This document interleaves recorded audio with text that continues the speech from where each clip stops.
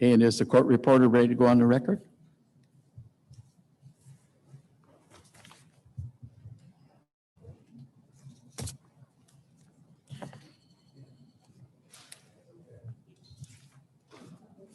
Okay, we're on the record.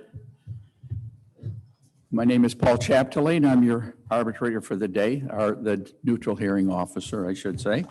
We're here today to hear the appeal of firefighter Albert Cerda. As we get started, let me ask, do we have any joint exhibits? Mr. Hearing Examiner, is that what you prefer or Mr. Arbitrator? Do you have a preference? Do you have a preference on how you're addressed during the proceeding? Yes, the question is, do we have any preference of how we dress with masks? Was that your question, sir? How we address you? Okay. I still didn't hear your question. Oh,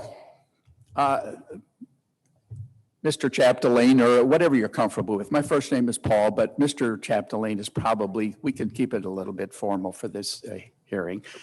And I'll try to remember to call each of you Mr. Urbis and Mr. Cifuentes. Yes, Mr. Chapdelaine, we were just handed a motion. We were provided exhibits, last set of exhibits late yesterday. So at this point, we don't have any joint exhibits unless council will agree to some of ours. And okay. I'm having a difficult time hearing you. Could y'all please speak into the mic? Mr. Cifuentes' mic is not working. I'm not seeing a red light. I will try to speak louder. I would respectfully suggest that we agree that the city's exhibits 1, 2, 19, 22 joint exhibits, and that unless the city objects, I would ask that we stipulate that there's no issue of arbitrability, that all appeal deadlines have been met. I didn't catch the last part of that, sir. That we stipulate that there's no issue of arbitrability, that all appeal deadlines have been met. Yes, as far as the Cerda exhibits, we have objections to many of them. I don't know if you care to take those up individually or as a group. If you have them, it seems like when I've done cases with some of you folks in the past, you've given me a book with the exhibits in it, or if you want to present them as good, and we can go through them. We will present you with the city exhibits, sir.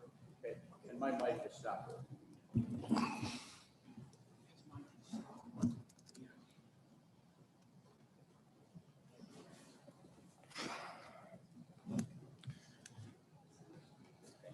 And what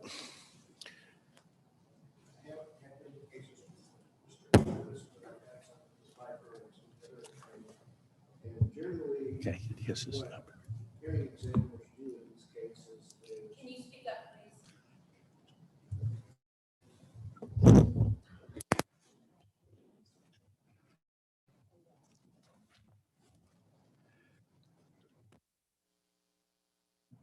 Now this mic is stopped. okay. So generally what has been my experience, and I don't know if Mr. Urbis would object to this, is that the hearing examiner receive both the city exhibit book and the union exhibit book, and then decide in post-hearing briefs what weight, if any, to give the exhibits. I'm so sorry.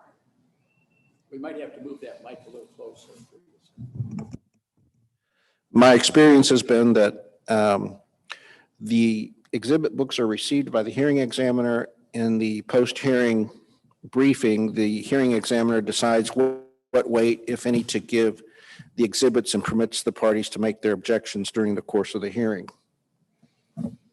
That tends to expedite matters. In my experience with people that have heard 143 cases, I trust my hearing examiners to give appropriate weight, if any, to the offered exhibits. We certainly like to expedite matters, sir, but there are so many exhibits Mr. Cerda has submitted, his counsel has submitted, that clearly have no relevance to this case. case that I think we need to take those up. I considered a motion to eliminate, but since we don't have a jury, I don't think a motion to eliminate is the proper motion, but we certainly need to, and we move to exclude certain exhibits that are unrelated to this incident. They're, again, no relevance to any disparate treatment claim by Mr. Cerda. And we would like to address those before we start, rather than submitting these in bulk to you as the arbitrator. I still have no mic over there.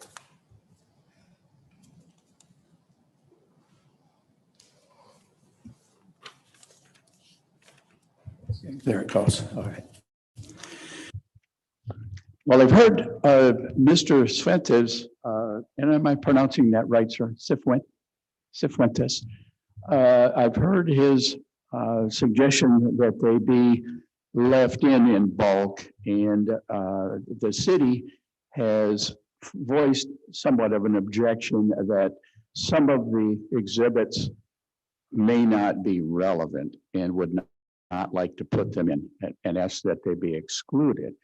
So let me ask you, Mr. Urbis, do you have some specific exhibits that you would like to have excluded now? We do, and And we're looking at the appellant's book? yes, this Okay. is the Cerda exhibits, and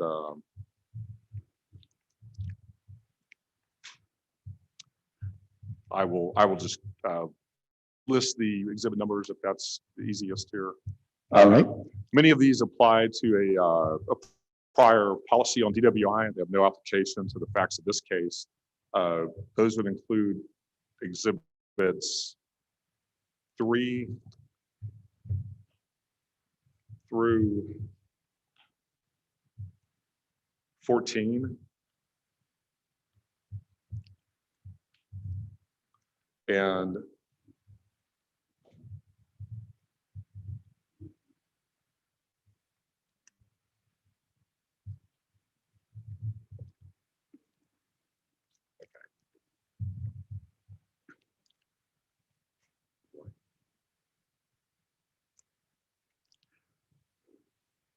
also,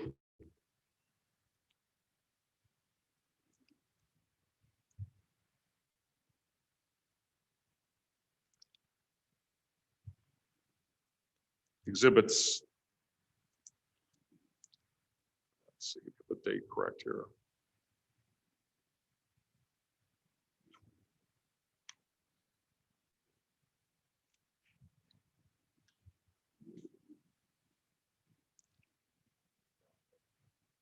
Okay.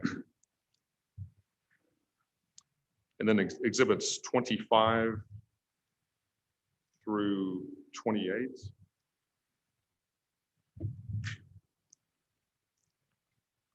Exhibits 30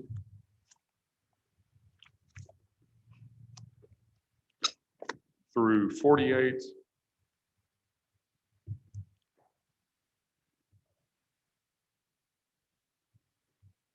And exhibits 50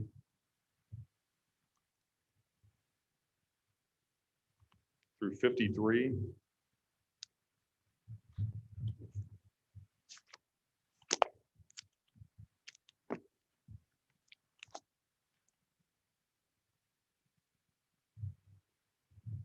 And 54 through 60.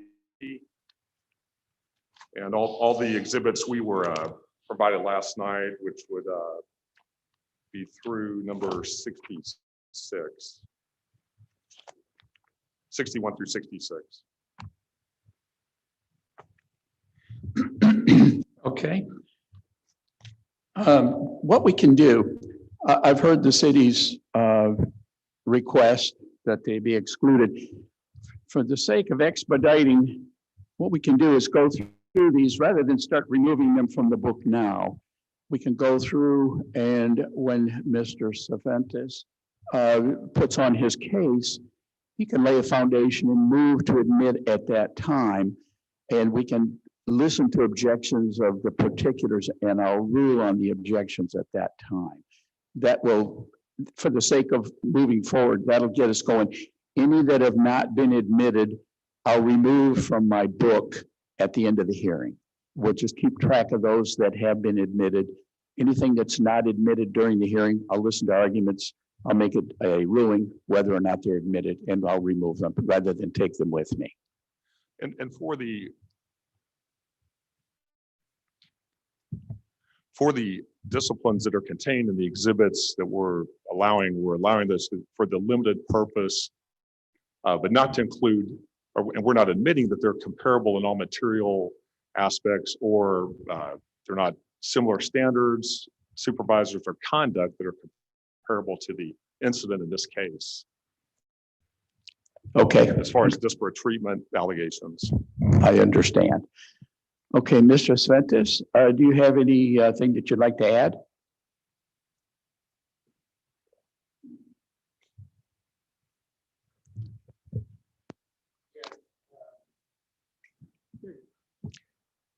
I understand that you're going to reserve judgment, but I wanted to present a written motion in limine to the hearing examiner and provide a copy to the court reporter to make part of the record. And essentially, our motion in limine references city exhibits 7 through 15 in the short. Long and the short of it is that Cerda was suspended on May 22nd, 2019. The documents 7 through 15 were created or occurred after May 22nd, 2019, and therefore could not have been considered by the chief when making his decision to issue the suspension, and that consideration of them would violate 143.052, which says that the department head must cite the rules and conduct that the decision was based upon, and also it would violate the principle of after acquired evidence. And if I've tendered a copy of the motion in limine to the city already, and I'd like to tender a copy to the hearing examiner and to the court reporter for the record.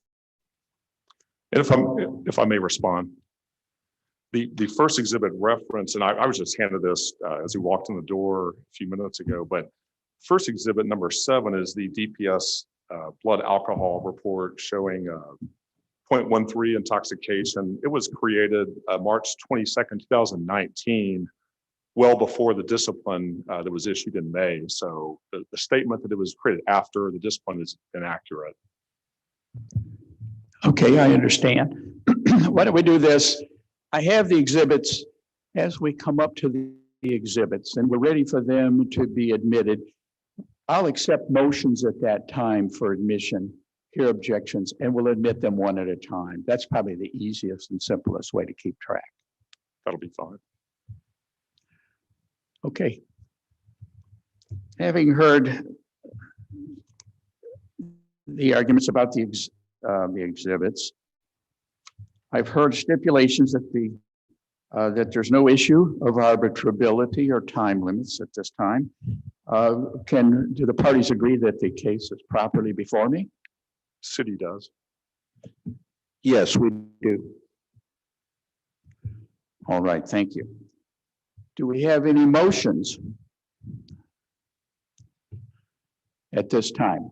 Again, we will re-urge the motion to exclude those exhibits. I understand your position, Mr. Arbitrator, particularly with the exhibits referencing Chief Hood and matters that, again, have nothing to do with this arbitration or the DWI incident of Mr. Cerda that occurred years prior to the documents that council intends to make exhibits. So we'll address those if you wish, one by one, as there be attempts to introduce those. Yes, just to clarify for the record, no exhibits have been admitted, although I have copies on my desk. We will hear motions to submit at the time the parties are presenting their case in chief and make a motion for admission. Do we have a motion to sequester witnesses? City moves for that to motion to exclude witnesses not testifying at that time pursuant to the rule of procedure. We have no objection. Okay, the witnesses will be sequestered. The issue statement before me today, does the city have a suggested issue statement? We will address that in briefing at the conclusion. Okay. And does the appellant have a motion? The grievance asserts that the issue is whether a just cause standard applies. The collective bargaining agreement has provisions that indicate that all discipline and termination shall be subject to just cause. And so I'm sure this hearing examiner is familiar with the 7 factors of just cause. Thank you, Mr. Santos. I've heard mention of a collective bargaining agreement. Some cases are Chapter 143. Some have a meet and confer. Some have a collective bargaining agreement. What do we have before me today? Exhibit 22, we do have the collective bargaining agreement that applies along with Chapter 143 as enacted by Chapter 173. And we'll address that in a briefing, but the city standard is preponderance of the evidence that the violation of city fire department rules did occur. And we have a different interpretation of just cause. We'll address and be glad to address in briefing in more detail. Okay, very good. And the agreement wishes to make clear is that not only does 143 apply, but this collective bargaining agreement is the child of Chapter 174 of the local government code. And as the hearing examiner may well know, that 174 gives a collective bargaining agreement the full force and effect of law.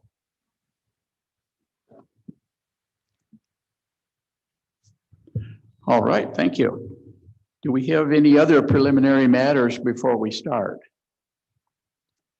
Nothing else? Just for clarification, do you have a certain schedule you'd like to abide by during if this is 2 or 3 days, so just for planning purposes? I have no problem with time. I don't have a time frame. My time is your time. I have 3 days set out for this, so we'll take it as we go. I will try to keep things moving so that we don't get bogged down. But having said that, one more issue that was raised earlier today was the issue of masks. And of course, as we have been doing, we've all been masking up when we're out in common areas. I've been vaccinated. I know other folks in the room have been vaccinated. So I don't believe it's necessary for us to have masks on while seated at our desk or in this room. But I think that our landlords of this building require masks outside of the building. So that I don't abrogate that. I will request that the witness remove his mask while he's testifying. So having said that, if you are comfortable leaving your mask on, you prefer to leave it on, obviously that's fine with me. Other than the witness, I will ask the witnesses to remove their mask while they're testifying so that our court reporter can capture all of the testimony. I have one last query about housekeeping.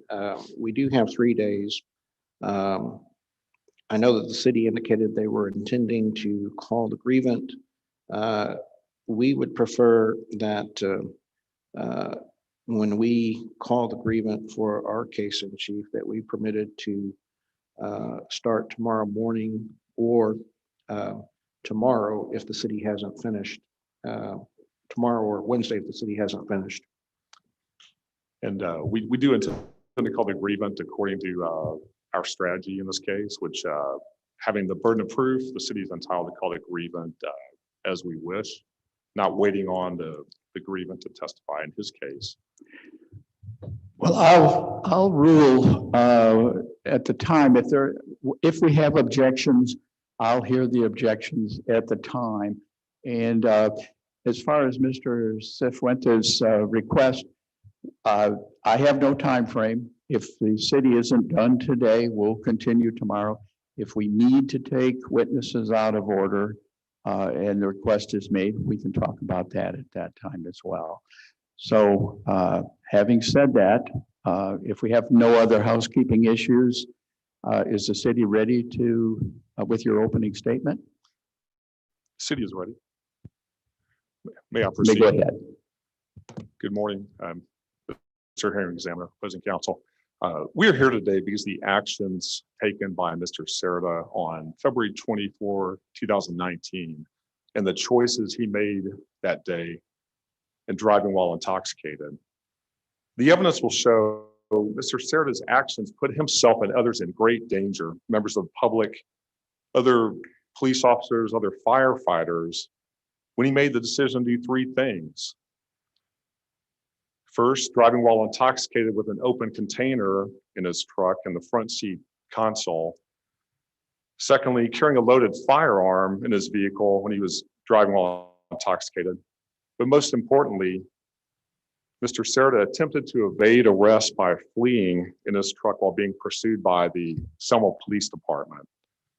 The evidence will show Mr. Cerda prepared for the day on February 24, 2019, by loading a cooler with beer, knowing he would be drinking while driving his truck with a trailer. He worked on his ranch, drank beer with his brother. Then he decided, instead of staying at the ranch, to get in his truck and driving further after drinking most of the day while burning brush. So he made that decision to drive while intoxicated. Hours later, after he and his brother had gone from south of San Antonio to north of Austin and then returned to pick up his truck with trailer, he was found asleep at about 6:30 p.m. right off Interstate 35, a major thoroughfare between San Antonio and Austin. Just within vision of I-35, he was found on Retama Parkway, a 4-lane road. He didn't pull off the road. He was stopped in the right lane of traffic. He was found by Officer Rodriguez with the Selma Police Department. You'll hear from Officer Rodriguez today.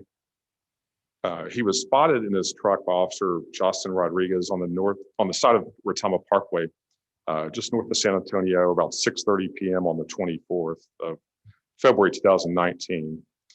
Officer Rodriguez will testify about the circumstances surrounding Mr. Cerda's arrest for DWI, the carrying of a handgun, and again, evading arrest after he was stopped and confronted by Officer Rodriguez. You'll also hear about all the public safety resources utilized that evening, in the evening for Mr. Cerda after he evaded and didn't just comply with the officer's commands, but took off and tried to flee from the officer. This wasn't just a typical DWI, as you'll hear, and you will actually see what happened.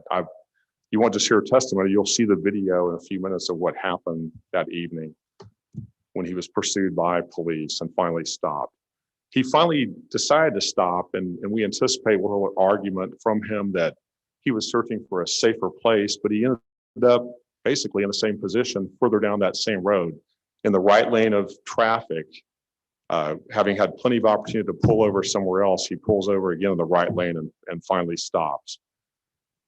He's arrested, then refuses the breathalyzer, refuses field sobriety, and refuses a blood draw, and a warrant is issued for a blood draw, taken several hours later. You will hear from San Antonio Fire Department Chief Charles Hood, is the person responsible for implementing policy for SAFD. You will hear from him about the factors he considered surrounding this DWI incident, the arrest, and consideration of all the facts he considered when implementing the policy for Mr. Cerda and the discipline that he handed out. The facts, I believe after you hear all the facts, they will show a violation of SAFD rules and regulations, 2.02, requiring Engineer Cerda to abide by laws and departmental orders. Conduct and behavior, 3.01, that he not commit any action to bring reproach or discredit on himself or the department. 4.07, a negative public image. He shouldn't have conduct any activity that tends to create a negative public perception of the fire department. And finally, 4.09, use of intoxicants, that he not be intoxicated in public to the extent that may damage the reputation of the department. The facts will clearly show he violated all of those by violating DWI laws of the state of Texas and the other rules just referenced that are in the final discipline and indefinite suspension. We believe, again, after considering all the facts, the actions of Chief Hood and issuing the discipline were reasonable and appropriate when he took all these factors into consideration for this egregious behavior and the DWI and the fleeing from the scene by Mr. Cerda. We believe these facts strongly support the upholding of the indefinite suspension of Mr. Cerda, and we will ask that you do so at the conclusion of the hearing and the submission of briefs. Thank you. Thank you, Mr. Urbis. Is the appellant ready to go forward? Yes. I will address the merits of the alleged misconduct a little bit later. We don't have much dispute about 80% of what the city has claimed, although we do dispute the issue of fleeing. And when you see the video, and when I talk to you about it later, you'll understand why. The most important thing is this is a disparate treatment case. We intend to provide numerous examples of where, under similar circumstances, the fire chief has not suspended firefighters under similar circumstances. It's important to understand that the chief addressed DWI in two separate memorandums. One memorandum, which covers the alleged incident, was issued on December 9th, 2014. And in that memorandum, he gave notice that effective immediately, the first offense of driving while intoxicated will result in an indefinite suspension. And it goes on to say, based upon circumstances surrounding the arrest, a release and settlement agreement may be offered to the employee that will include a minimum 60-day suspension, as well as rehabilitation and counseling requirements. The second offense for driving while intoxicated will result in termination. When that policy was implemented, it was before this incident. So that was the policy in effect. That was the standard that the chief set forth. And as a consequence of that policy, the standard punishment was 60 days in the settlement agreement. And if there were extenuating circumstances that made the DWI more egregious, sometimes that punishment would be increased to 75 days. Before firefighter Cerda's indefinite suspension, no one had been fired for DWI under this policy. It's also noteworthy that afterwards, this DWI happened in February 2019. On March 1st, 2019, the chief modified the December 2014 policy, and it was substantially similar to the previous policy, but he said that effective immediately, the first offense will result in an indefinite suspension based upon circumstances surrounding the arrest. A release and settlement may be offered to the employee that will include a minimum 90-day suspension. And the language is essentially the same. So he increased the minimum punishment from 60 days to 90 days. Now, what the chief did not define or make clear through training, memorandum, emails, or otherwise is what was meant by circumstances surrounding the arrest. In prior arbitrations, he testified that circumstances surrounding the arrest includes being abusive towards a police officer. In this case, there was no indication that firefighter Cerda was abusive towards a police officer. The city would have one believe that there was an evading arrest. In this case, the total distance was probably a mile and a half, and moving that mile and a half took no more, it took the speed of the vehicle, when you look at it, is extremely slow. So it's not as if there was a high-speed chase. Yes, Cerda was confused. Yes, he was disoriented. Yes, he doesn't remember certain things. And no doubt he had alcohol. When the chief met with Cerda, there were notes taken of that meeting. In that meeting, the chief repeatedly told Cerda on many occasions that he was a good dude, that he understood that he was a straight up dude, a father, a good firefighter, and he wasn't like some of the other firefighters that were in trouble who were smug or arrogant. And he claimed that he had no choice because of what was happening with other officers, that he had no choice but to fire him. And not once did he articulate in that meeting with Cerda that the circumstances of Cerda's arrest required that he be terminated. So he doesn't follow the language of his memorandum, the circumstances surrounding the arrest. No evading charges were pursued by the district attorney's office. So we believe that we'll show that there are numerous instances where firefighters engaged in egregious criminal conduct that were not fired. Some include assaults and so forth, and I realize this is the DWI, but we believe that it's going to be important because the circumstances surrounding the arrest goes to issues of moral turpitude or character. And so people that have engaged in acts that show lack of good character that are criminal haven't been fired. So we are going to argue at the end of the evidence that the punishment is excessive. Thank you. Thank you. Is the city ready to call your first witness? We are. The city calls Officer Justin Rodriguez, who I believe is outside. Okay.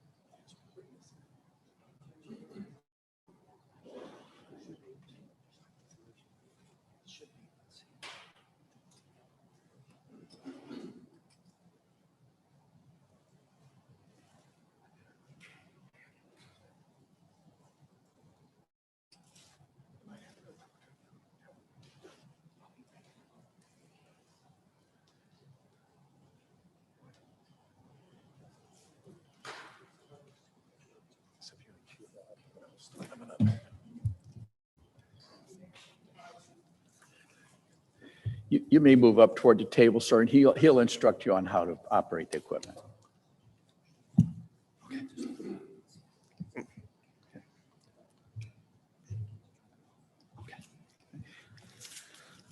All right, sir, raise your right hand, please. Do you swear or affirm your testimony will be the truth, the whole truth, and nothing but the truth? Yes. Thank you. Your witness, and sir, just for clarification, you may leave your mic on because there'll be some back and forth, and I'll turn mine off. You can move that mic up closer to you, officer. Absolutely. And that'd be good. A little different than the courtroom, but ours, as close as you can feel comfortable, and we'll be able to capture all your testimony. Perfect. Right? Okay. Will he be sworn in? I just swore him in. Okay. Didn't hear it. Can you introduce yourself to the arbitrator this morning?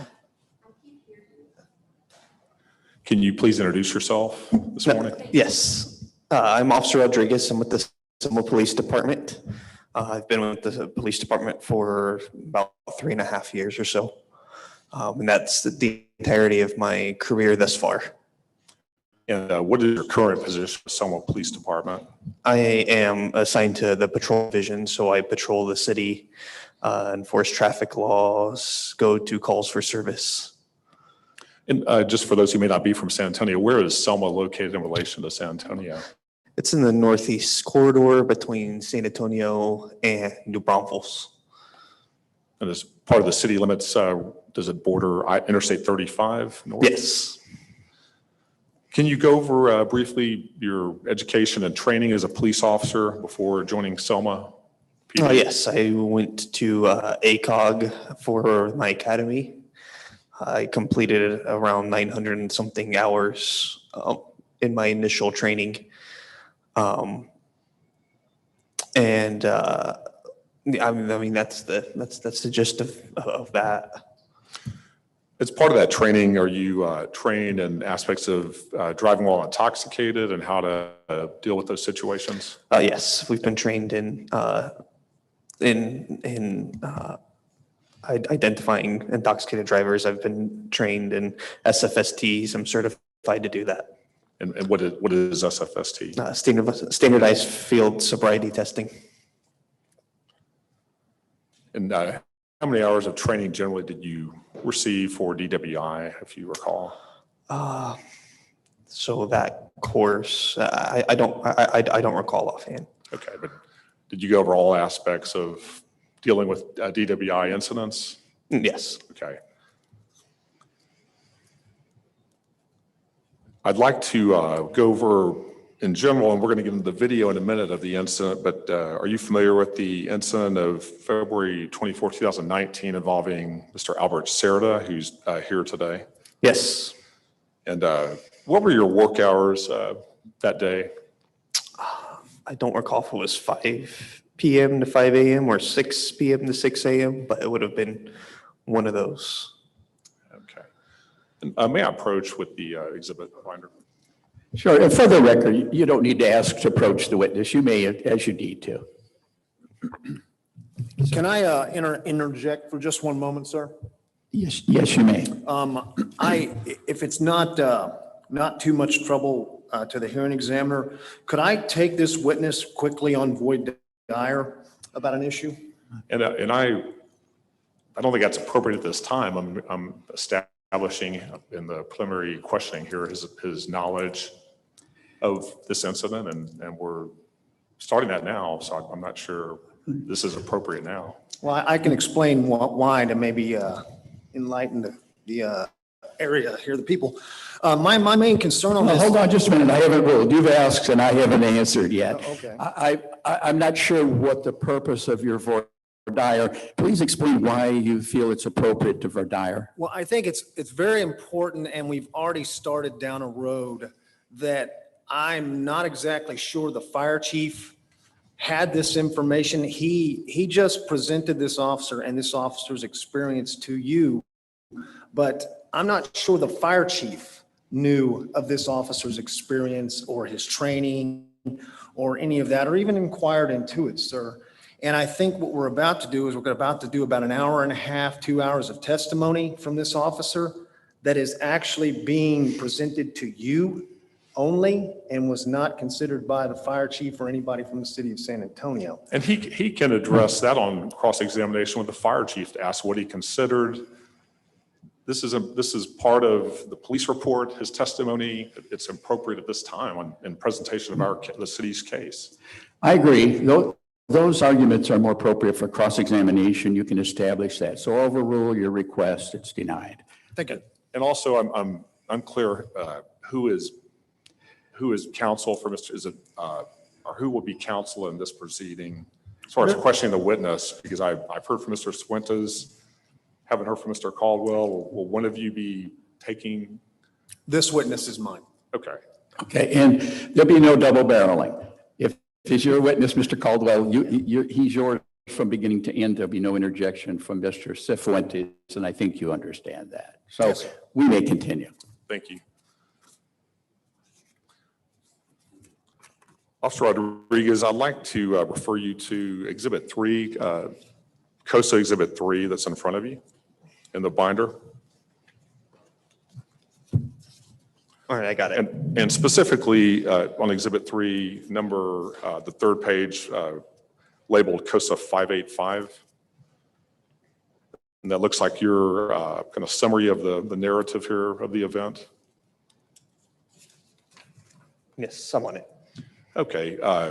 Is that something you prepared where it starts on 2/24/19 at approximately 18:28 hours? Yes, it is. Okay. What is that paragraph? What are you attempting to do there? It's a brief narrative of this is what we would call a media narrative. It's just a brief narrative of the incident and the facts. Okay. And looks like on the next page, you go into quite a bit more detail of what happened during the incident. Yes. Okay. On the summary, tell us what you observed when you first encountered Mr. Cerda.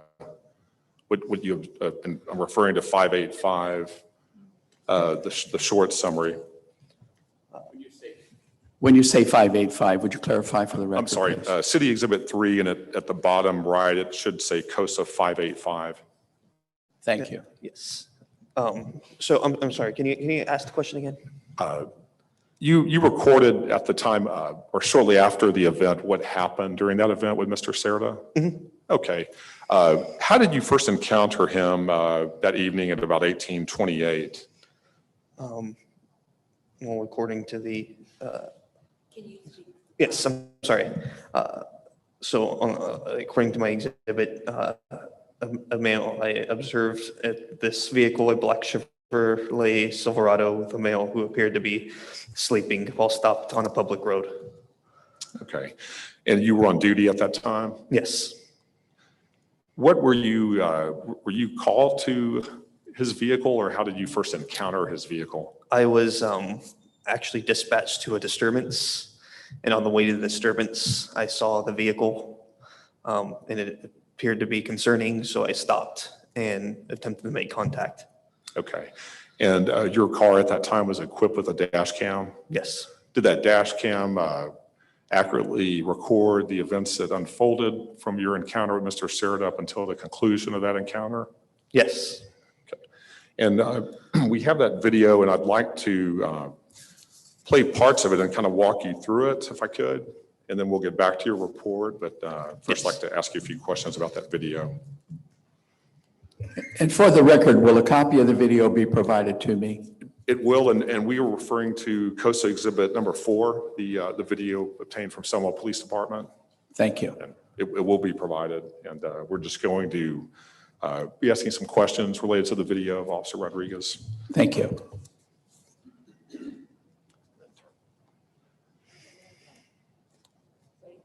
Yeah.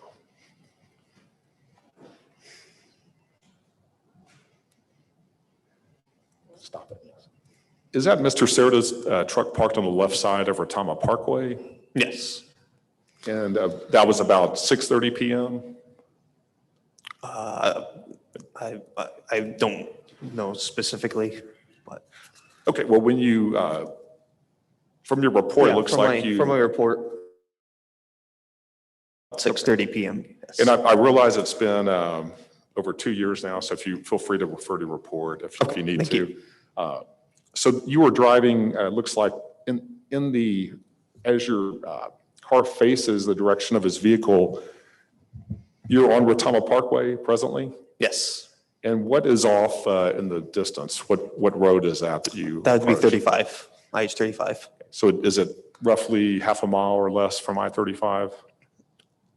Yeah, approximately. Okay.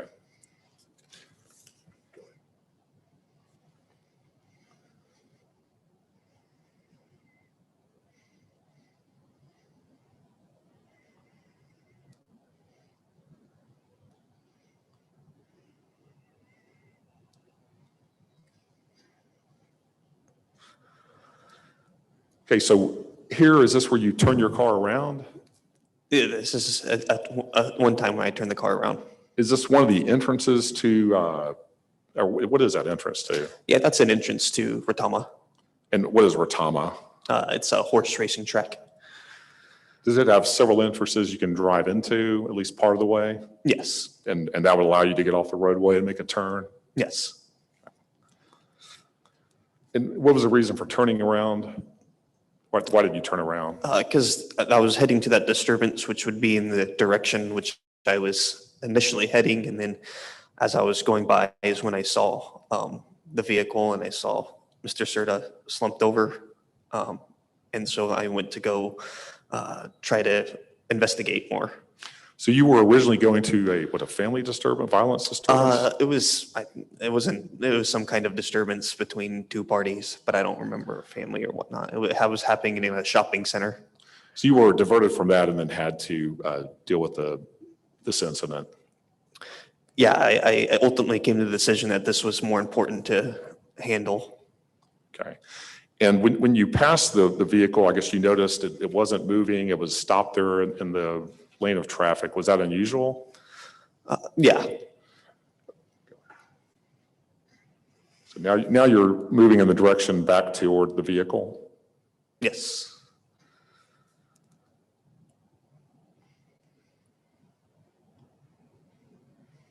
Now you continue going past it. What is the reason for passing by like that? Like I said, I was initially heading to a disturbance, and disturbances are pretty hot calls. And so me, especially being a newer officer at that time, I was ultimately just trying to kind of see what's up first. If it seemed more benign than that, then I was going to head to the disturbance. But I was gathering more information to see if it's something I need to actually settle on, or if the disturbance is what's going to need to take priority. Okay. And you now passed his truck and we're heading, I guess that's west on Retama Parkway? I believe so, yes. And you're now turning around again into one of the entrances into Retama Parkway? Yes, this is another entrance. In a Retama Park, not the park. Yes, for Okay. Retama Park, yes. Okay. And your purpose now is to go back again toward his truck? Yeah. Okay. Go ahead.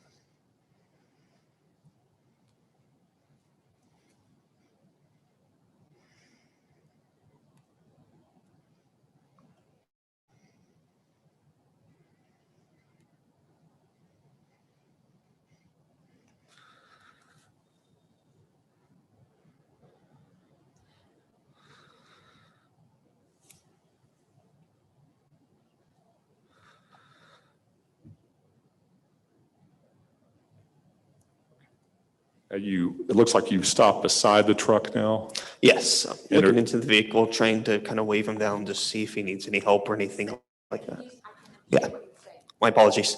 Yes, I'm just waving him down, trying to initiate some kind of response to see what's going on with this. And what did you observe at that time when you were parked beside? There's no response. Could you see inside his vehicle from your car? Yeah, he was still in the same kind of slumped over position. Okay. So he wasn't responding to you in any way? Yeah. Okay.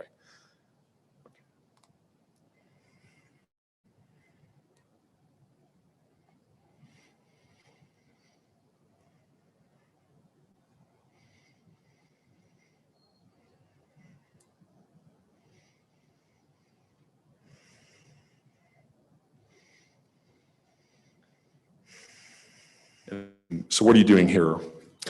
Yeah, at this point, I determined that it was something that definitely took some precedence and it was concerning, so I stopped to fully check out with the vehicle. And at some point, I believe your audio does come on, even though it's recording the kind of what's happening outside. Yes. Okay.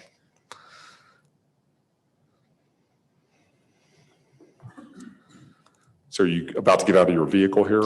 Yes, I believe how they're programmed when the lights come on, the microphone should come on.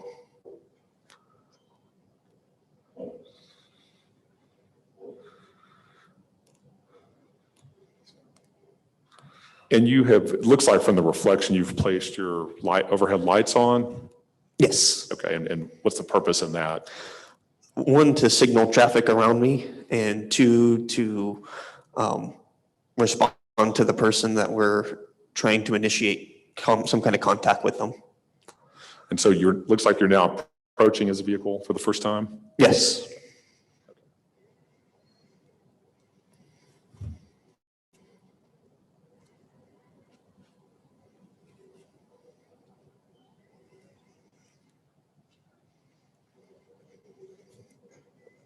So what is happening here? It looks like you're tapping on the glass of the driver's side Yeah, window. knocking on the glass, trying to get some kind of response. And what was the response, if any, from Mr. Cerda? Initially, I believe he was still just slumped over. It took a couple knocks and some more motivation to get him. Did you notice his appearance at that time? Yeah, like while he slumped over, he slumped over. Once he actually gets up and looks at me, then I start observing other things. What did you observe inside his vehicle? I observed, well, I saw Mr. Cerda at this time slumped over, and I saw what appeared to be a Bud Light can in the cup holder. And then were you able to at some point to get his attention by tapping on the window? Yes, And did he look at you? yes. Did he speak to you? The window was rolled up. I don't believe he said anything to me at all. But you were able to make eye contact with him? Yes. Okay, go ahead.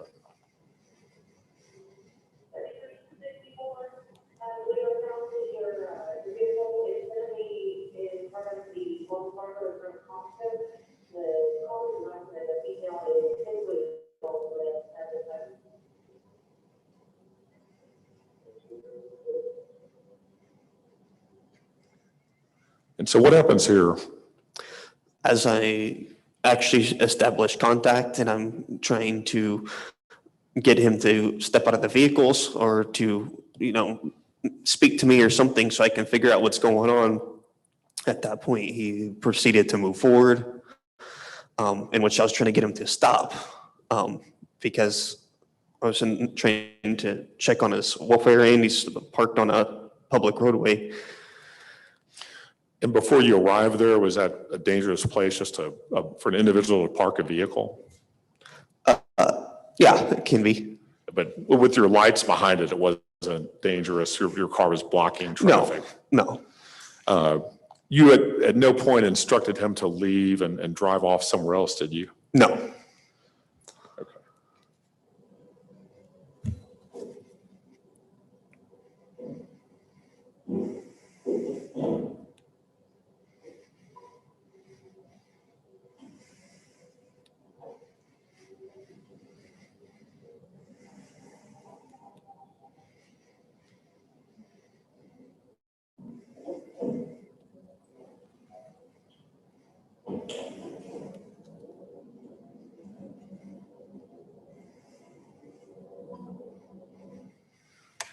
At this stage of the pursuit, were your lights on? Yes.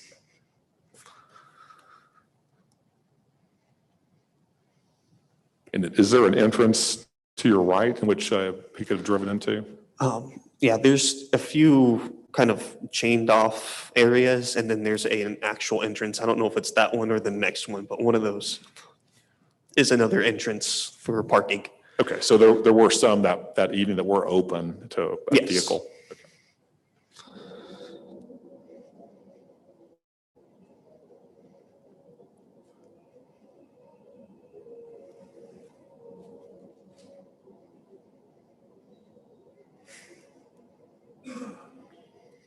What do you observe here about his driving?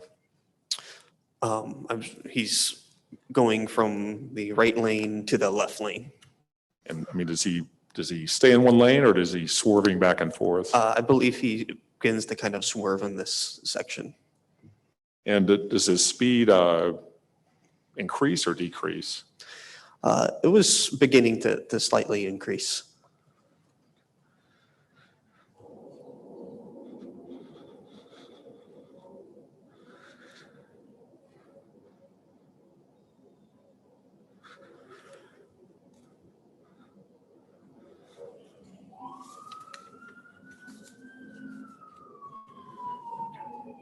So at that point, you activate your siren. Yes.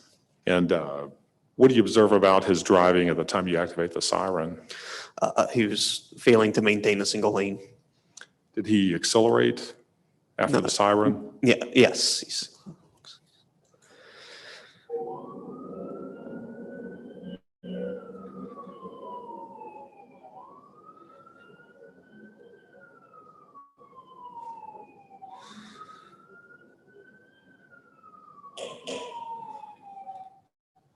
So he's approaching an intersection and it looks like the light just turned green. What intersection is that? That will be Lookout Road.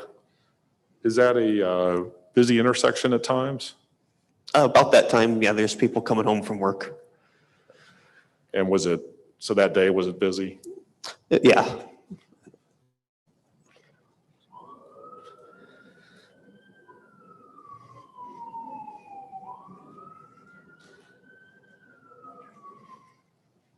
Did Mr. Cerda swerve across the yellow dividing line there while he turned? I apologize. I might have missed that part.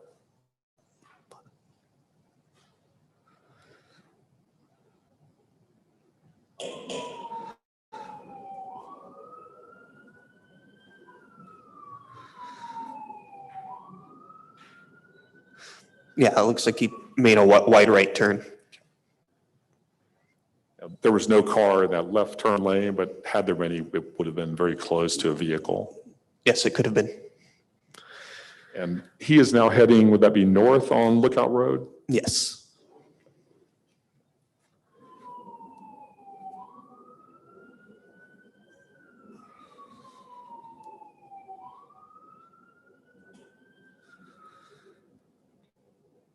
And at this point, do you know where he's going before he stopped?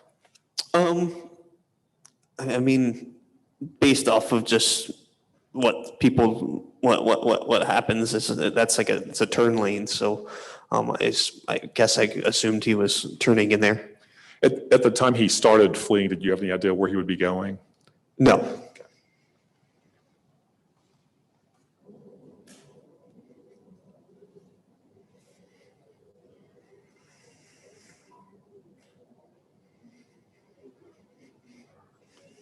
Now, where is he turning into here? He's turning into an exit-only gate of the Lookout Hollow Apartments. Are you familiar with that area? Yes.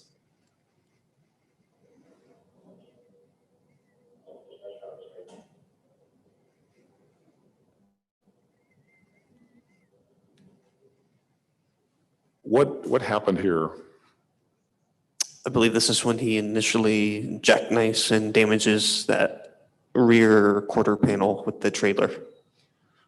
And were you parked in the lane just outside the complex?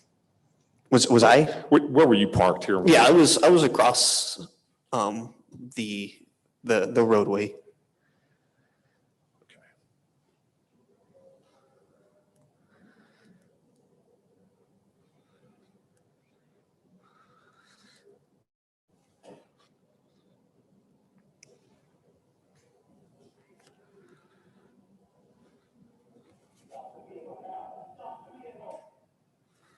So who was that command directed to? That was directed towards the Silverado. Okay, that was Mr. Yeah, Cerda's Mr. Cerda, vehicle. yes, And you asked him to stop the vehicle. yes. Did he comply? No, it continues on for a bit more.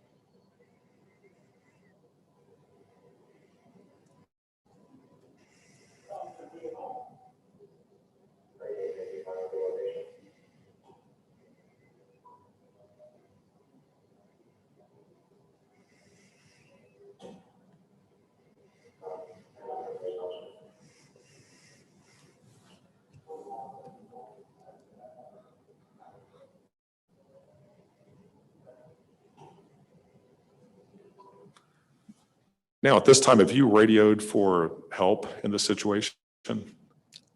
Yeah, I told the dispatch what I was doing, and normally they'd start sending other units my way. Did they then eventually send other units to assist? Yes, I didn't understand your question. Did they eventually send other units to assist? yes.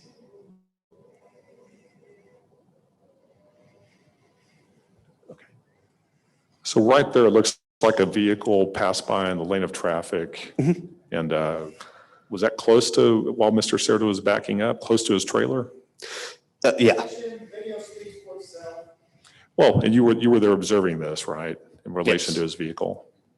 I hear an objection. The video does speak for itself, but at the same time, for clarification and for the record, I think it's appropriate. The objection's overruled.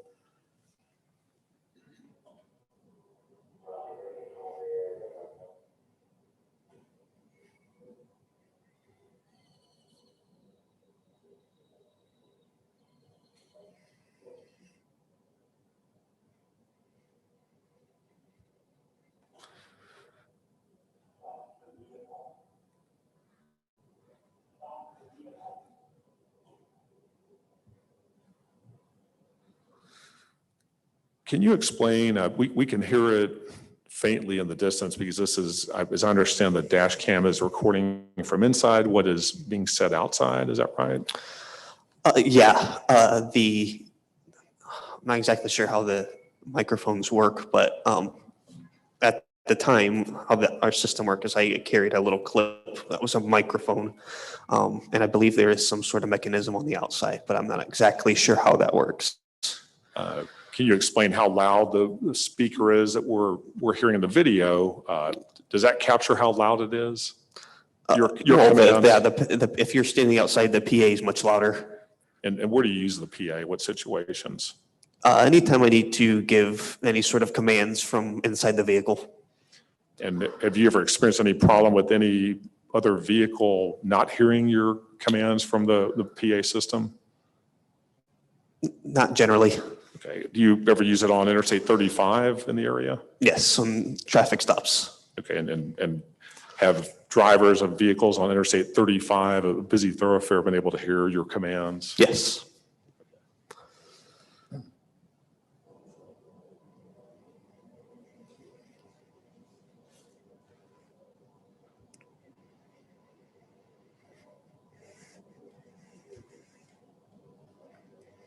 So you've backed up here a little bit. Are you in the center turn lane? It looks like. I believe so. And looks like maybe there's a fire truck in the center turn lane ahead of you. Yes, it's a fire truck. Was that also called to assist in this? No, actually, they were coming from a different call. Okay. But they ended up, I guess, seeing the situation and stopping? Yes.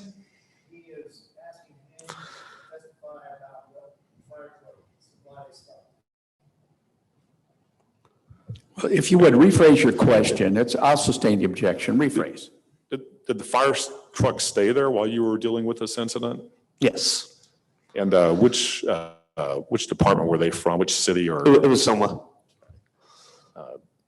Were there, at that location by the apartment, besides your vehicle and the fire truck, were there other vehicles, police vehicles used to block traffic? At this point, Yes. I think it's just me and the fire truck at this exact moment. Okay.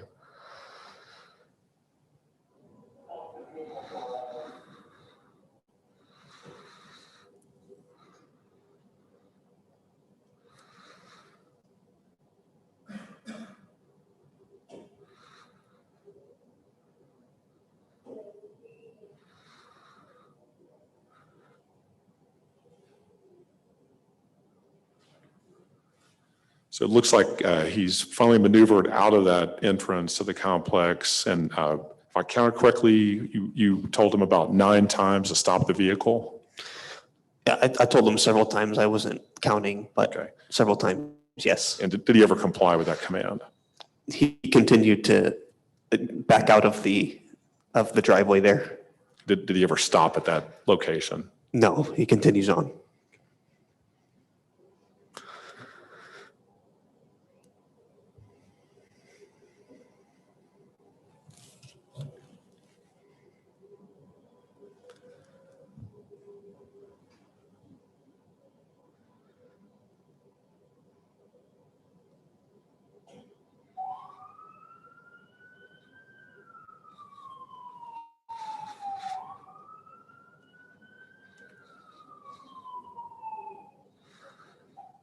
So you've re-engaged your siren as he proceeded out of the complex, correct? Yes, as he continues moving.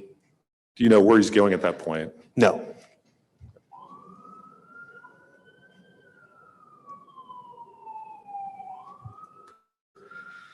So it looks like to the left is traffic stopped there behind the fire truck?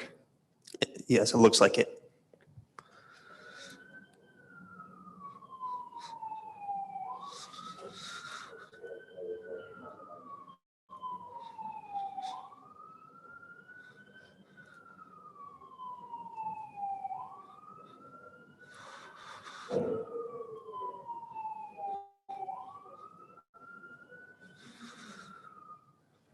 And here we're back at the intersection of Lookout and Retama Parkway? Yes. Okay. And to the left, it looks like another police vehicle. Is that accurate? Yes. Were there other police vehicles at the intersection? I don't believe at this point. Okay.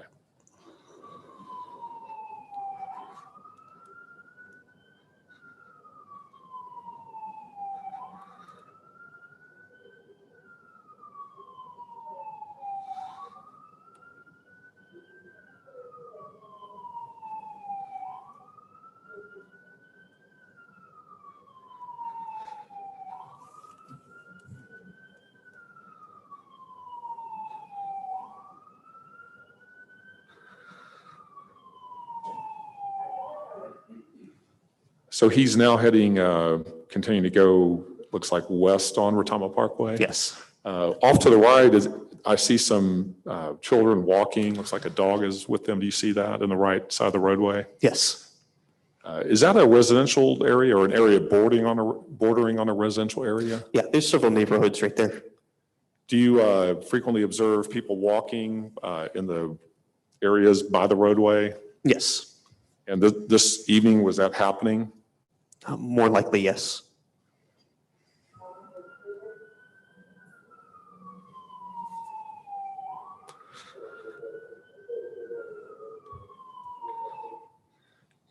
Further to the right, looks like a car is leaving some type of entrance. Do you know what that area is? Yes, that's a True Care Living Center. It's a retirement home. And is that an area that you could drive into with a vehicle? Yes.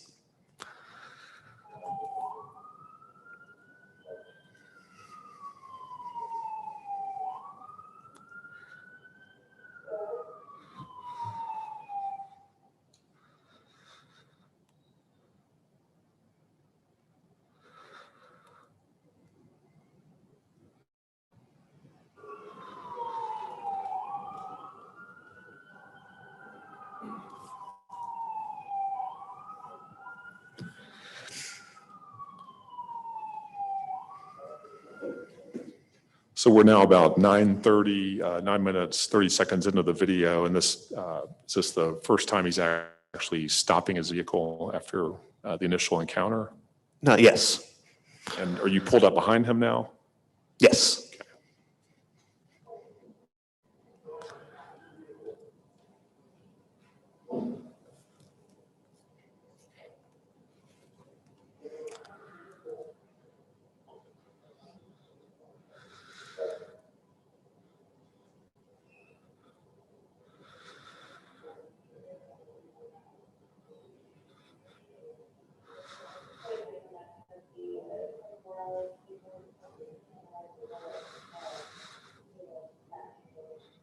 So you initially approached and backed away from the vehicle. What happened there?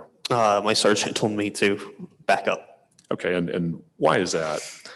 because typically with these type of situations, they can be high risk because we're not sure of the intentions of the person behind the wheel. And sometimes when people evade, they might have bad intentions to cause some kind of violent act. So we take it as a high risk stop. So were you joined by other officers once you stopped the vehicle? Yes. Okay. How many joined you at that time? I believe there's three including me.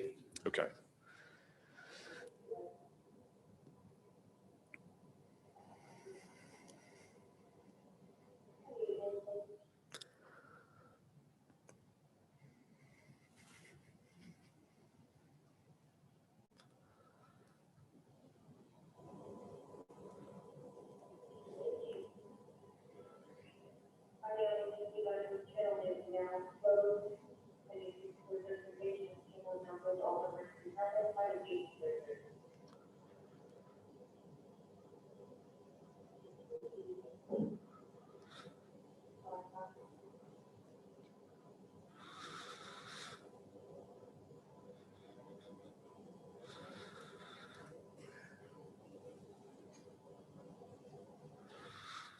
Is that Mr. Cerda exiting the vehicle? Yes.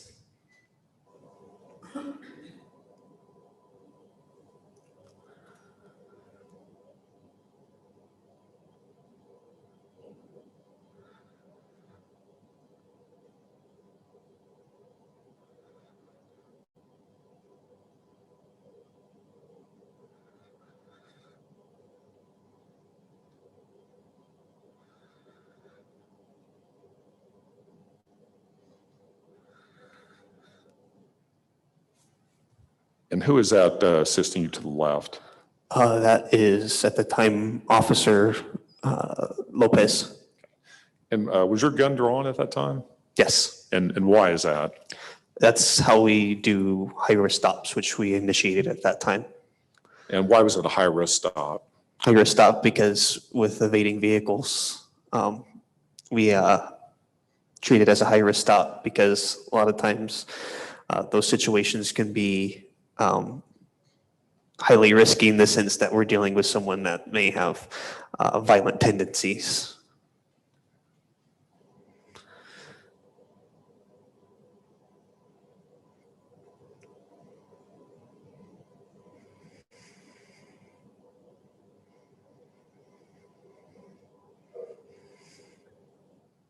And who are you joined with here to the left? This would be Sergeant Kauser. And I guess he is also with his gun drawn, checking out the vehicle? Yes. At that point, you don't know if anyone else is in the vehicle? Yes. And the Officer Lopez is putting Mr. Cerda in handcuffs? Yes.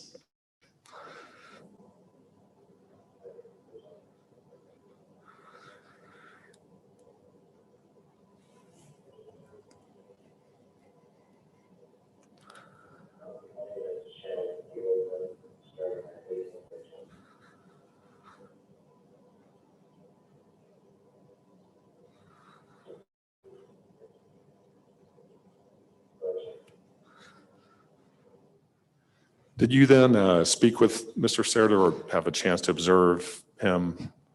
Yeah, yes.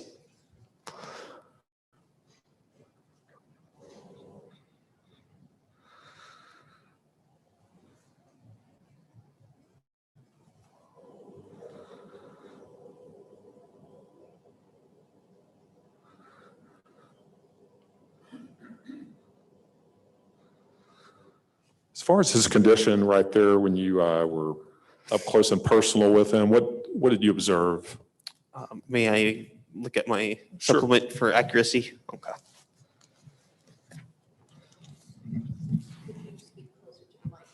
Yes, ma'am.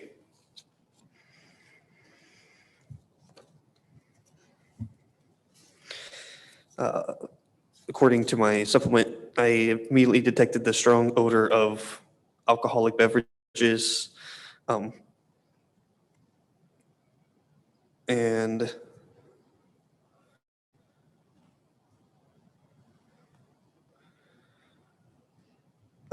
he had glossy red eyes. Okay, and what do those indicate to you? Those are typical indications of alcohol intoxication.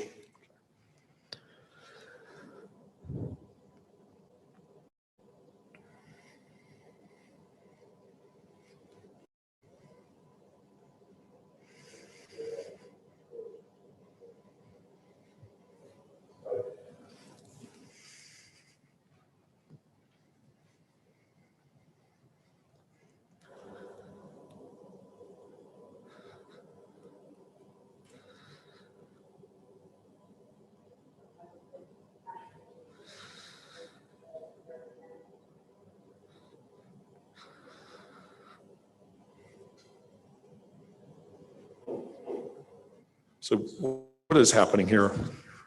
Yeah, so at this point, we're getting Mr. Cerda into custody, searching him incident to arrest, and placing him in the back of a patrol unit.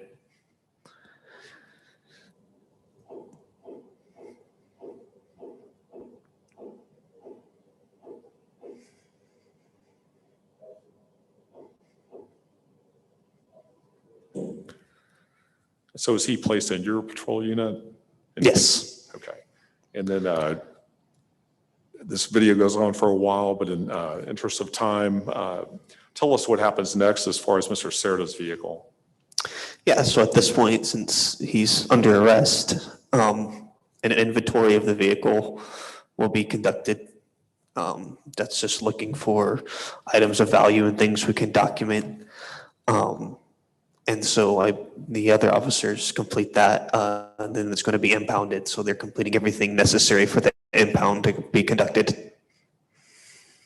And what is he arrested for? At this point, it's the evading in a motor vehicle. Is that evading arrest? Yes. Okay, we're going forward to roughly 32 minutes, 30 seconds, which I believe other officers are assisting in the inventory of or search of the vehicle.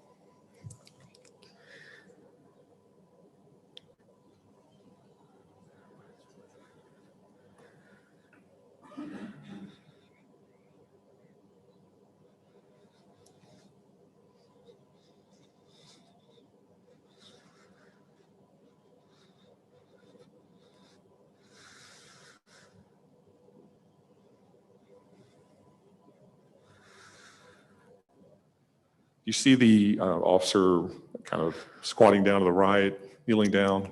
Yes. What is he doing? Looks like he's clearing out a handgun. Was a handgun found in Mr. Cerda's vehicle? Yes. And where was that located when you found it? I know it was from the vehicle, but I don't recall where exactly it was positioned. Okay. And so what is standard procedure if a weapon is found in a vehicle when you Yeah, arrest someone? if a weapon is found, we'll typically clear it out, make sure it's not a bullet in the chamber, magazines are out so that it's in a safe position for being transported or whatever it needs to be done. It's not ready to fire and be a danger at that point.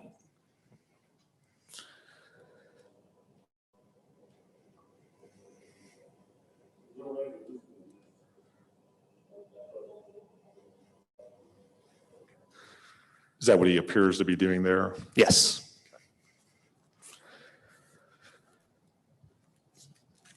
Is the video you've seen a true and accurate depiction of the events that occurred between you and Mr. Cerda during the initial encounter and the final stop and the arrest of him? Yes. You mentioned a handgun. Is it okay to carry a handgun in your vehicle generally? Generally, yes. Okay. Is it made different by the events that happened this evening? Yes. Okay. And what changes that in Texas? The evading arrest in a motor vehicle, anything higher than a Class C traffic offense is now unlawful carry. So was he charged also with unlawful carry? Yes. If you could stay a little bit closer to your distance, I'm having a Okay. difficult time hearing. I asked if he was charged with unlawful carry. Thank you. I'd like to go back to your supplement in your report. That's Exhibit 3, COSA 586. Okay. I'm here. Okay.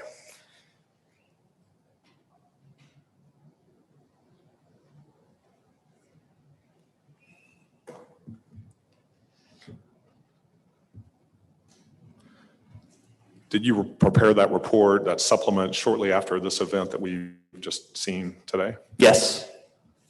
And is that based on your observations of things you've actually been involved with that evening? Yes. So getting back to what happened after the portion of the video we've seen, the Selma Police Department took Mr. Cerda into custody, placed in your vehicle, correct?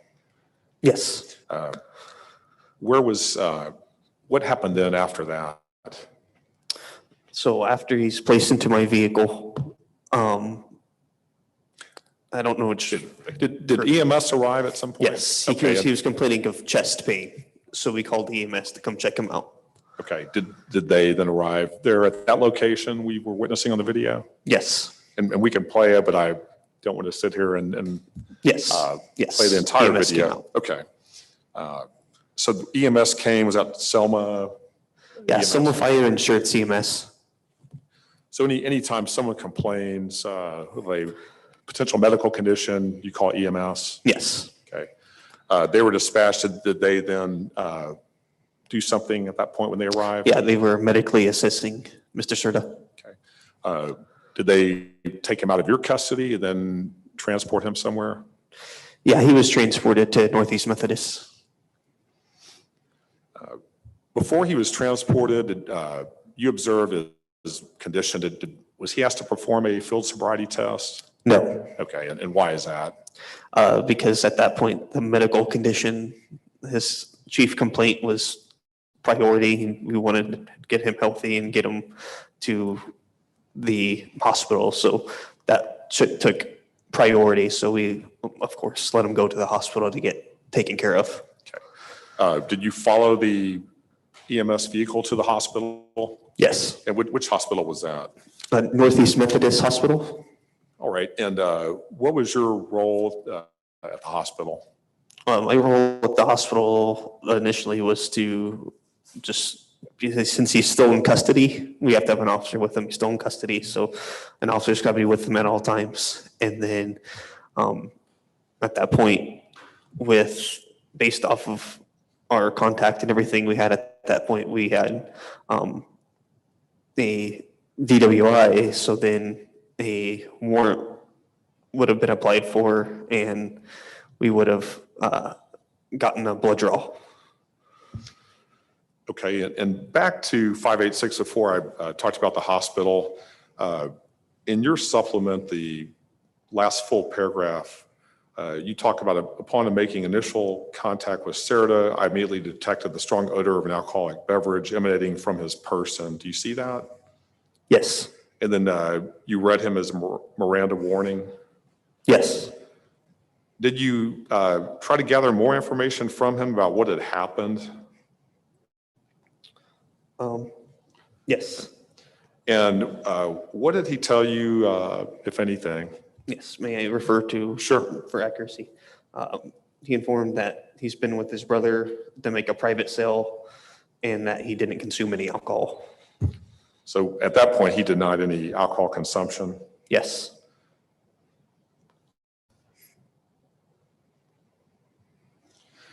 During the inventory, you mentioned that a blue 24-ounce can of Bud Light was discovered. Is that something you and the other officers discovered?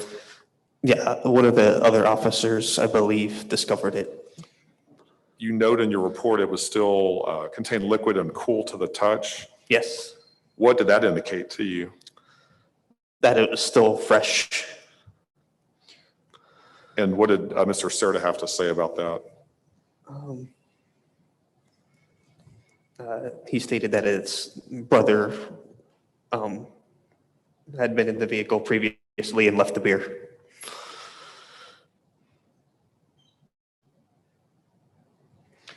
In the final paragraph, or actually the same part of that, it states, he also informed me, or you asked if he heard my sirens and saw my lights.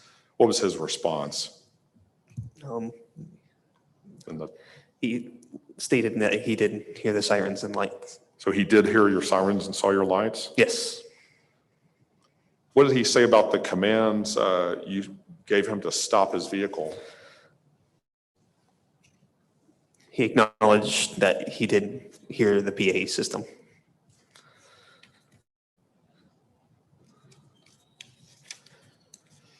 So you then arrived at the hospital since he was still in your custody with the ambulance. Yes. What happened there at the hospital? I'm going to take a glance here.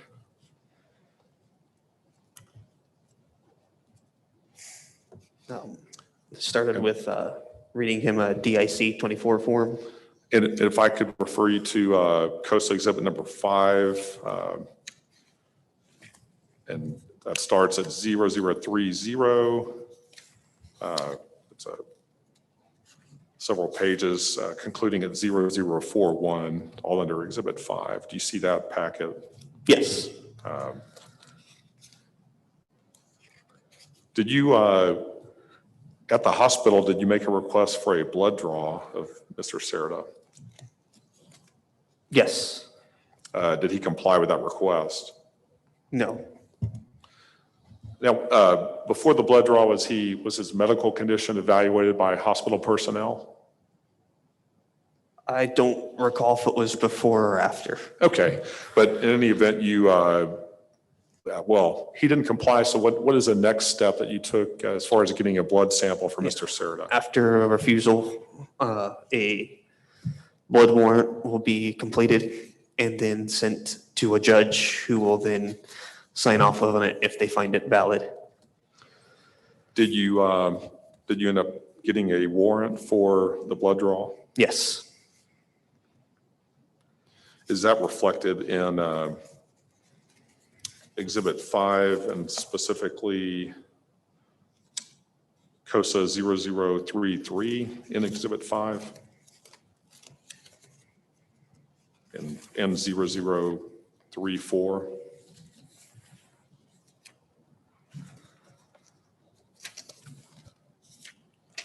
Yes. And then it looks like it continues, the order for assistance is 0035, correct? Yes. Did you then observe hospital personnel actually take the blood draw? Yes. Is that part of the process? Yes.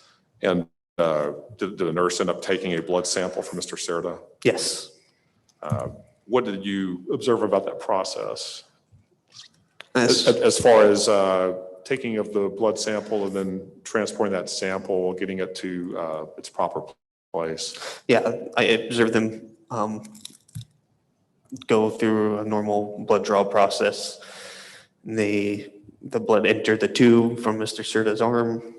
The tubes are inverted, placed into the box, which was then sealed. And do you then place that in the custody of the Selma Police Department? Yes, I'll take it to the evidence locker and enter it into the evidence locker. Okay, is that kept there until given to the DPS lab in Austin? Yes, the next person after me, again, once it gets locked into the locker, can't be touched by anybody except the evidence tech. And the evidence tech would have completed whatever she needed to do to get that sent to DPS. Given your role in getting the warrant and having to get that from a magistrate, did that take some time? Yes, it can take some time, yeah. And looking at these records, it looks like from the moment you first saw Mr. Cerda on the side of the road in his truck, it took about 3 hours to actually get the draw. Does that sound about right? I just wanted to look at it.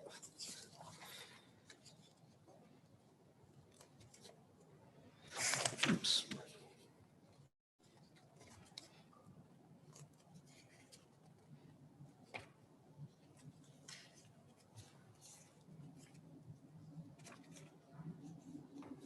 Yes, approximately about 3 hours. And given your role of having to be there since he was in custody, you were there with him and medical personnel at the hospital, you had the chance to overhear conversations about his diagnosis. Yes. What did you hear? And I'll refer you to. I'll refer you to Exhibit 6. And first of all, you were present. Hold on. We have an objection. What is your objection? And it's his present sense impression overheard by the treatment and medical diagnosis of the hospital personnel. He was present and observed it. We have a sworn witness here who's been asked to testify of what he overheard. I'll accept what he overheard without going to evidence of what actually their observation was. The objection's overruled. What did you overhear the medical personnel state in front of you at the time? Yes, I just want to be accurate. I can't hear you. I just want to be accurate in my testimony. And I'll refer you to Exhibit 6, COSA 0042.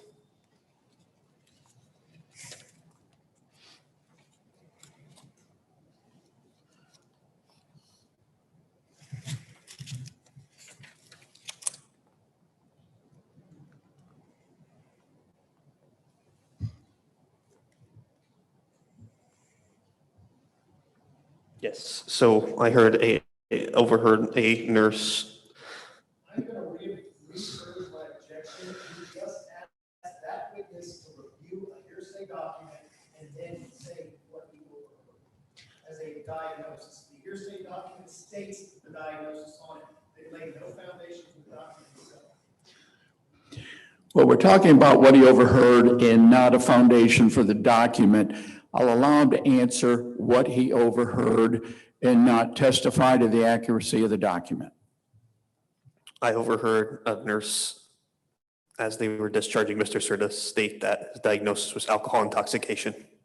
Okay, and you have to have someone in custody before they're incarcerated in Bexar County Jail or any jail. You have to have them medically cleared once they've alleged a medical condition maybe affecting them, correct? Yes, Okay, and Exhibit 6, City COSA Exhibit 6, labeled 0042, what is the diagnosis that was documented in that exhibit by the hospital? I'm going to check. He's asking him to read off from a document that has not been introduced into evidence. I will be introducing an evidence. We need to lay a predicate for it right now because I don't believe this document is admissible. Also, go ahead. He can still talk about it before it's admitted. And he said it was needed for his role in admitting this person into the Bexar County Jail. Well, we haven't established that when and if he ever saw this document. So if you want to lay a foundation, then I'll consider the objection. Okay. You're looking at the first page of Exhibit 6, the hospital discharge summary, correct? yes, 0042. Okay. Did you receive that document that evening from the hospital? Yes, I would have received that document. And what was that document needed for? Generally give a copy to the patient so they're aware of what they need to take care of. And then we also provide one to the county jail so that they understand what the person's been diagnosed with. They have an understanding of the medical history that's pertinent to them. And Okay, there, we have a foundation now. It was presented to him in his official capacity. He saw the document. I'll accept the document. The objection's overruled. and we move it be admitted. His answer was non-responsive. I'm not trying to be difficult, and I'm raising my voice because my mic's not on. He said he. Oh, hold on just a minute. We need to get the mic going for the record. The officer just testified he would have received it that night. He didn't testify that he actually received this particular document. And we don't know where the city got this particular document either. I think he just said he did receive it when I asked him. He received it from medical personnel to take to the jail to have him admitted or incarcerated. Ma'am, would you go ahead and look back about 20 lines to his testimony? He testified, I would have received it. Why don't we do this, Mr. Caldwell, just to keep things going? I'll ask him directly. Sir, did you receive this document that night? Yes. All right. Objection's overruled. You may continue. And we move to admit City Exhibit 6. We still object because they haven't laid out a proper foundation for this document. Well, you can address it on cross-examination. It's admitted. And I'll ask at this time, we've talked about Exhibit 3 and 5, just for housekeeping. What's your intent on those? At the conclusion, I was going to move for admission of these exhibits also. Okay, you may continue. Okay. Was Mr. Cerda that evening medically cleared for incarceration? Yes. And did you take this document with you to present to the authorities at Bexar County Jail? Yes. So he, as far as you know, he had no medical condition preventing him from being incarcerated that evening. According to the doctor, no. So you left the hospital. Did you then have Mr. Cerda in custody with you in your vehicle? Yes. Where did you go next? To the Selma Police Department. And what did you do at the Selma PD? Finished completing all the paperwork for processing and booking. Okay, so this process takes some time. Yes. Okay. You then, so after doing the paperwork necessary for Bexar County Jail, what did you do next? After completing the paperwork, we would then take him to Bexar County Jail to be booked on the charge. And is that located downtown San Antonio? Yes, Okay. So did you personally drive Mr. Cerda to Bear County Jail? yes. And when you got there, then what's the next step in this process? For booking, Yes. well, once we get there, I sign in, I put his property in the property room. I have all my booking slips and I take it to one of the processors, or they'll do a complaint, get all the paperwork ready to go to the ADA. And then from there, Mr. Cerda would be in custody of the Bear County detention officers, and I would go and talk to the ADA and then finish my paperwork before I am able to leave, and Mr. Cerda remains in Bear County custody. And I'd like to go back to your report, Exhibit 3, if you could. Okay. And the first page of that, COSA 583. Okay. I'm gonna, What, as far as the charges, when he was brought into Bear County Jail, what was he charged with that evening? it would be evading arrest, detention using a vehicle, unlawful carry of a weapon, and driving while intoxicated. And after handing him into Bear County authorities, did that end your involvement with Mr. Cerda that evening? I'm sorry? After you turned him over into custody of Bear County, did that end your involvement with Mr. Cerda that evening? Yes.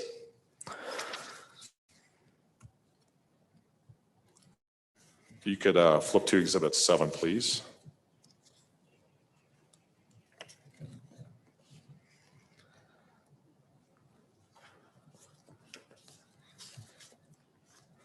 And under Exhibit 7, if you could go to 443, it's like I think it's the third page.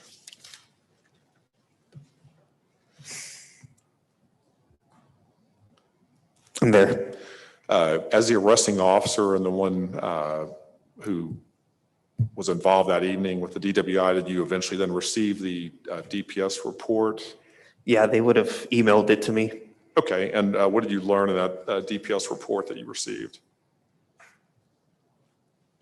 As far as the blood alcohol content of Mr. Cerda? Yes, according to this, blood alcohol content was 0.131 grams of alcohol per 100 milliliters of blood.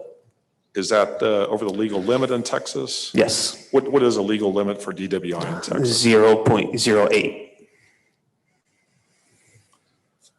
Was him being considered DWI consistent with your observations of him that evening?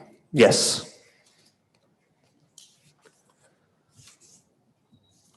I'd like to move for admission of Exhibit 7. It also has the business records affidavit attached to it. Any objection? Yes, we do have an objection, Your Honor. Would you turn your microphone, please? Sorry. Our objection is that this was issued after Mr. Cerda was fired. We also have some issue with his testimony because he said he would have received it, but the document itself says it was issued via email to one Patricia Waller from Selma, Texas, in the Austin branch of the Administrative License Revocation. We're not sure that he actually did receive this document. He just testified from reviewing it now. How do you respond? First off, it was issued by Texas DPS March 22, 19. That was before the discipline, which was issued in May of 19. So it was well before the issuance of the discipline in this case. If I could have a few questions, I think I can establish that you did receive it. Okay, you may proceed. Officer, did you receive this report from DPS? Yes. Okay. It was sent to Ms. Waller. Is that someone with the police department? Yes. Okay. What happened upon her receipt? I honestly don't recall exactly how it gets to me. I just know they send it to me. It might be Patricia Waller. I would have to look at it to see where it was sent from. Do you remember seeing it before today at the time, shortly after? I remember seeing a Albert Cerda on this type of document in my emails. Okay. And was that part of your investigation of this incident? Yeah, they send it to us. Generally, I believe it's Patricia Waller who actually applies it to the case. And used by other authorities in the pursuit of the DWI charges, as far as you know? Yeah, it can be used however it's requested. I'm not sure what the process for that is, but. All right, I'll respond to the objection. The officer testified that he did receive a copy. The sample of, the form itself refers to a sample that was collected on the night, the evening of the DWI. I'll overrule the objection, it's admitted.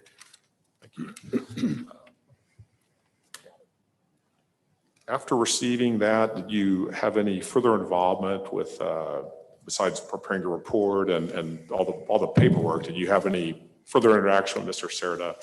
No. Okay. I'd like to talk to you briefly about the public safety resources that were used in this case. From your initial encounter up until the time you were done with Mr. Cerda and then taking him to Bexar County. First, you were, as I understand it, you were heading to another call for a disturbance and then had to deal with this incident? Yes. Okay. During that time that Mr. Cerda was evading arrest, it looks like you were at some point assisted by Officer Carlos Lopez, is that correct? Yes. Were you also assisted by Sergeant Donald Calzer? Yes. Officer Terranovo? Yes. Were there others from the Selma Police Department I haven't mentioned? Not that I recall. Okay.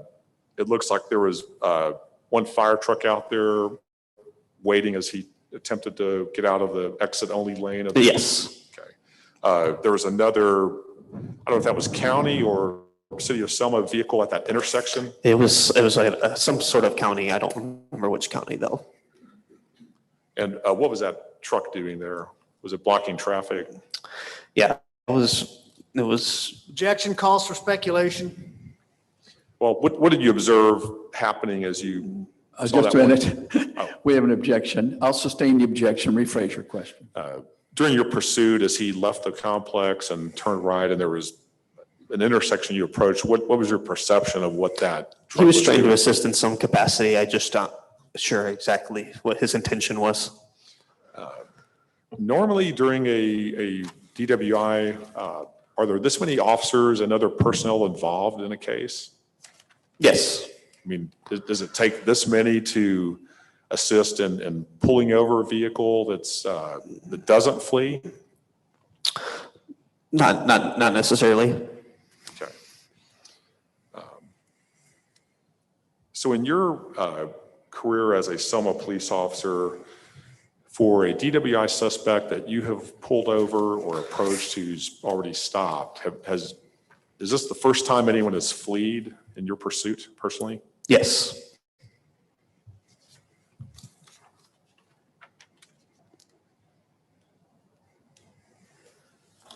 And during that pursuit, when you were when Mr. Cerda first started, did his speed approach the speed limit on that roadway? I believe the speed limit was 40. I don't know what it might be in my supplement what the max speed was, but I don't recall. And I'm going to go back to that supplement just a minute to find it. And that is 586 on Exhibit 3, City Exhibit 3.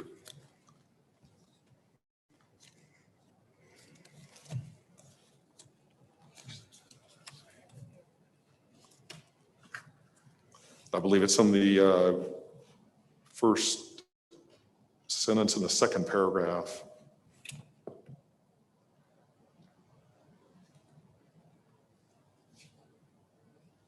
Yes, the fastest speed was 42 miles per hour. Okay. So did he exceed the speed limit on Retama Parkway that evening? Yes.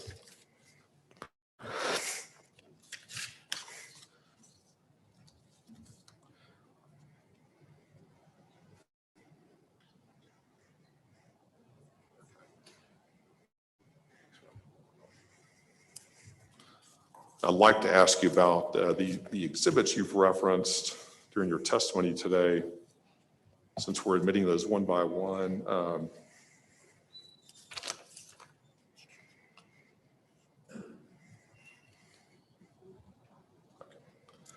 As far as 3, 4, and 5,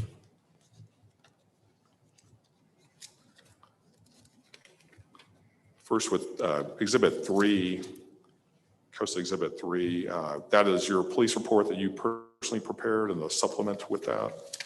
Yes, And were you familiar with the information that is contained in that police report? yes, my supplements, yes, Okay, is that a true and correct copy? yes. Okay. We move for admission of City Exhibit 3. No objection. All right. Unless I hear objection as we move forward for admission, if I don't hear an objection, we'll consider it admitted. So City Exhibit number 3 is admitted. Any objection to Exhibit 4, the video? 5, no. Okay. Exhibit 4 is admitted. Same with Exhibit 5, your search warrant documents. Any objection? No. City Exhibit 5 is admitted. And I believe 6 and 7 are previously admitted. Correct. 6 and 7 are admitted. We pass the witness at this time. Let's take a 5-minute break and we'll get back to cross-examination.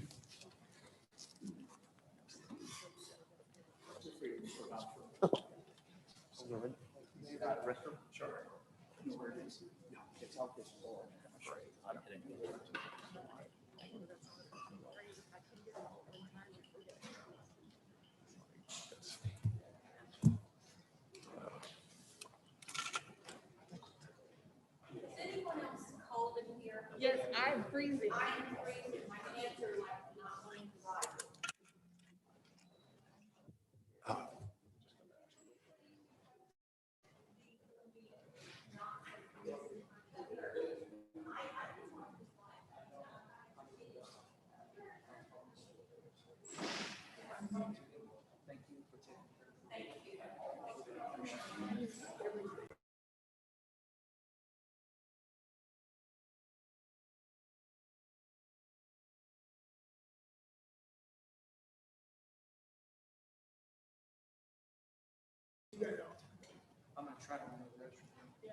We're gonna try to get here, turn down a little bit, so it's not quite so cold. Yeah. You know, there's one downstairs in the hall there too. They do, it's right here, above Unity. because it about plus. But you know, there's one down here in the hall. And then there's the ladies here. Jen's thing. Yeah. I've done it a couple times this year. Yeah.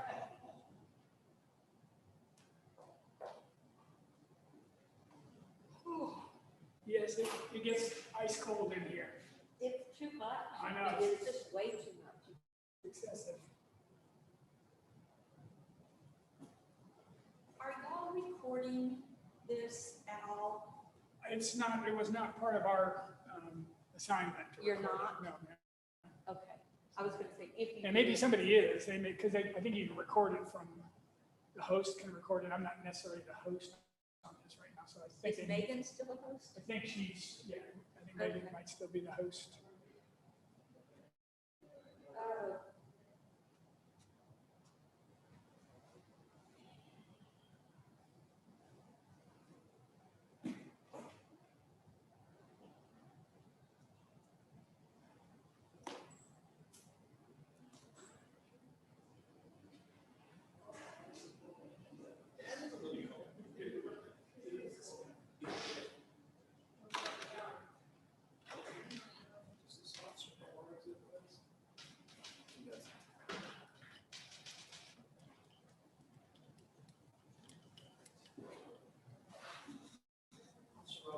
Yes, sir. List for us. Okay. I believe that's their book. This will be our book, and I'll tell you two numbers, whatnot. Really, Do I just keep this on the side somewhere? or- you will not be using those books. Okay. How are they using? They got the number or something?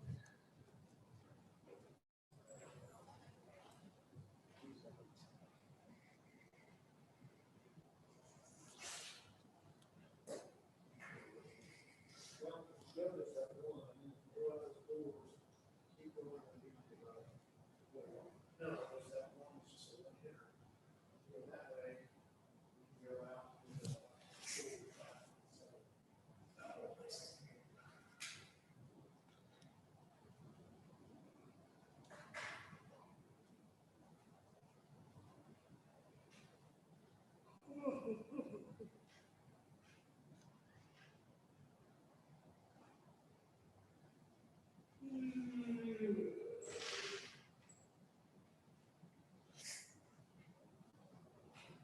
They have coffee machines everywhere. You know, they, don't know. In the past, they've had like that service outside, but I guess they didn't arrange for it. this one.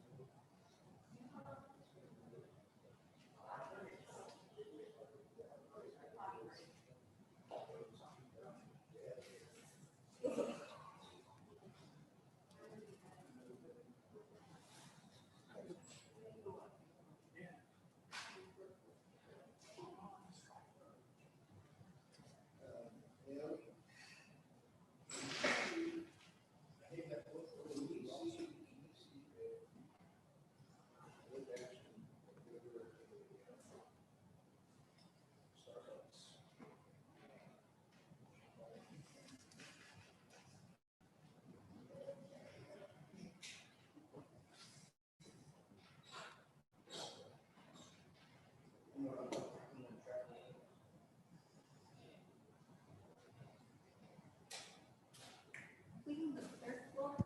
Yes, ma'am.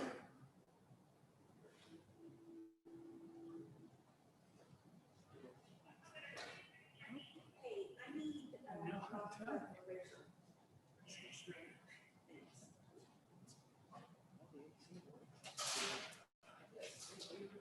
Oh, sorry.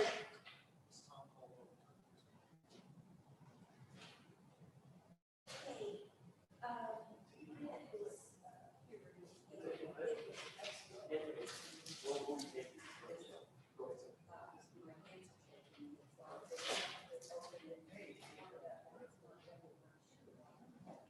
and I'm gonna be, There's a door outside this door to get up. two oh three South St. Mary's, it's that, International Plaza, it's the same building that Restaurant Vega is in.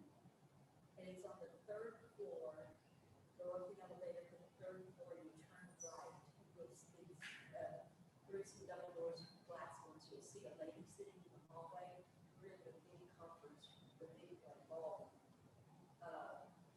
But you could just bring it at any time. I have some sweaters on my back door, that bring the heaviest one to the top.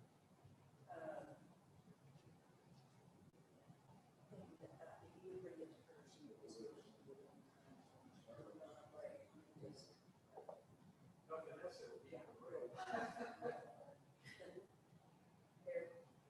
We'll throw the rear coat in.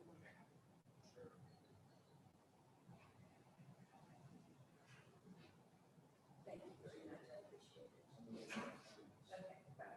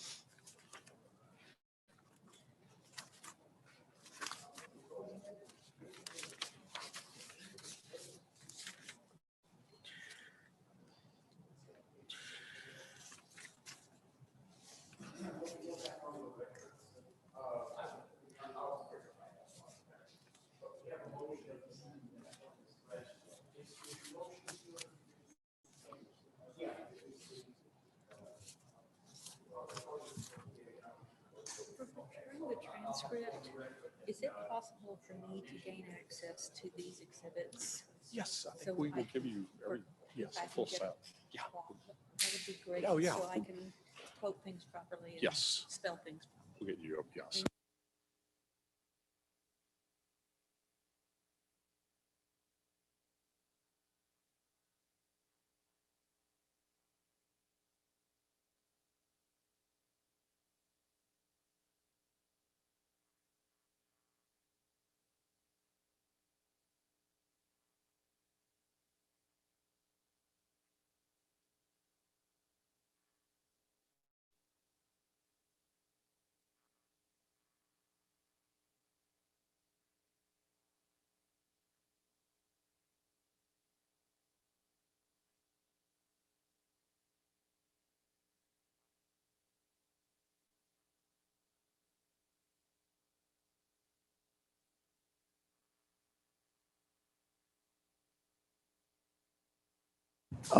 Let's close the doors and we'll go back on the record.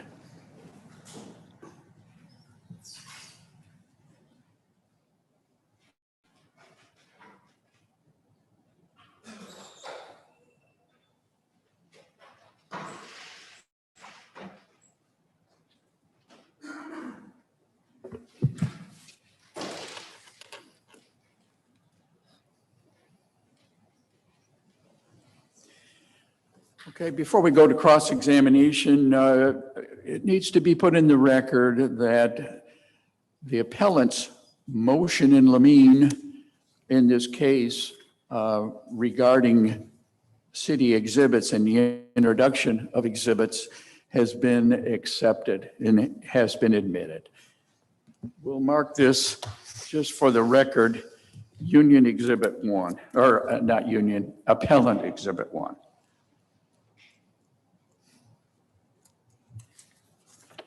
Ready for cross-examination? We're ready, sir. All right, sir, is your witness. Okay, thank you. And we're on the record, ma'am? Yes, sir. Thank you. Officer Rodriguez, how are you today? Okay, sir. I got a question for you. Sure. Is this your first time testifying? Not my first time testifying. Because I know you said that was your first evading. So I was just curious. Do you understand what the nature of this hearing is, officer? I believe so, sir. Yes. What is it? A hearing so that Mr. Cerda can get full privileges to his job back. Excuse me just a minute. Mr. Caldwell, would you move your mic a little closer to your face, please, sir? Thank you. I'm sorry. Let me, I like to look at the witness, but I'll look at the microphone first. All right, so you understand that this is a civil service administrative hearing. It's not, there's no criminal aspect to it. Yes. Are you aware of what the ultimate disposition of the criminal cases were that you had originally arrested him for? If I'm correct, they were all reduced down to obstruction.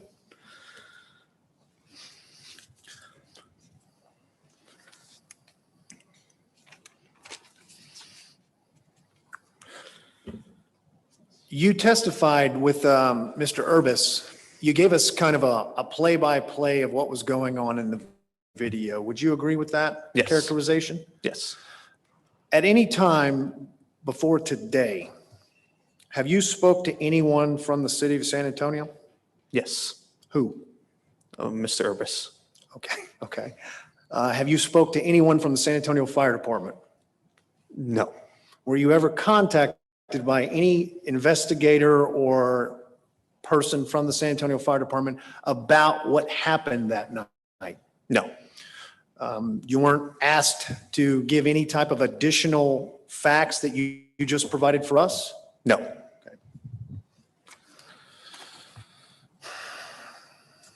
After your arrest, were you contacted by anyone from the Bear District Attorney's Office No.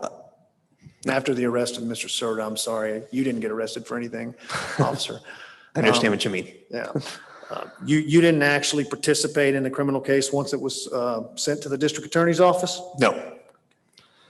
So you're not exactly sure what or why the two other charges were dismissed? No. Were you aware that the evading charge was not even taken to the grand jury? Objection asked and answered. No. What was your objection, sir? Asked and answered, he's already stated he wasn't aware of what happened after. I don't believe I asked him that No, question. that question was not asked about the grand jury. I'll allow it, overruled. And you know what a no bill is, do you? No, sir. You never heard that term? I've heard the term. I can't give you a definition. Couldn't tell you what it is. It is, it's a finding by a grand jury that they're not going to proceed to actual file an indictment. Okay. Do you know if that is what occurred in this case? I don't know. Did you know that the unlawful carry was also dismissed? Yes. We talked about that unlawful carry. That is, can you state for the record what the full penal code charge is for that? I can't give you verbatim. No. Isn't it, and I'll refresh your memory, but I'm using mine, so bear with me. Isn't it unlawful carry of a weapon by a license holder? Yeah, that's a charge. I believe there's also unlawful carry. That would be by somebody who is not actually authorized by any law to carry a weapon at all. Yes, there's application for both. Yes. Sure. But Mr. Cerda was a license to carry. He was actually licensed to. Yes, he was licensed. Yeah. And I was watching the video, and Mr. Urbis, he kind of fast forwarded to about 32 minutes into the incident. So it took a little while to find that weapon, correct? Yes. So it wasn't on the console, it wasn't being displayed or brandished in any manner? I don't know how it was inside the vehicle. I just know it was somewhere inside the vehicle. I didn't conduct the inventory that would have discovered it, but I'm not aware of where it was inside the vehicle. But when you walked up to the vehicle and you witnessed Mr. Cerda appear to be sleeping, and you also testified that you witnessed a blue can that could be a Bud Light can, you didn't see any weapons or anything like that? No. Is it fair that the weapon is kind of an add-on because of the fact that he was DWI, or he was suspicion of DWI? Is that a fair assessment, sir? Yeah, it would have been in addition at that initial moment for the evading. Okay. The evading? Yes. Or the DWI though, right? Yes, it could be either, yes. It's any offense above a Yes. Class C. Okay, thank you.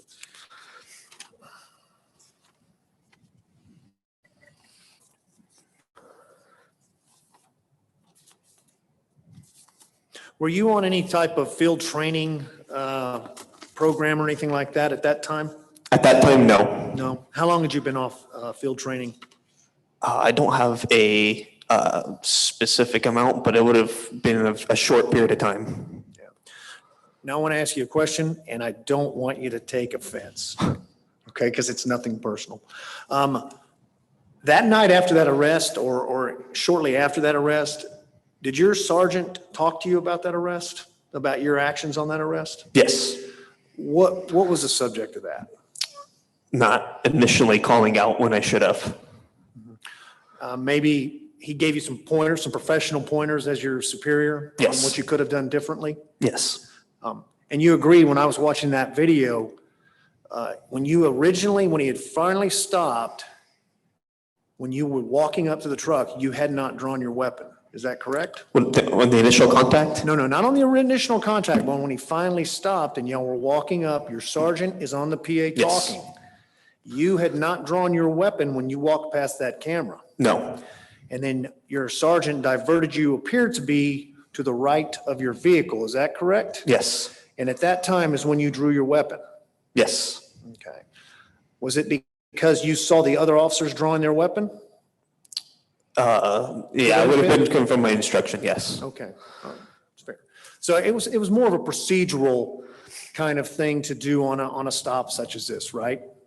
Yes.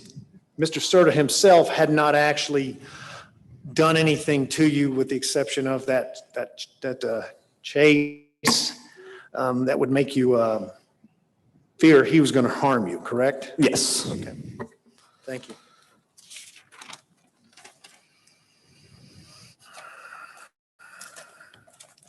How familiar are you with that area, Officer Rodriguez?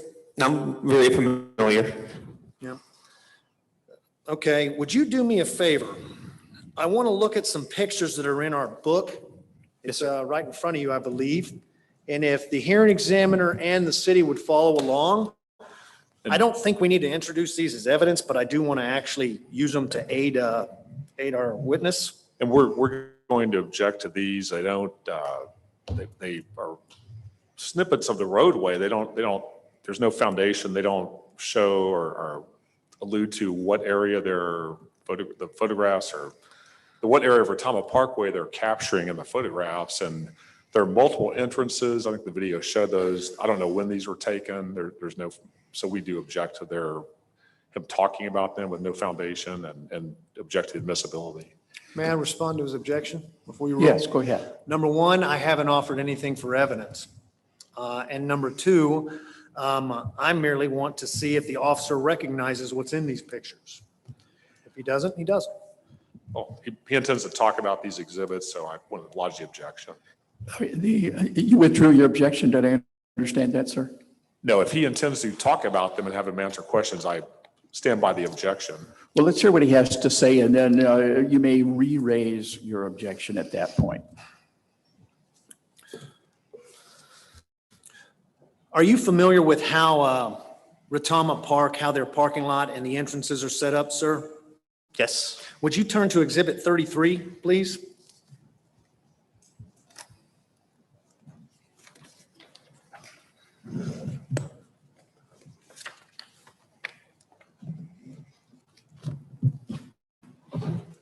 Yes, sir, I'm here.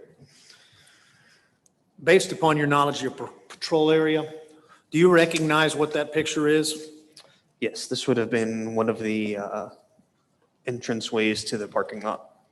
Those appear to be stables in the background. Am I incorrect in that, sir? Yes. I am incorrect? No, I'm sorry, sir. No, those are stables. Yes, they are stables. And I was going to have you tell me what they were then. Okay. All right. So that appears to be secured at that time. Do you happen to know if that entranceway right there was also chained up the night of the event? I don't recall. Have you ever seen any of these parking lots not chained up when they're not having events? I have not seen, there's always been some kind of entranceway outside of very special occasions, but generally there's at least two entrance/exits to that front part of Retama Park. That would be on the actual 35 frontage though, correct? No, it would be on, there's two entrances on one Retama Parkway right there. There's one as you initially turn, and there's one a little bit further towards the lookout side. There's booths there, and those booths are, you can drive past those. Okay, but that's not what 33 is a picture of. You agree? Yes, that's not what 33 is a picture of. And you're familiar with the area contained in 33. That was your testimony, correct? Yes. Okay. To your knowledge, is it locked typically? Calls for speculation as to the evening of the incident. Based upon his Sustained. I know the general part of this parking lot. I also know there's a back part of this parking lot. So I can't tell you if it's the front part of this back part of the parking lot. That's all right, sir. Could you go to Exhibit 35 for me?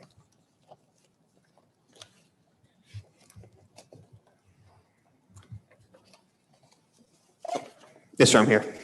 Okay. Are we at the same place, Officer Rodriguez? I'm holding up a picture for you. Yes. Okay. All right. Do you recognize that area, sir? I recognize I don't know. I actually can't tell you exactly where that's at.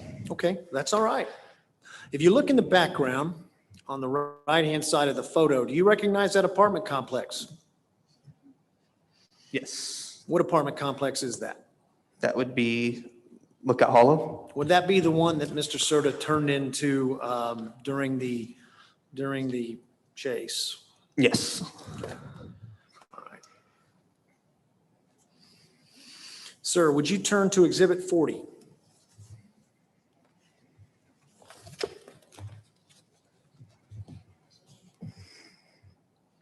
I'm there, sir. and 41 as well. If you could reference both of them for me, because they're a picture of the same thing. One is just a closer shot of it. Yes, Are you familiar with what's contained in this picture?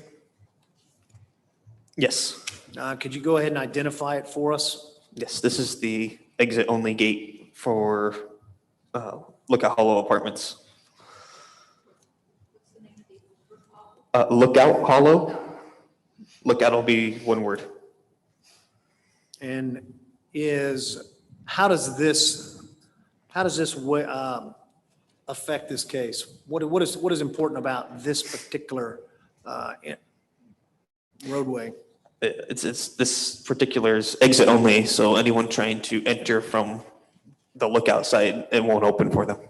And just so I'm confused, just so I'm clear, is this actually the place on the video that he turns into? And then we witness the backing up and forward on the trailer? Is that this place, sir? Yes, Okay. And this is a true and accurate representation of it that you remember on that evening? yes, So him pulling into this was not proper, correct? yes. It was improper. Because it's a exit only? Yes, Okay.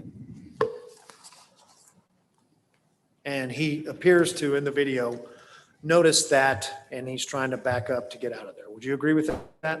yes. Okay.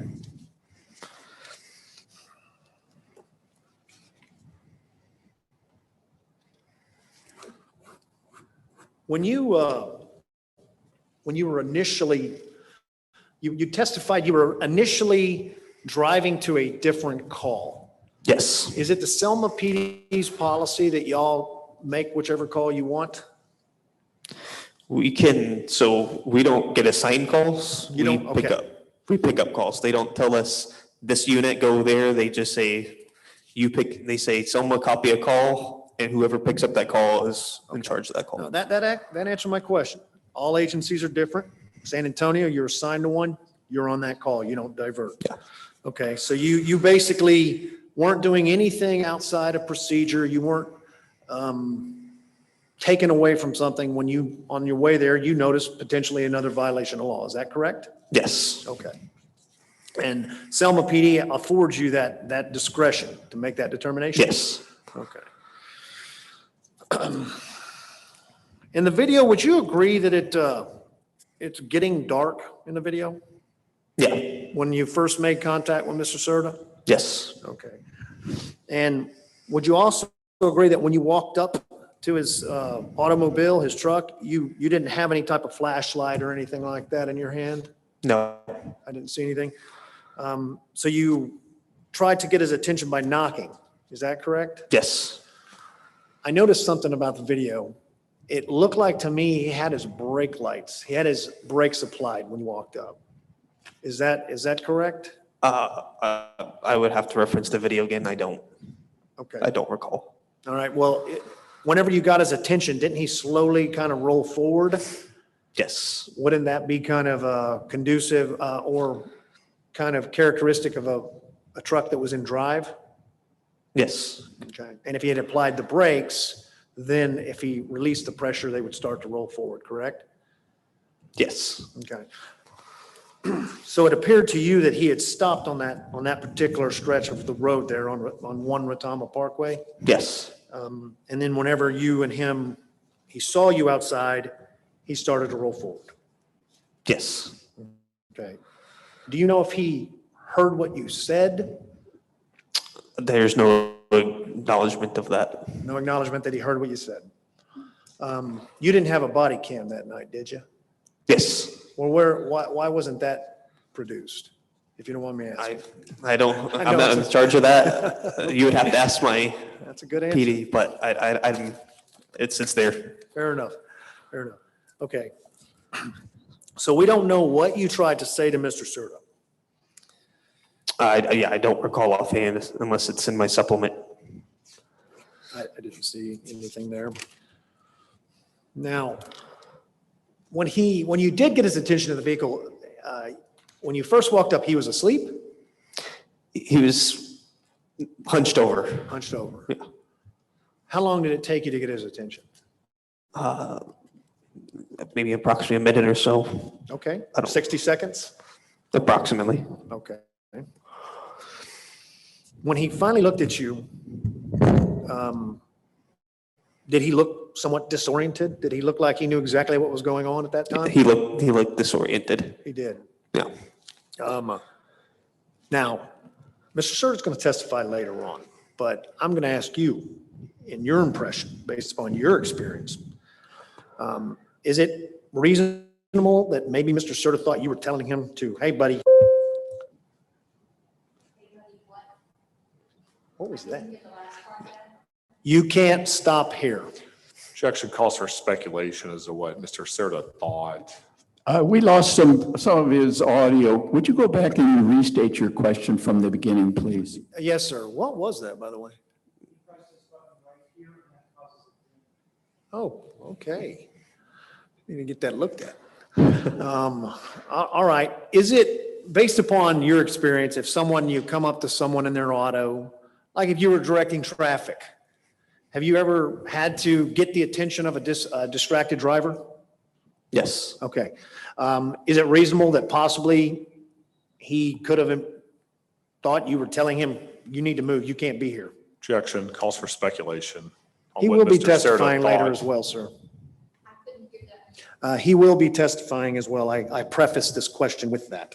Well, it still I'm asks not what sure- Mr. Cerda I'm thought. not sure I understood the objection. State your objection. It calls for speculation as to what he thought, or what Mr. Cerda thought, getting into his mind. He doesn't know what he's thinking while he's sitting in the vehicle and doing certain things. He has no way to know what he's thinking. That's not what I asked. I didn't understand the question to be that. I understood it to be under other circumstances.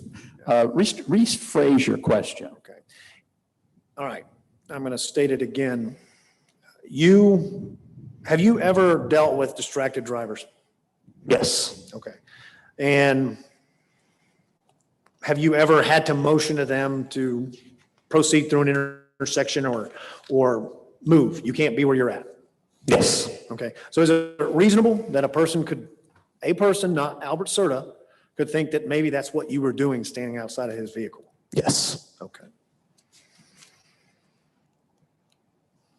You testified that you've had drivers acknowledge your voice commands through the PA. Yes. Have you ever had drivers not hear you through the PA? Sometimes it's taken several attempts. Okay. I mean, so the answer to that is yes? Yes. Yes. Have you ever had drivers not hear a siren? I suppose so. Yes. I know the answer to this one because I was a first responder too. How many times when you're running code did people not hear you? Yes. All Yeah, right. they do.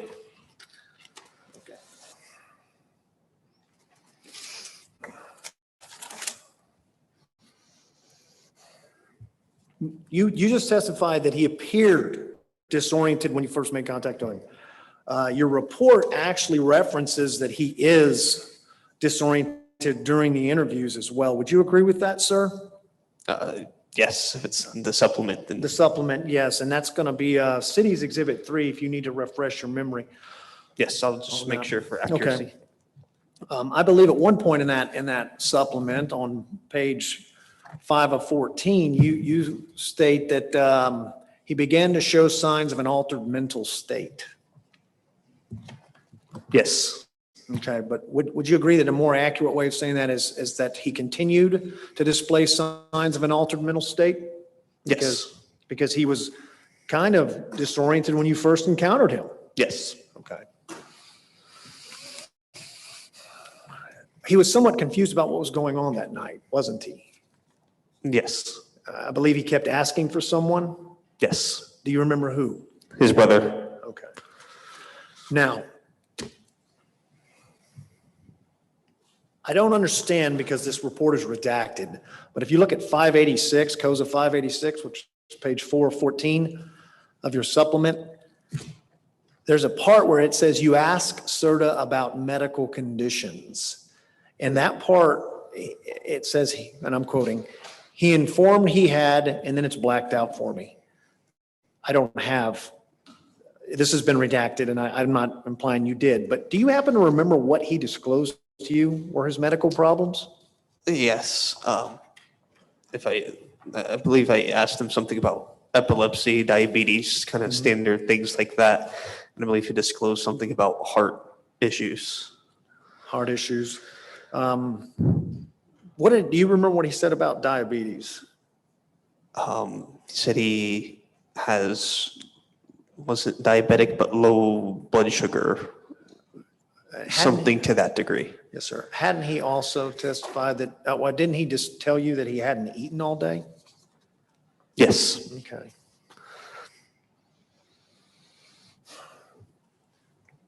During your time with Mr. Cerda, with Albert, did Albert ever call you any names?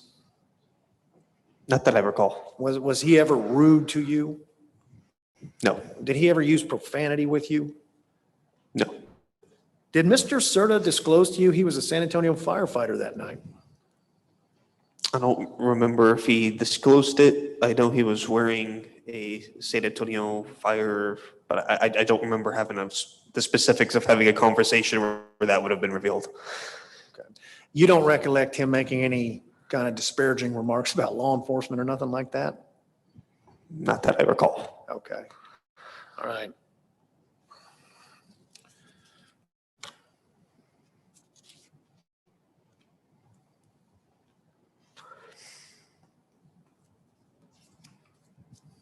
Give me just a moment, sir.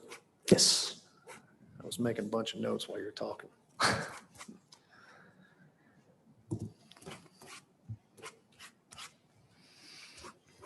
So you don't recollect him asking asking for any type of special treatment or anything like that because he's a fireman, you're a police officer, nothing like that? No.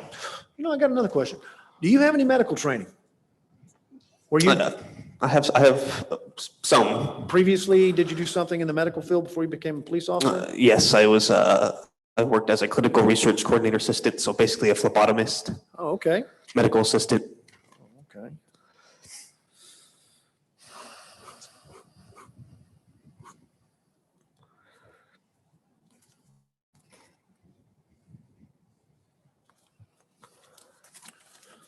We were talking about mental states and disorientation. Based upon your experience as a law enforcement officer, it's about 3.5 years now, have you ever had somebody that you're questioning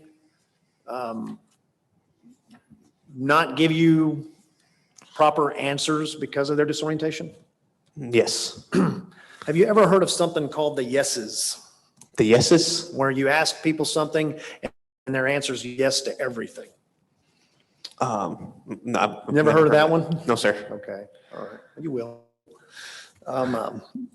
Okay, so is it plausible that possibly Mr. Cerda, when you were asking him if he heard you, he may not have heard you? That doesn't mean he heard you every time. He just finally heard you? Is that plausible? Objection calls for speculation. Sustained. Okay.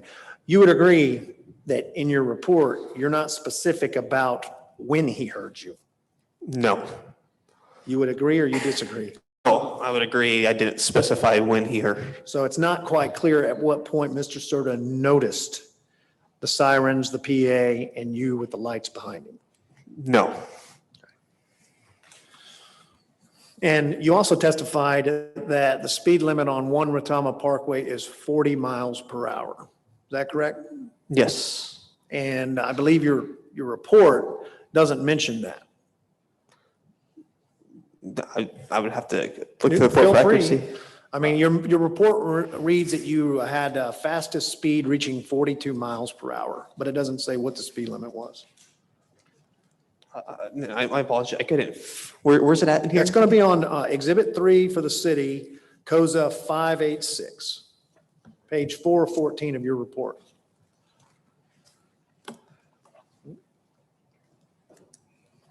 It's probably going to be, I'm sorry, Officer Rodriguez, it's probably going to be that other binder. There's two. That one's the city's, Okay, that okay. one's ours. Okay.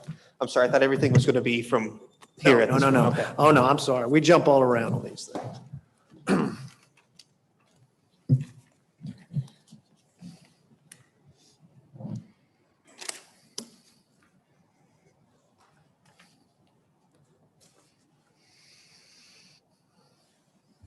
To save time, you may direct the witness where to look for. Yeah, I see the area. I'm just kind of scanning through this. I don't see anything about the specifics of the speed limit. You agree that you did not give him a speeding ticket, correct? No, Would you also agree that at most, he exceeded the speed limit by approximately 2 miles? yes, And would you typically issue a ticket for that? no, Now, you agree that he was committing some transportation code violations, yes, correct? Failure to maintain a single lane, yes. yeah, that would be one. You didn't issue him a citation for that as well, right? I know I issued something, but I don't, Feel free to reference it, sir.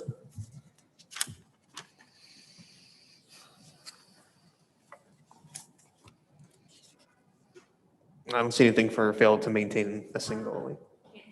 I don't see anything for failed to maintain a single lane. But there was a warning and a citation issued for some traffic violations, yes. Something to do with the trailer. It was not registered Yes. properly or something? Expired Is that- trailer registration was the citation. Okay. Parking on roadway was the warning. Okay. All right. Now, from the time that y'all actually made contact with Mr. Cerda and the time that EMS arrived, how long would you say that was, sir? From the time I initiated contact to the time EMS was arrived, No, I don't want to because that would add some time. From the time that you and your sergeant and the other officers finally got him stopped and he got out of the vehicle and you'll put him in your handcuffs, you took him into custody, basically. sure. From that time till the time EMS was called, how long was that? Maybe approximately 10 minutes.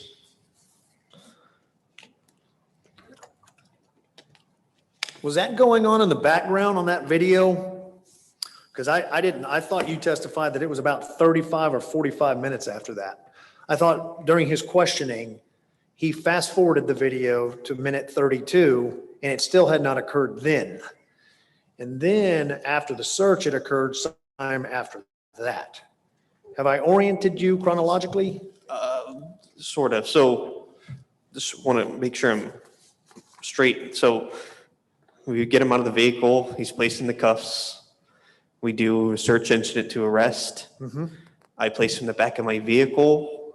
And at some point when I go back to speak with, it's probably one of our first initiate, when I first initiate, so actually speaking with Mr. Cerda is when he informs me that he's got chest pain. But he never refused any testing or anything like that until the blood test? I don't recall us speaking about that. Like I said, I believe it was one of the first, before we even really got to much discussion, he talked about having a medical issue. Did you run a CCH on him that night? I don't recall. Comprehensive criminal history for the record? I don't recall. Okay, so you don't recollect if dispatch told you about any previous criminal acts or any convictions? I don't recollect anything like that. Okay. Would it surprise you if I told you Mr. Cerda never had been arrested before until he met you? No. Okay, all right.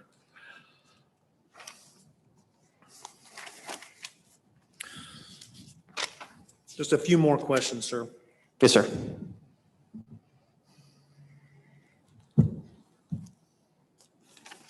Is that a fairly common thing in your line of work for people that you arrest for DWI to refuse blood draw?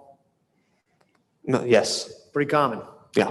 So that warrant process, it's something that's pretty easy, correct? Yeah. Yeah, okay. Do y'all do it electronically? Yes. You did. So this one, you didn't have to go get a judge out of bed or nothing like that, right? I took it directly to his house. Okay, so that night, you actually did not do an electronic one. You presented it to Judge Crutchfield, is that his name? Stubblefield. Stubblefield. Yeah, I drove. Is he a JP? I believe so. I don't. Yeah, I recall believe he exactly. is. Okay, all right. But it's usual and customary to have to Yes, get a I blood. filled it out. We have an electronic form that was printed out and then brought to Mr. Stubblefield.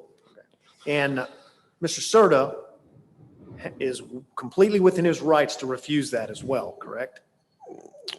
So, To refuse it before you get the warrant. yeah, I mean, we all have the right to refuse the request for blood draw. Would you agree with that, officer?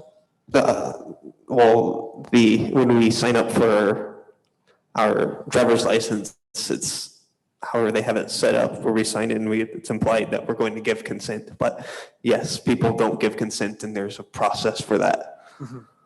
And he was polite during that process? Yeah, He never gave you any trouble? no.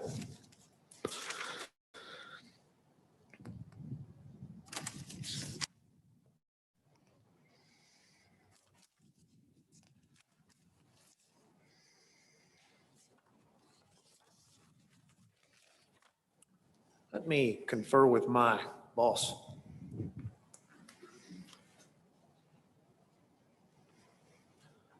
Nothing further. Redirect? Yes. Officer Rodriguez, you were asked about the disposition of this case in the criminal matter. Do you recall those questions? You're not required, are you, to go down to court if there is a plea agreement, are you? No. And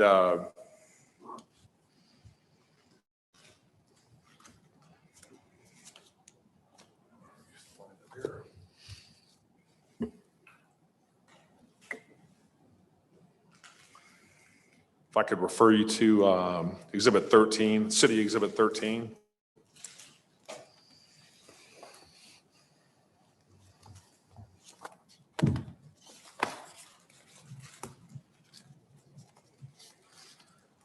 And then Okay, I'm here. Under 13, if you look at page COSA 0496, and that is a certified copy from the courts of a plea bargain. Yes. Do you see that? You weren't required to go down there when Mr. Cerda entered into a plea bargain for this matter? No.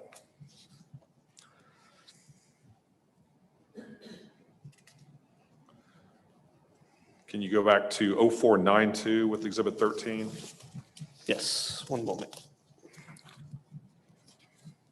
I'm going to object lack of firsthand knowledge of what this is. And it's a certified copy of the agreement. If he doesn't know, he can testify. I'll also object that it's after acquired evidence that was not presented to the fire chief. Could you say that again? I'll also- It's after acquired evidence being offered that was not considered by the fire chief or presented to the fire chief. And Mr. Caldwell asked about his involvement with the criminal matter. I just want to see what he may or may not know. We're not saying it was considered by the chief. My recollection of his testimony during cross-examination was to the effect it was no build, other questions about the involvement of the district attorney. On that basis, I'll overrule the objection. May continue. If Mr. Cerda entered into a plea agreement reducing the DWI to obstructing the highway, would you be involved in that process? I could be involved if they were to ask me.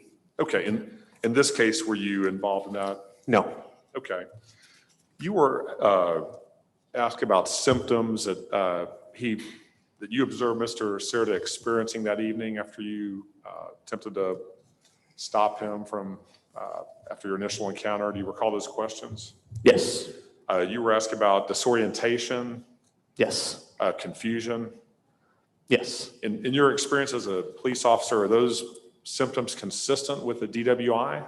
Yes. And in fact, in this case, did they turn out to be consistent with the final diagnosis by the medical personnel for DWI, Yes. which we've talked about was alcohol intoxication, correct? Yes. They, medical personnel found no heart issue or any other symptom preventing Mr. Cerda from going to Bexar County Jail? Not according to what was presented in the document. Okay. You were asked about the entrances to Retama Parkway, the gate to the apartments, and shown pictures, which I'm not sure when those were taken or from what angle, what perspective. I'd like to show you the video, just some parts of it, to show you what was present that evening. If we can, I'll ask you a few questions. We're going to stop it as we approach those areas. Yes.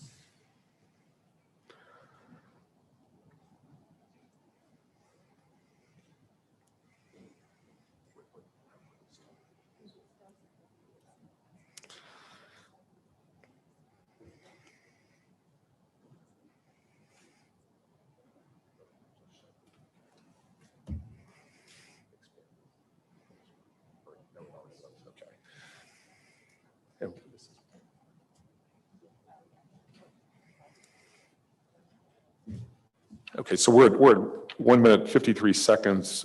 This is when you first encountered him during that initial stop, correct? Yes. And your lights are on, warning vehicles behind you that you're stopped.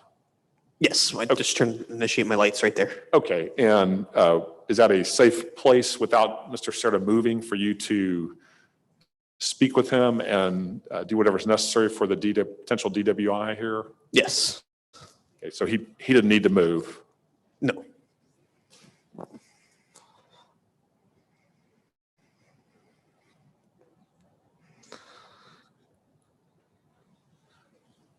And we're gonna fast forward here to 317 to show one of the driveways off to the right. And actually, that was the speed limit sign. There was some question on the speed limit being 40, and so we just want to show that for the record, it was 40 by observing what that sign showed here, if we can get that up.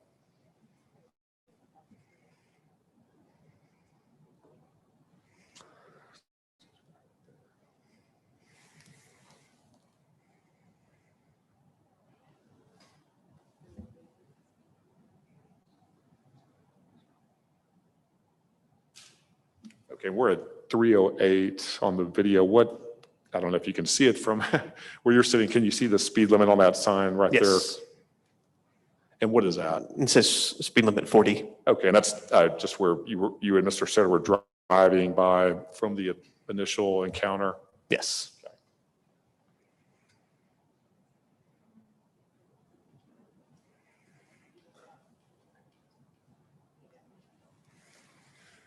Now, it looks like there's a driveway off to the right here.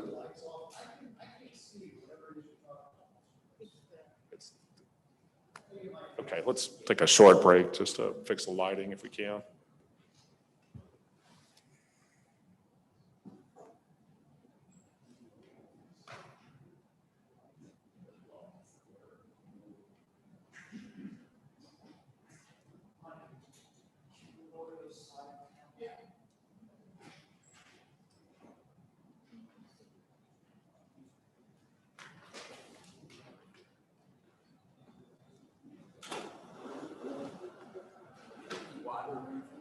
I'm okay right now, sir. I appreciate it. Yeah.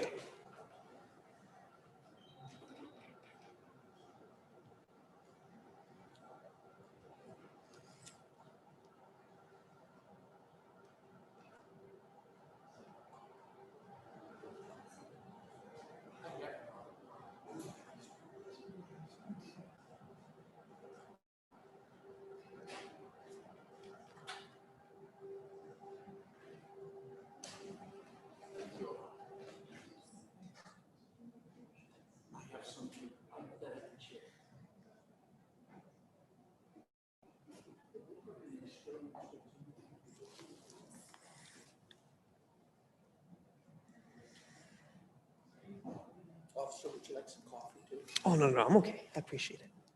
This is a little less formal. Yes. Still got to go to sleep after this, so that'll. I still have to go to sleep after this, so I'm all. Oh, you're coming for the next one? Yep. Oh, no, I appreciate it though. That'll keep me up too late.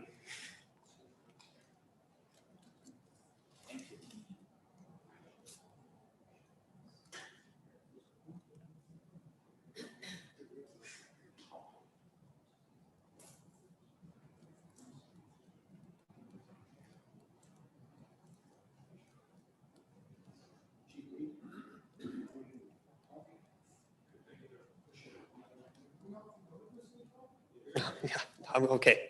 I still got to go to sleep after this and that'll keep me up.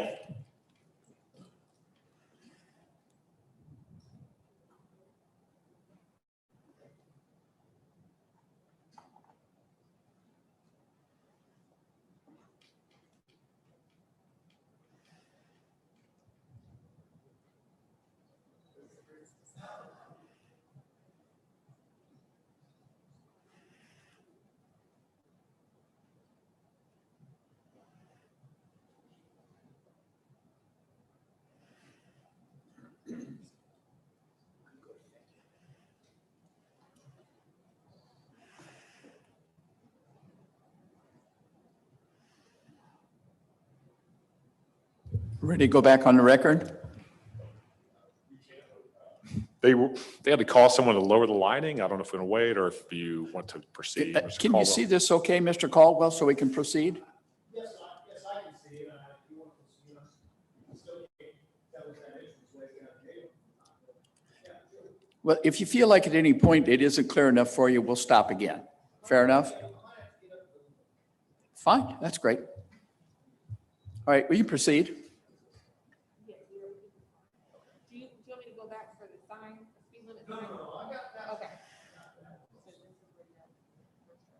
Are we back on the record? We're back on the record. Okay, we'll proceed now to 3:17 on the video. I can't hear you. You're not speaking. Yes, we'll proceed to 3:17 on the video. Thank you. And is this a driveway, sir, that you're passing? Yes, that's a driveway.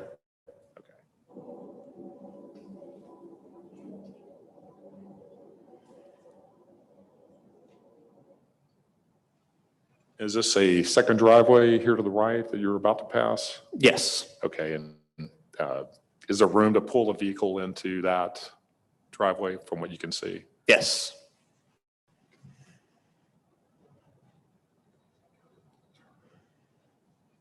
Then we're gonna move it forward to after the intersection where Mr. Cerda turns to the right.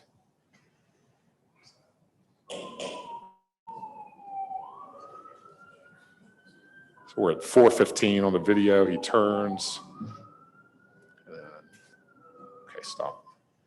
Now off to the right there, is that there's no curb there, is there? To the No. right? Okay, so that's just a flat grassy area that that's also an area Mr. Cerda could have pulled his vehicle into. Yes. Okay, I think that's all from the video.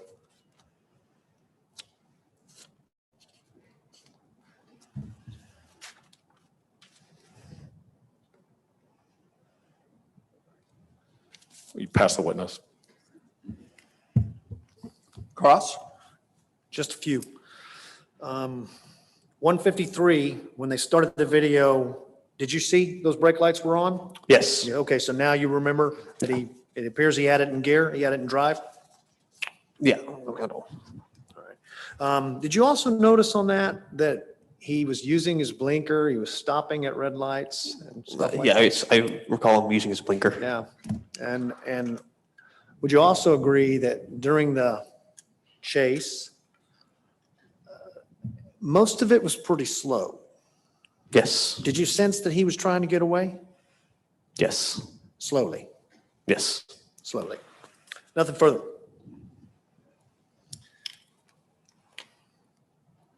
Nothing further? Nothing further from the city? Okay, I didn't hear the union pass the witness. No, I'm sorry, sir. I said nothing further. Okay, great, thank you. All right, sir, I may have one question here. Yes, sir.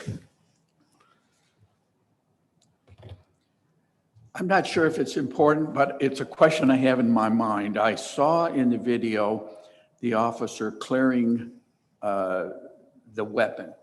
It appeared he was moving the slide. Do you know the condition of the weapon when it was recovered? That is, was there a round in the chamber? I don't recall. There should be, whether it's my supplement or someone else. I don't recall them. Yeah. I don't recall. I'm not sure if it's in my supplement or one of the other officers that recovered the weapon supplement, but I believe they put the condition. I can look for you if you'd like me. It's not important. You don't need to. It was a question I had from you. All right, sir. Anything further? All right, you're excused. The hearing examiner appears to have some doubt about something that I can't speak for city, but we're aware it is in the police report, sir, that there was not a round in the chamber. All right, sir, thank you. Officer, you're excused. Thank you. Thank you, sir.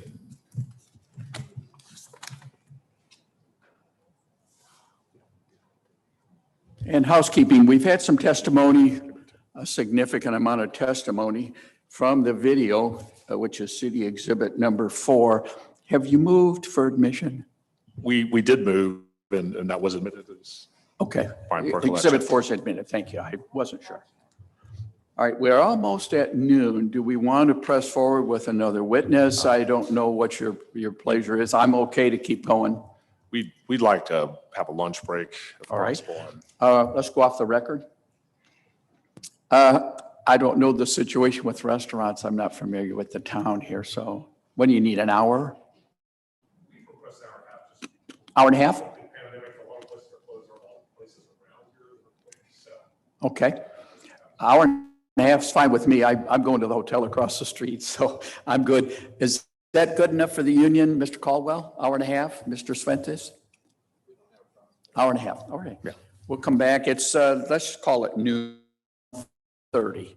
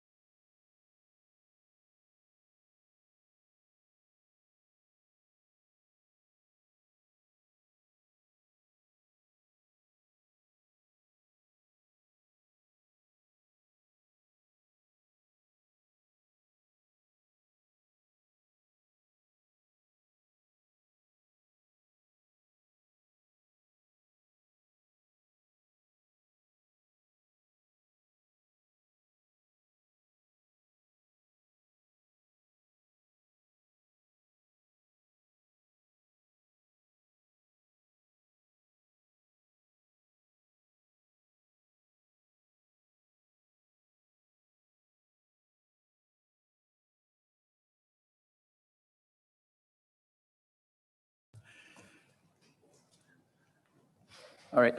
Now that we're back on the record, just for the record, I have been given by the city a flash drive with the video of city exhibit number 4, the video of the traffic stop. And I have received no objection from the union. All right. Is our city ready to call your next witness? I just want to make clear for the record that the flash drive is what was tendered as City Exhibit 4 and also was the same video that was displayed during the testimony of Officer Rodriguez. Thank you for the clarification. That's correct. All right. Call your next witness. Yes, the city calls SAFD Chief Rafael Reyes. Chief, would you come up here and have a seat, sir? And Oh, it's And someone I'm sorry, different. I may have failed to introduce our representative, Chief Vance Mead, who's sitting with us at the table. Thank you.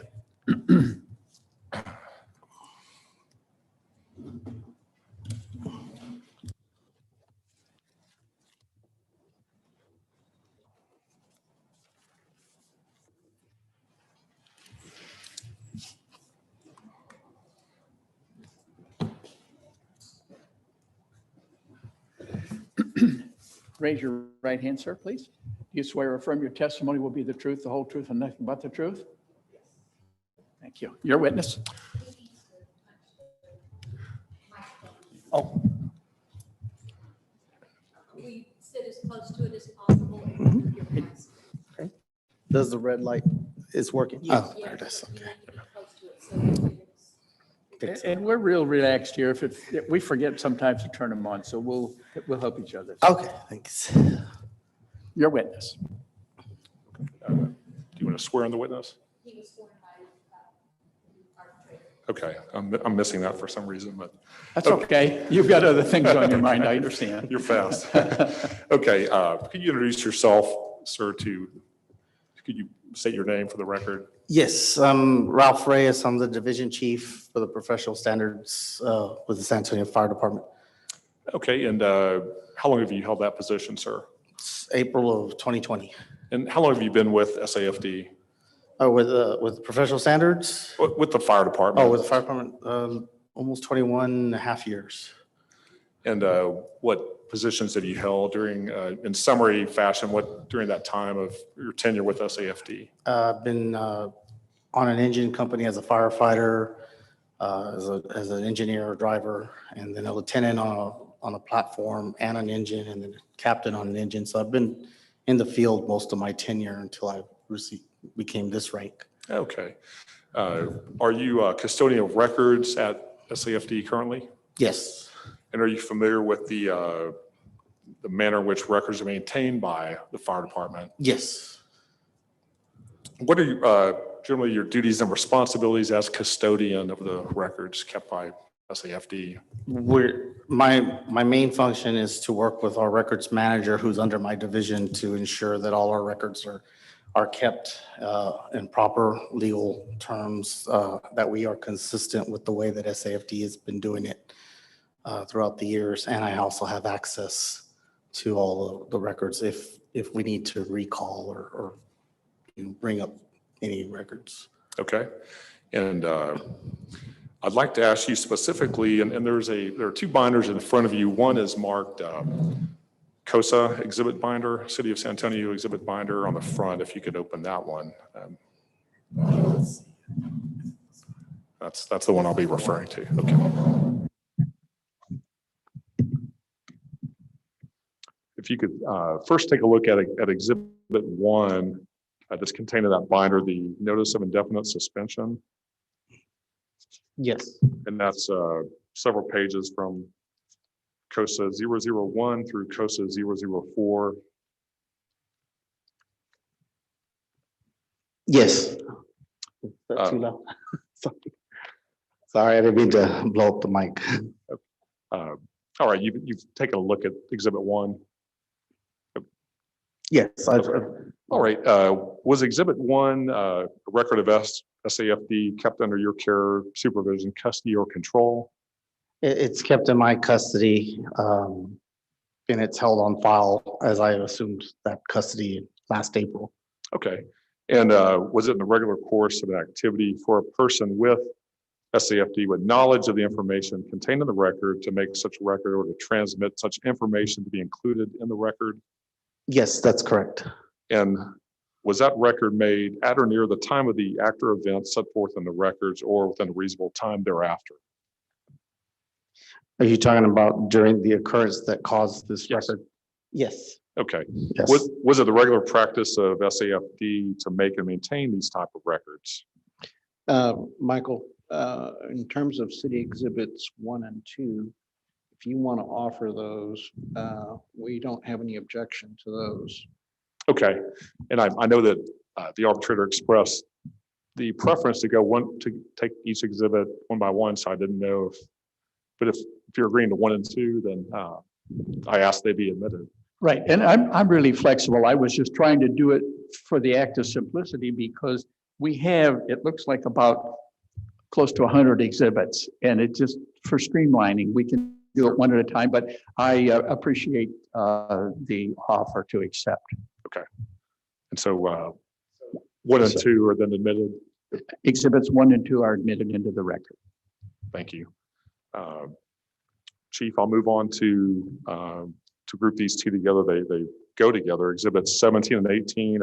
And I'll ask counsel before getting into the questions if that is the letter or policy of December 9, 2014, signed by Chief Hood, along with the acknowledgement. We have no objection to 17 and no objection to 18. Exhibit 7, city exhibits 17, 18 are accepted into the record. You may continue. And I'm sorry, did you say admitted? Yes, sir. Thank you. And then counsel, I'll ask you if, as far as city exhibit 19 and exhibit 20, that's the rules and regulations of SAFD, along with the acknowledgement by Mr. Cerda receiving the rules and regulations.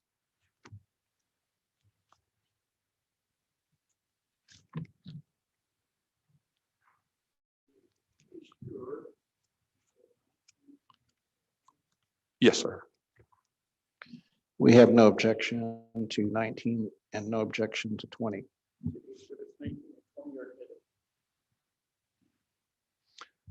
City exhibits 19 and 20 are admitted now with my mic on. Thank you. And then we have the exhibit 21, which is the memo from Deputy Chief Granado to Mr. Cerda.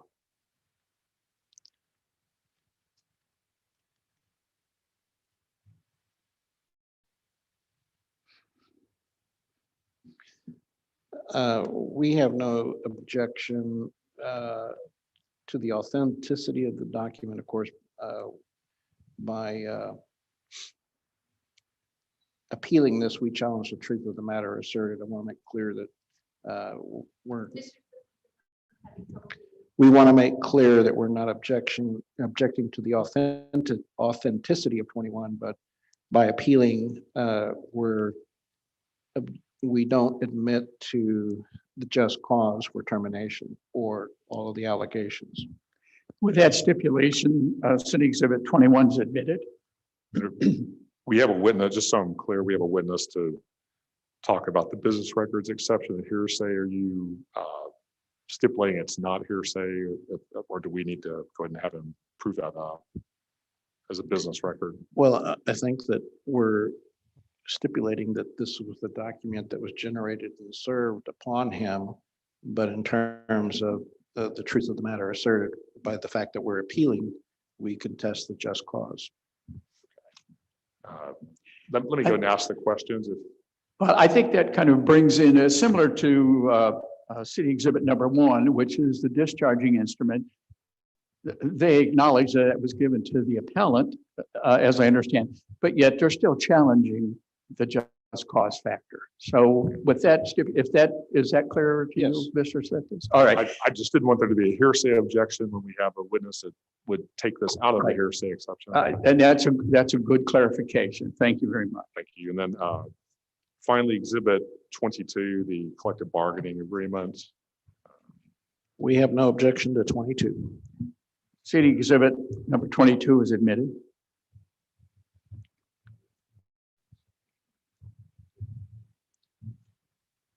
Have no further questions, given the agreements and admission of these documents. We pass the witness. Okay, cross-examination.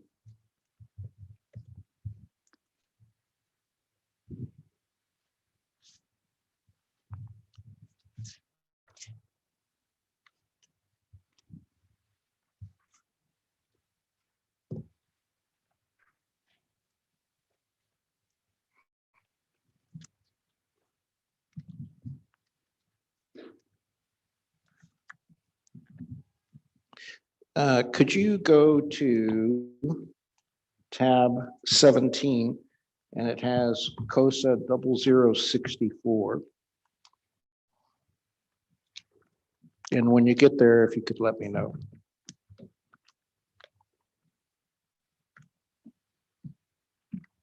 Okay, I'm on that exhibit. Okay, so I'm going to count 1, 2, 3 paragraphs from the top to the bottom. It says this memo shall serve as notice to all uniformed personnel that effective immediately. And then it goes on to the next sentence, based upon circumstances surrounding the arrest, a release and settlement agreement may be offered to the employee that will include a minimum 60-day suspension. Do you recall testifying about this document in a previous arbitration matter? Yes, I do. And do you recall testifying in that previous arbitration matter that you were never given a definition or explanation of what is meant by circumstances surrounding the arrest? Yes, that's correct.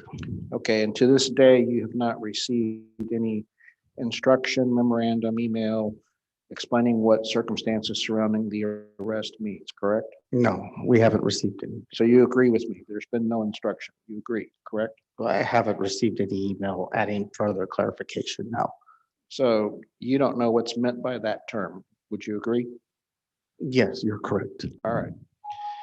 And a similar policy was instituted on March of 2019. And if you could look in the other binder, that would be Exhibit 2. Do you see that? And it's marked at the bottom, Cerda 003. Yes, I have it here.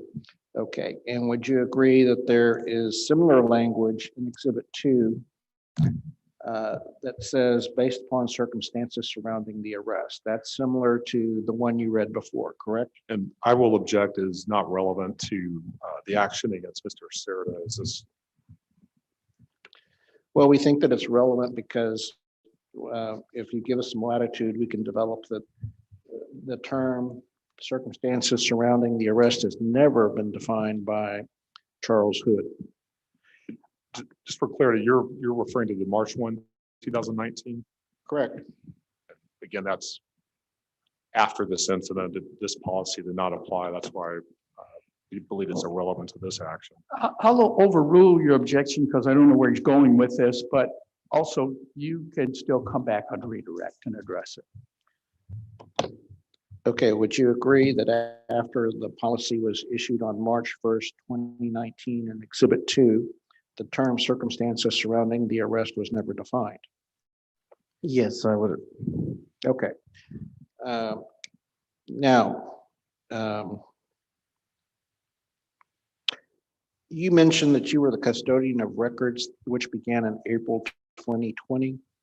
That's when I assumed the duty, yes. Okay, was that when an internal affairs division was first created? Believe it was, that was the first announcement for the professional standards division was April, late March.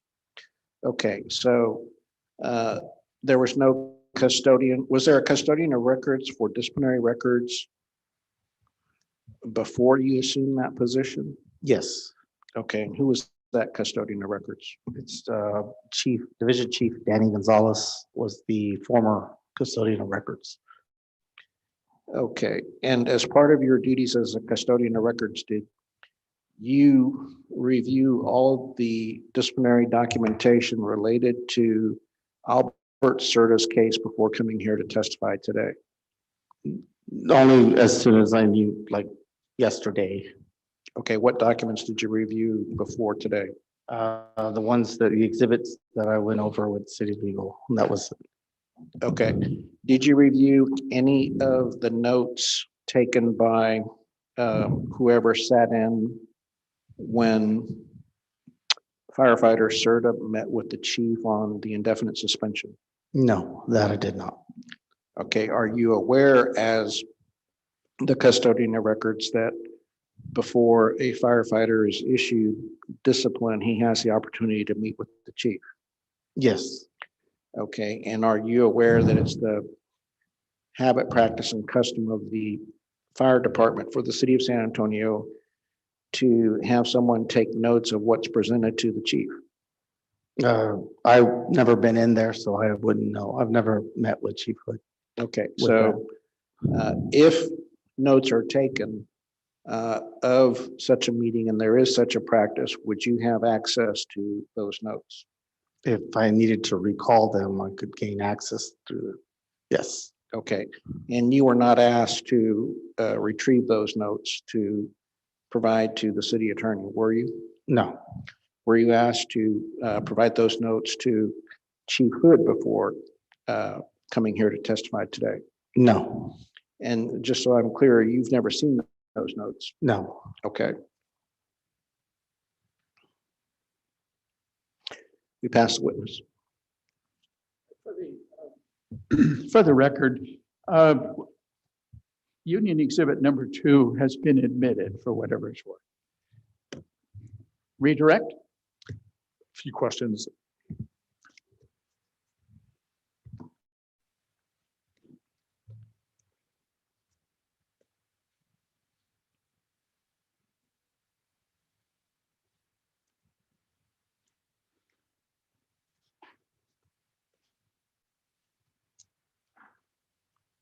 As custodian of records for fire department, you're not in charge of interpreting these documents, are you? No, Is that something, and you're not actually issuing the directive, the no, orders that Chief Hood sends out? no, Okay. no, I don't handle that. We maintain the records, and then if people request that they need them, our records manager can pull them. And you maintained, obviously, these policies that were referenced, December 9, 2014, and that was something maintained by the custodian. Yes,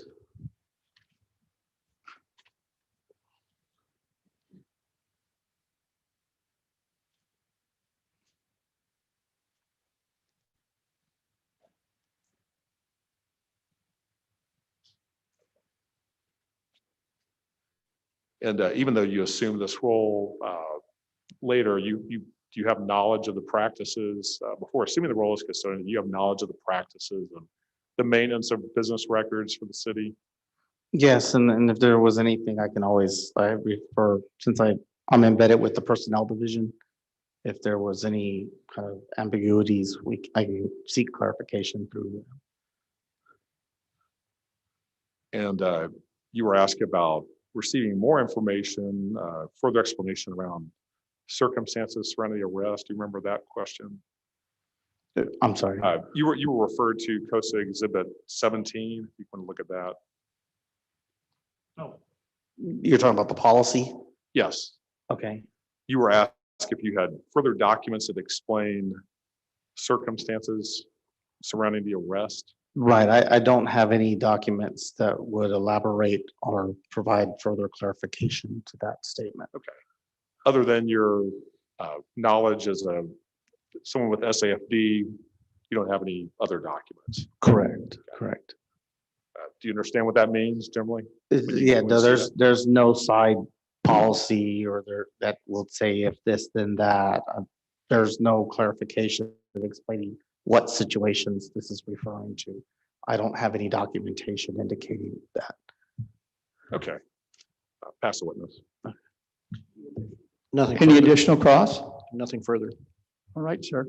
I just have one question. I didn't get the rank that you hold, I'm a division chief. division chief. All right, sir. Thank you very much in your experience. Thank you. Appreciate Ready to call your next witness? We are, city calls Albert Cerda.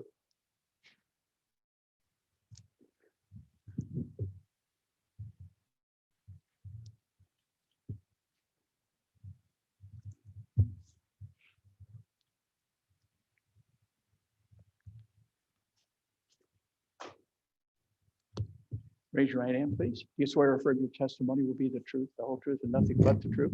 I do. Thank you. It's your witness.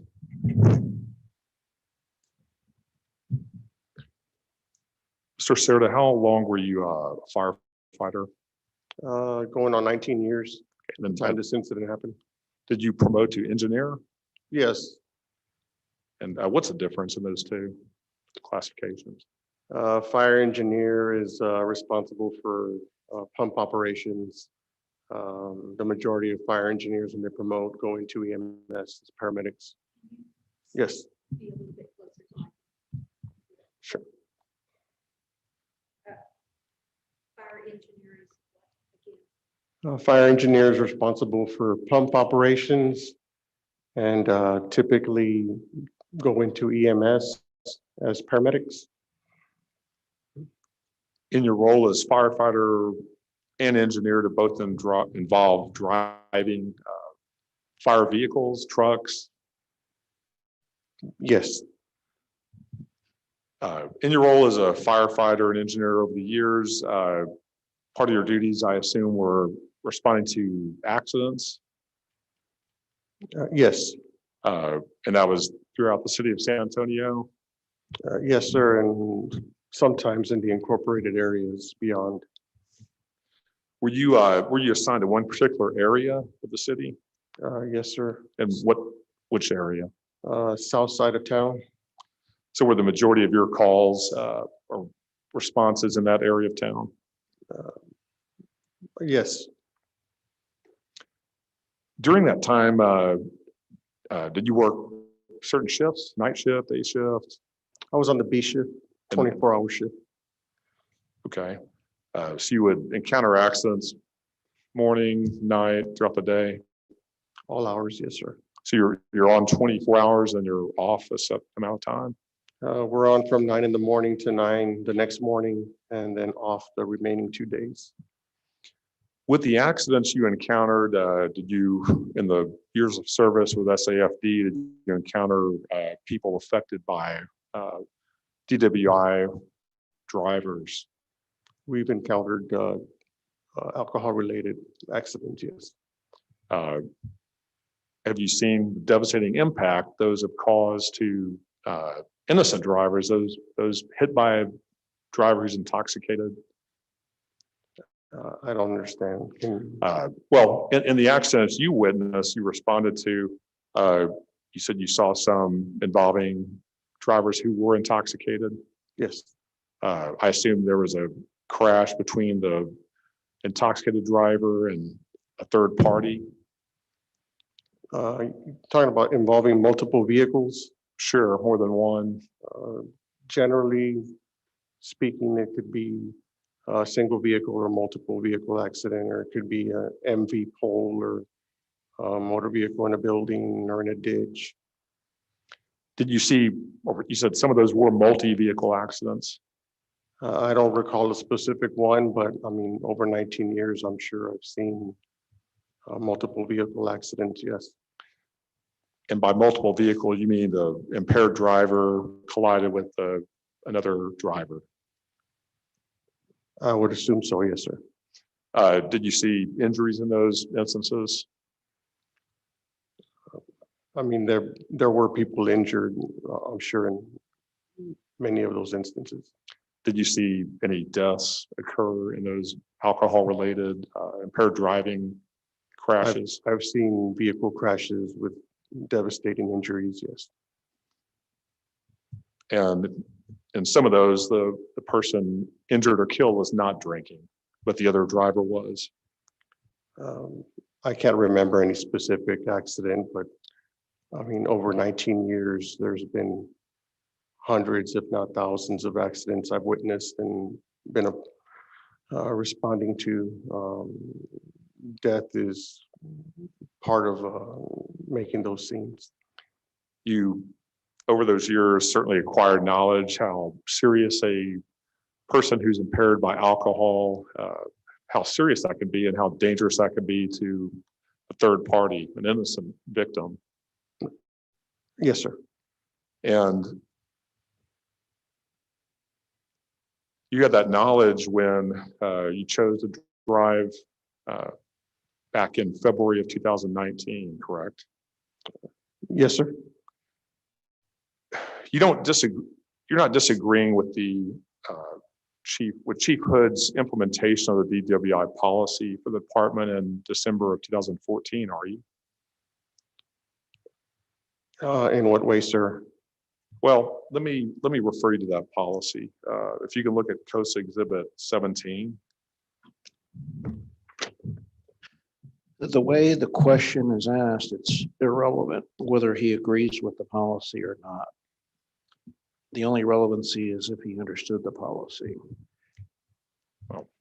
I'll allow him to answer the question. You can come back on cross-examination and clarify it if you wish. I'll allow the question.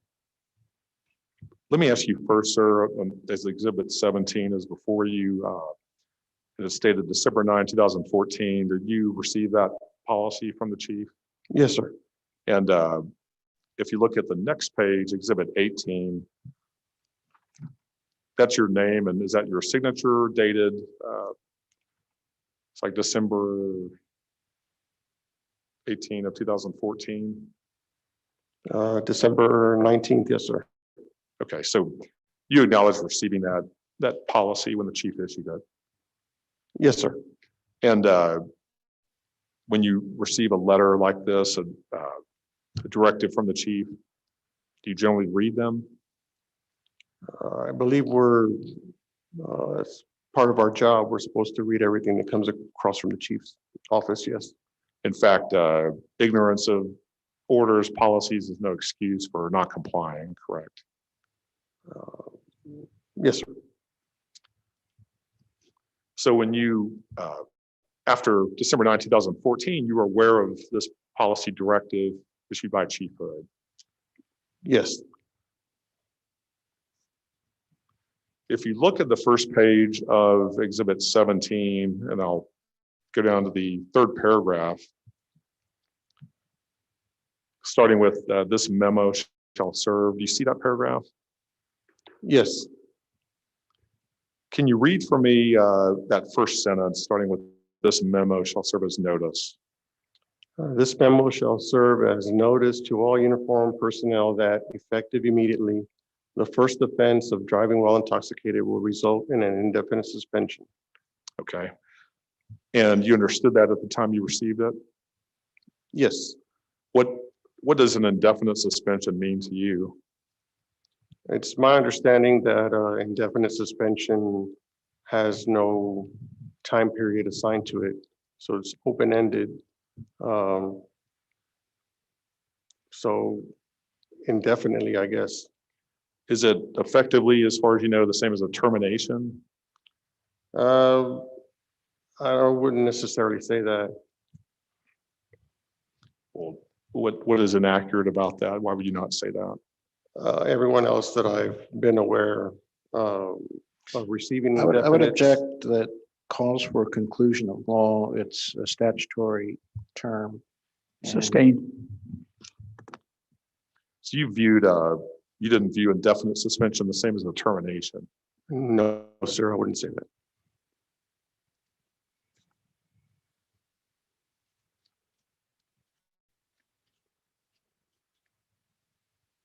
You could look at Exhibit 19 for me.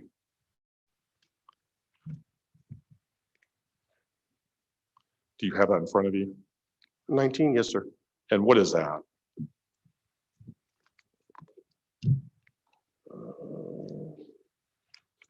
It's the department rules and regs. And that's something you're given and given in the updates while you're a firefighter or engineer? I believe we're issued one set when we first come in as probationary firefighters. And then you did acknowledge receiving those on Exhibit 20. Is that your signature?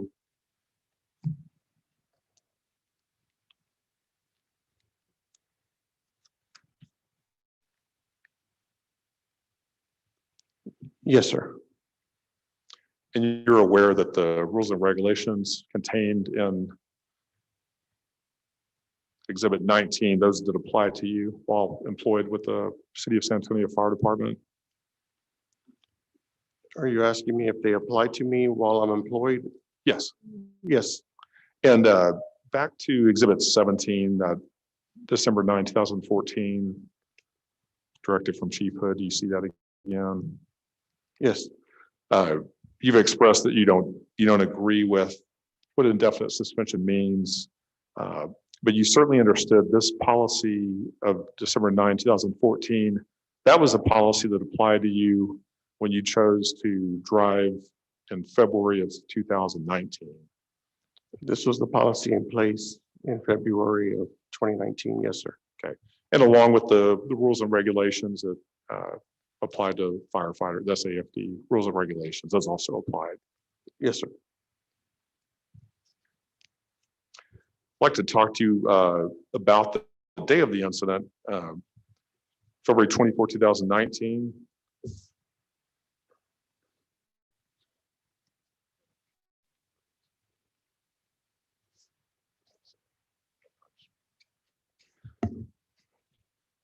Do you recall that day, February 24, 2019? Yes, sir.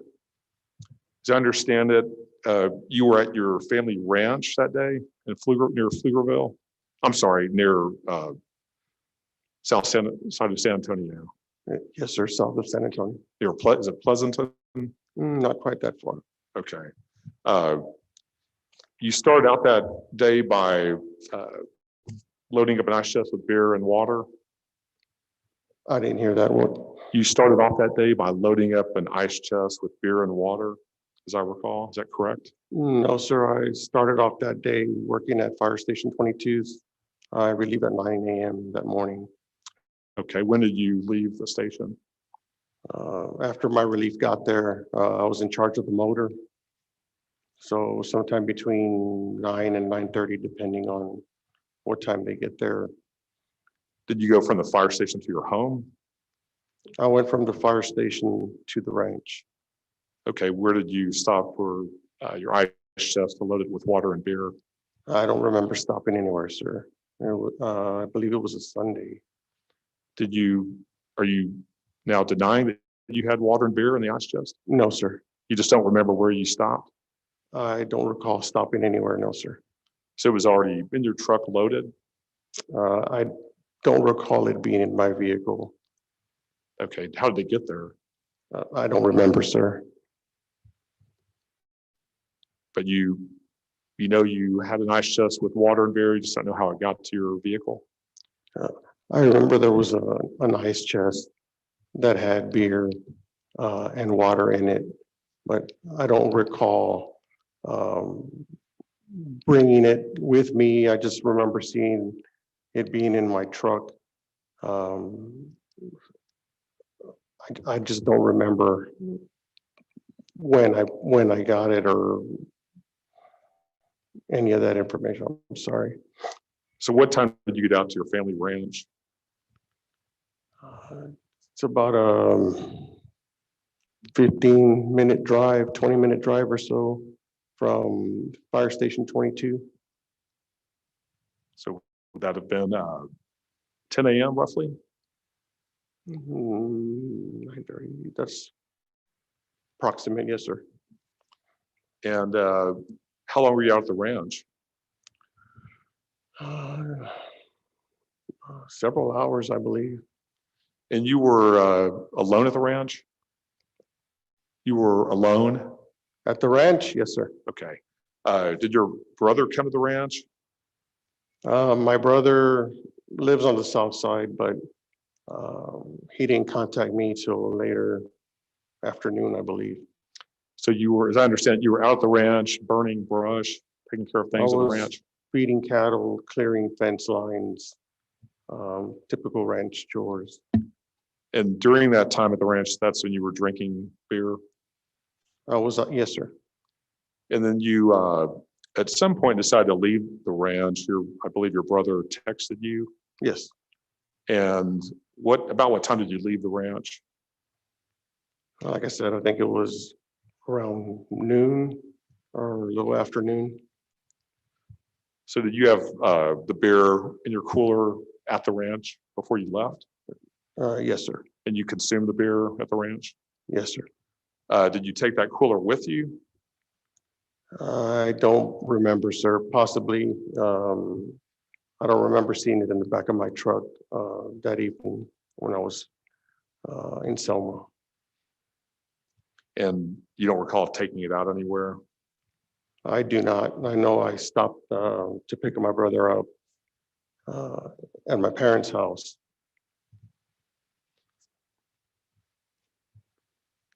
And where is their home located? They are located south of Military Drive off Pleasanton Road. So is that 15, 20 minutes from the ranch? Closer than that. So you went from the ranch to your parents' home and you left your vehicle there, is that correct? Correct. And did you take the cooler out? That I'm not aware, possibly. I don't really remember And anything with the cooler, sorry. I understand you were driving from south of San Antonio to north of Austin to look at some rims for a vehicle. Yes, some rims for my brother's Jeep. And who drove to that North Austin location? My brother drove. And then what time did you go back? Well, did you just go with your brother and then come straight back to your mom's home to get the vehicle? Yes. And what time did you return to your mom's home? Probably close to 5 o'clock or so. And were you and your brother drinking in that trip to north of Austin and returning home? No, sir. But you don't know if the cooler was with you or not. Probably stayed in the truck. But when you took the truck with you, you said it wasn't with you when you were driving toward Retama Parkway. There was no cooler in the truck. If it was in my truck, it would have been inventoried. I don't remember seeing it either through the video. I didn't retrieve my truck till the next day after I got out of the jail. And so approximately what time did you get back to your parents' home? From After looking at the rims with your brother? probably close to 5. And what did you do at your parents' home upon returning? I just went inside, grabbed my gear bag, and left. And you chose them to drive your own vehicle? I drove my truck home, yes, sir. And that was after drinking several beers?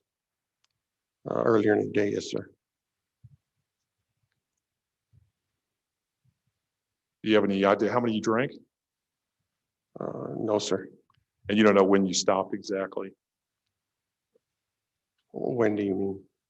You don't know when you actually stopped drinking alcohol that day? I was only drinking at the ranch, sir.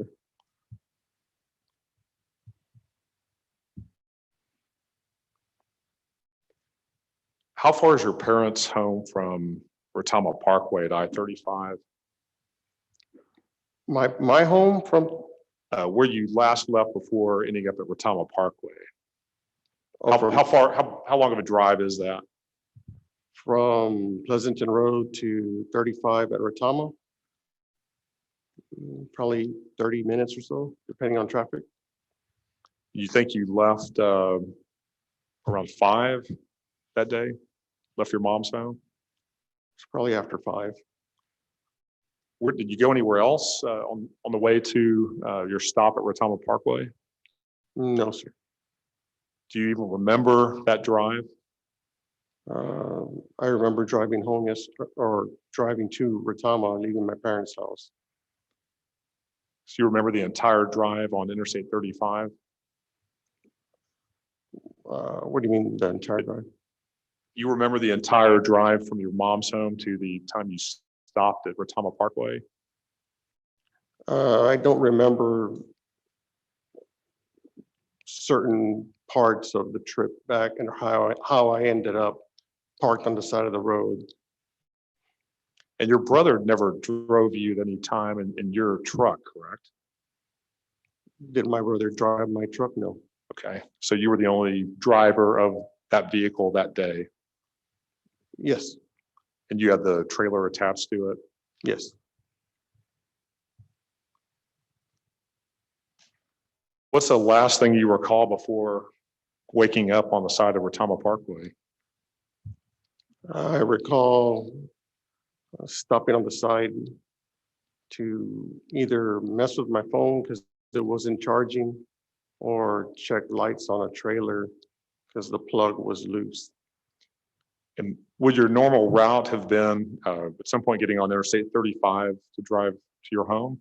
Yes, And what's the speed limit on I-35 on that trip? I believe it's 60, 65. And was there the usual heavy traffic for that time of day? I don't recall. It was a Sunday, early evening.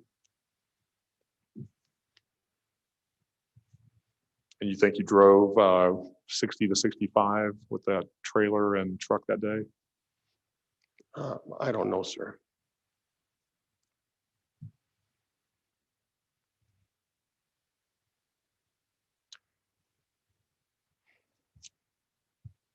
So you ended up back on Retama Parkway. You don't have any idea how long you were there before being approached by the officer? No, I just looked at the timestamp on the police report. And their stamp looks like they first encountered you about 6:35, 6:30 that evening. It was about 6:30, yes, sir. When they first tried to speak with you, you had your sunglasses on, you were slumped over, you were drooling out of your mouth. Do you recall that? No, sir. You don't recall seeing that in the police report? I read that in the police report. I don't remember. Do you have any reason to disagree with that account of the condition you were in? No, sir. Do you disagree that you had a open Bud Light can in your front console? No, sir. So you admit that was there, that open container of beer? I saw that on the video, yes, sir. And that wasn't a regular size can, but a 24 ounce? That's what the police officer wrote, yes, sir. Was that the one that you took to the ranch and were drinking that day? I don't remember that, sir. Do you remember the type of beer you took to the ranch? It was can beer, Bud Light. Okay, so it's the same type found in your vehicle that day? The same, yes, same brand. So I'm going to, in a minute, go into the video of the encounter, which you saw parts earlier, and ask you some questions about that. When is your first recollection of seeing the officer? The officer himself, or? Well, let's start with his vehicle. When did you first see his vehicle there on Retama Parkway? As I was approaching the intersection, Lookout Road and Retama, that's when I heard a siren and saw the lights. So even though he was parked behind you for roughly a minute or so, you never saw lights, heard anything? No, sir. The first thing I saw was a bright white light reflecting off my side mirror. How long had you been asleep on the side of the road? I'm unaware, sir. I don't know. And you never did listen to his command when he tapped on your window? I never saw him at the side of the window. No, sir. But you were awake at that time, correct? I don't remember that, sir. And you don't remember, but you remember driving off and seeing lights, but you don't remember him tapping on the window? That's correct. And this was just about 2 years ago, right? Yes, sir. You haven't had any memory issues in your past, have you? How far back are you talking? Well, I mean, have you been diagnosed with any memory problems? Not diagnosed, no.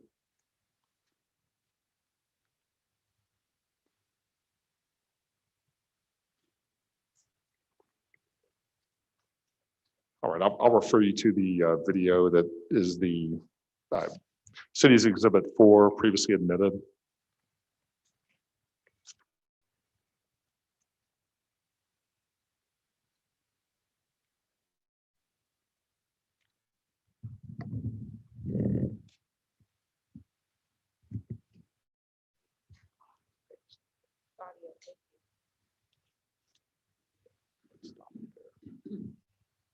This is the police vehicle's dash cam.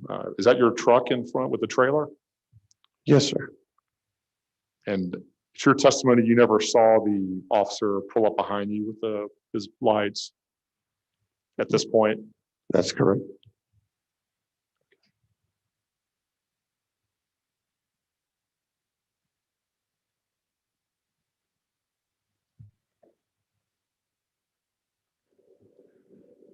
Do you see the reflection in your back window in your truck of the overhead lights of the police vehicle? I'm sorry, what was that? Do you see the reflection of the overhead police vehicle lights Yes, in your that shine into your window? I see that on the video, yes, Okay. sir. Do you recall seeing that evening? No, sir.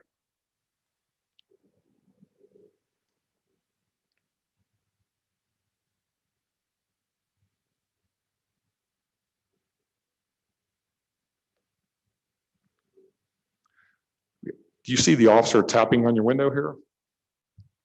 I see him tapping on the window in the video, yes, sir. Now, you didn't try to move your vehicle before he tapped on the window, did you? You didn't move it at this point. No, the vehicle hasn't moved, no, sir.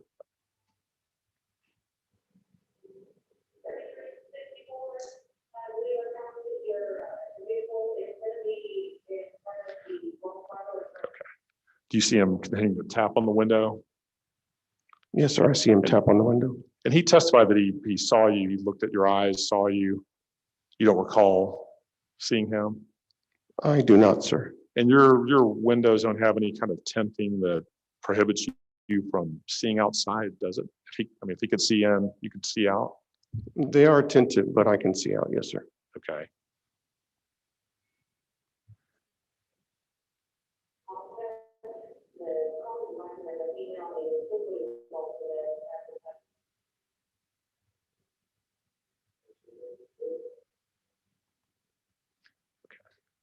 So then he gives you one last tap and you accelerate off. Do you see that? I see him tapping on the window and I start driving away, yes, sir. Okay. And so you don't remember that? I don't remember that, sir, no. Are you familiar with this area? Yes, sir. How far do you live from there? Approximately 1 or 2 miles away. So you know there are pedestrians walking on the nearby sidewalks, the grassy areas, children with pets walking by the roadway? You're asking me if I see them walking? Well, you're familiar with that general area? It's by a residential area. Rotama Parkway? Yes, sir. And you know that that's an area that people walk after work or in the evenings?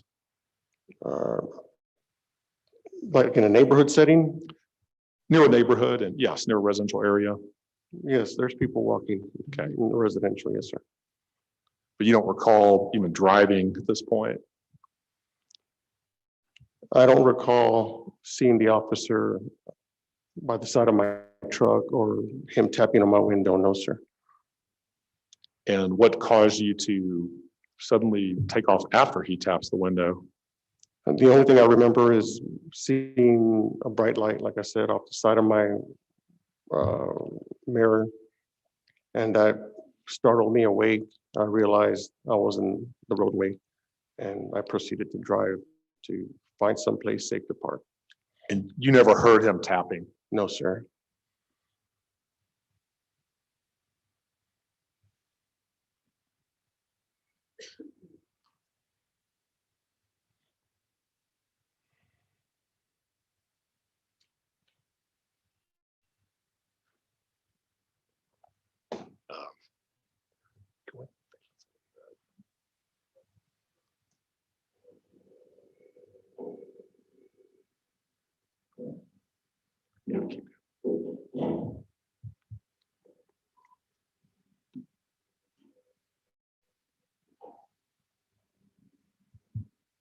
So when you started there, you said you were startled by lights and you took off? I was startled by a light. I looked up and realized I was in a roadway on the side of the road. And I proceeded to drive forward to find a place to pull into. So you didn't, before starting, you didn't look around to see if it was safe to proceed? Safe to proceed how, sir? Safe to go forward in your vehicle on the roadway? No, I saw the lane in front of me was clear, so I started taking my vehicle forward slowly. Yes, sir. So you looked only in front of you. You didn't even look slightly to your left to see the officer, is your testimony? No, the only thing I saw to the side of me off the mirror was the bright light. I didn't know what that light was. I realized I was in the roadway, so I pulled forward to try to get off the road.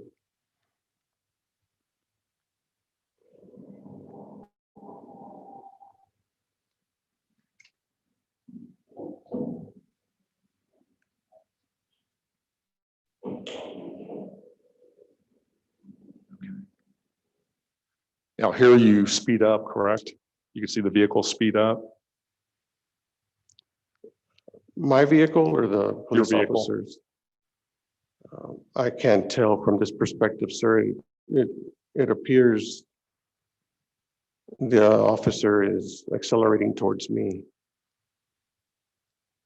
And you saw the speed limit sign in that video, didn't you? Yes, sir, 40 miles per hour.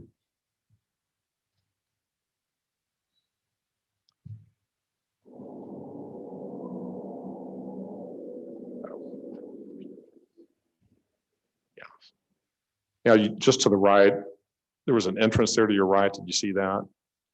I see it on the video, yes, sir. Now, it had no exit gate there, did it? I could not make one out on that driveway, sir, no. In fact, you weren't going slow enough to safely pull off the side of the road. I was going slow enough, looking for a place to pull into, and the next driveway, as you'll see, does have a cable across it. But the one you just passed, there was plenty of room there to pull in, wasn't there? At that time, I don't recall seeing that driveway being clear. You can't really see it on the video. Further in, there is like a booth or obstacles where you can't pass after hours. So you thought it was safer just to keep going and driving? At that point, I just was looking for a place to safely park my vehicle. I wasn't looking for the first available driveway or anything like that. I just was going slow to try to find a place to pull off the road. You've seen plenty of accidents where police vehicles block the roadway or the lane of traffic where an accident occurs in the front of the vehicle, right? Yes, sir. In fact, the same is done with fire trucks on the interstate. If there's fast moving traffic, an entire lane may be blocked by the fire truck to prevent someone from being hit by a passing car. Yes, sir. That's why we never walk behind an apparatus that's blocking, because people tend to aim straight at them. And in this case, you had a police vehicle blocking the traffic before you took off. That was a safe area to speak with the officer, wasn't it? That's where he chose to speak with you. I didn't realize he was behind me or that it was a police officer at that time, sir. No. And you just chose to drive off instead of staying there where it was safe in front of the vehicle. I chose to get off the road because I found myself parked on the side of the road.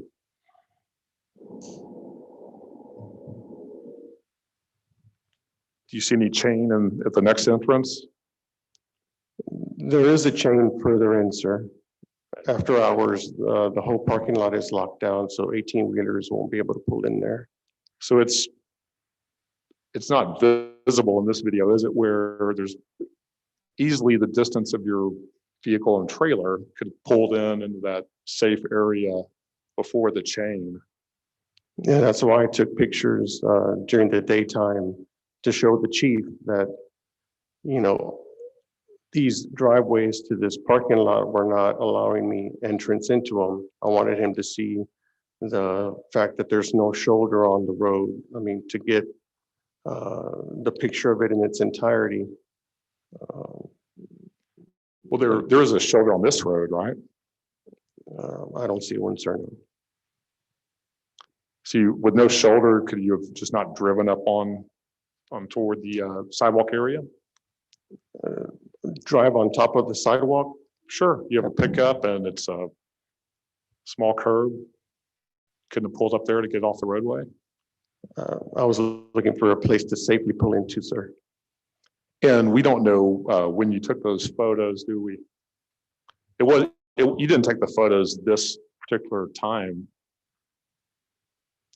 I took them before I met with the chief to show him the layout of the street and the fact that there's no shoulder on the road. I took a picture of the speed limit signs, the driveways.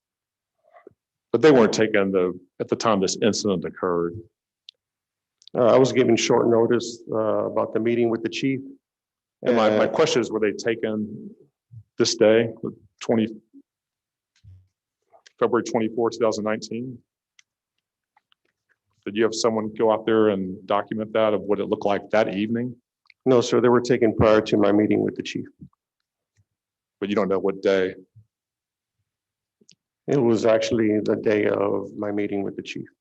And that could have changed, certainly from the condition of this area could have changed from the time of your incident up until the meeting with the chief.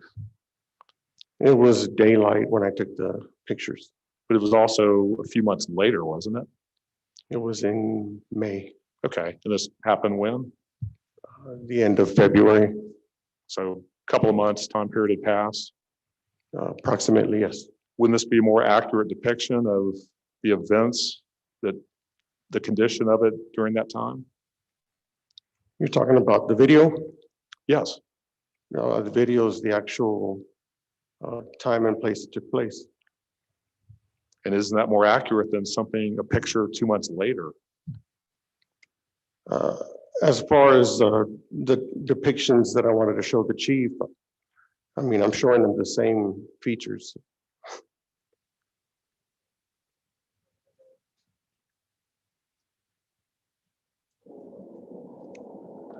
Yes. Let's pay attention to your driving here.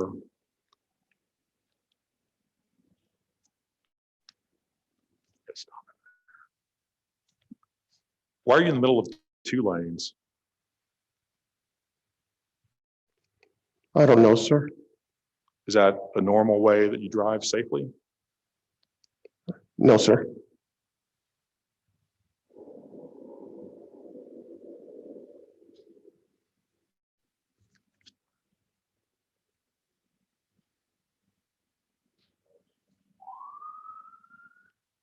Did you hear the siren just now in the video? Yes, sir. Did you hear it that evening? I did hear it. I don't remember at what point, according to the video, that I heard or saw the lights. But I remember as I approached the intersection is when I first saw the lights behind me. So you can't recall hearing it at the moment, it's just went off in the video here? I don't remember seeing the lights or hearing the siren at that point in time, no, sir. Now, I would approximate you're less than 50 yards in this video. Would you agree with me? 50 yards I'm from, going to object to the form of the question, 50 yards from what? From the front of his vehicle to your vehicle? Okay, we have an objection. Would you restate your question, please?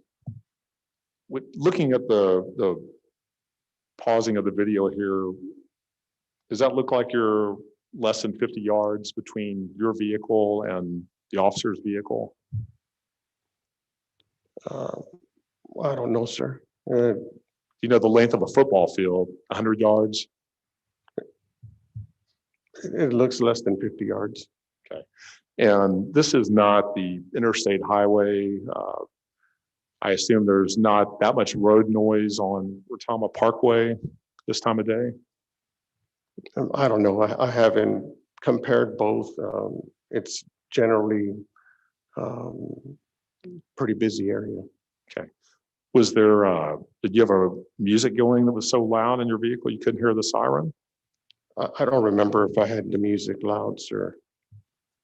And you still didn't see the lights here flashing behind you?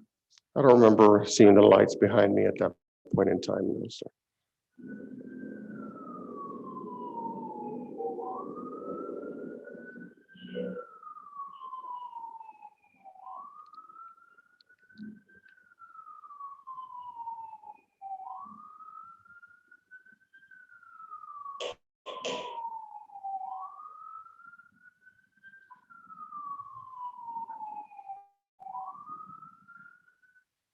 Do you see how you took that turn at the intersection? Yes, sir. And is that a normal, safe way that you would drive and getting and crossing the yellow line as you turn? In what way do you mean? Do you normally cross over the yellow line as you turn through an intersection? No, sir.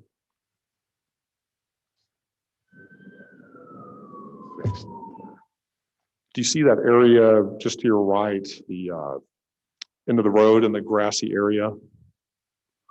Yes, sir.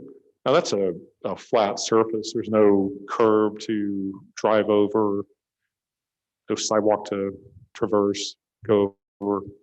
No, there's no curb on that side of the road. And you could have easily crossing the intersection, just gone to your right and pulled over into the grassy area that's safe, away from any traffic and into the chase.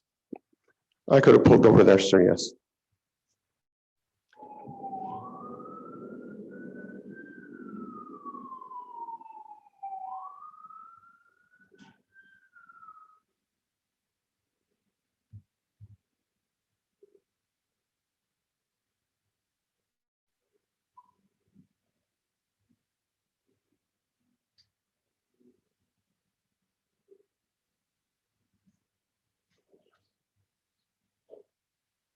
So where you pulled in there, you saw a car exit. Yes, sir. Were you familiar with this apartment complex? No, sir. How far did you live from there? About 2 miles. And you stated earlier you didn't want to pull into any chained off area, but you chose to pull in here to a gated area where a car exited from? Yes, sir. As soon as I realized the police officer was behind me with his lights and heard his siren, I tried to turn into the first available driveway, and this was the one that I chose. So you, before the turn from Retama to Lookout Road, you don't recall hearing the siren, seeing the lights, correct? That's correct. But now you think you heard them at some point, and that distance from the intersection to the time you turned in here? Yes, sir. From the intersection is my first recollection of seeing the lights and hearing the siren. So I took the first opportunity into the driveway. And from the video, you'd agree with me that nothing changed as far as the siren or the lights. They were going from that, from the time you fled from the initial contact. There wasn't any gap or silent time that it was silenced. Object to the form of the question, argumentative, the use of the term fled. Overruled.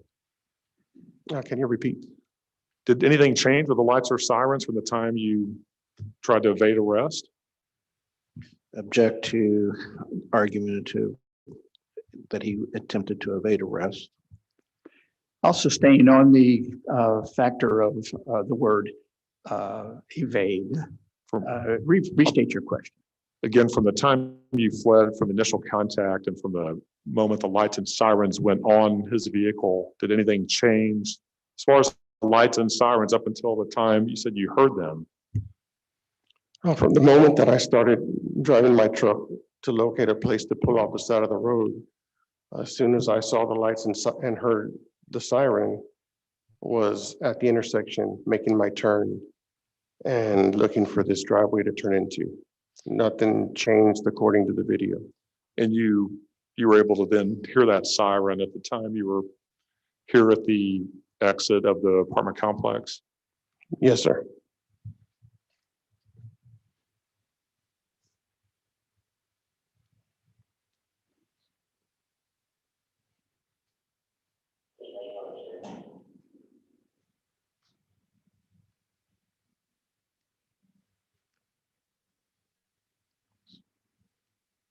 So at the time you knew that the officer was wanting you to, did you know he wanted you to stop at that point? No, sir. I didn't actually see where the officer was when I was trying to back my vehicle out of the exit driveway. But you knew you heard lights and sirens at the time you started backing up? Right, but I don't remember seeing where his car was parked. Never saw the lights flashing? I don't remember bits and pieces from the start to when I was pulling into Retama at the 200 block. But I know that I turned into this driveway and the gate was blocking my entrance. In any event, it was a safe place for you to stop outside of traffic right there without moving another inch. Yes, sir. But you chose to back up and try to leave again, right? Yes, sir.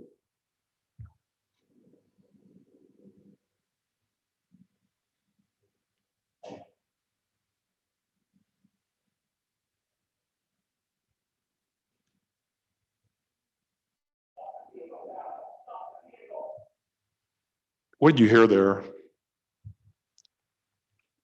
What did I hear? just now in the video? The officer was speaking on the PA system. Okay, now the sirens were no longer going in the video, right? I don't hear the sirens, no, sir. Okay, but you did, is it your testimony you never heard the commands to stop the vehicle now? I never heard the PA system. The first indication that I had about the PA system being used was when I read it on the police report. And you've been around PA systems, I'm sure, with police vehicles, fire vehicles. Have you heard those before? Yes, sir. And you're aware those can be heard loudly, and even if you're inside the vehicle and it's being broadcast from the police vehicle? Yes, sir. Was there any noise that was prohibiting you from hearing it? I don't recall any noise, sir. And you just don't recall hearing his commands? I don't remember the PA system being used, no, sir.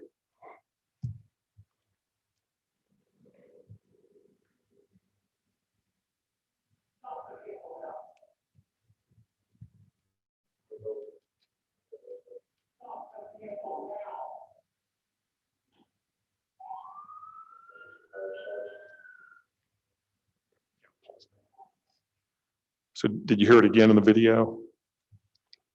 I did hear it, sir. You heard two more commands to stop the vehicle?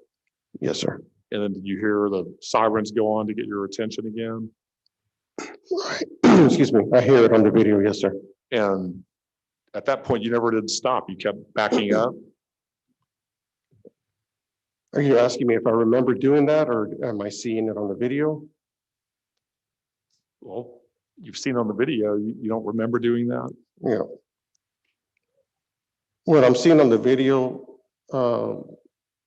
is kind of like confusing to me because I remember parts of when I was stopped to when I ended up on the 200 block of Retama. But I remember just being confused and unaware of a lot of what was going on at the time.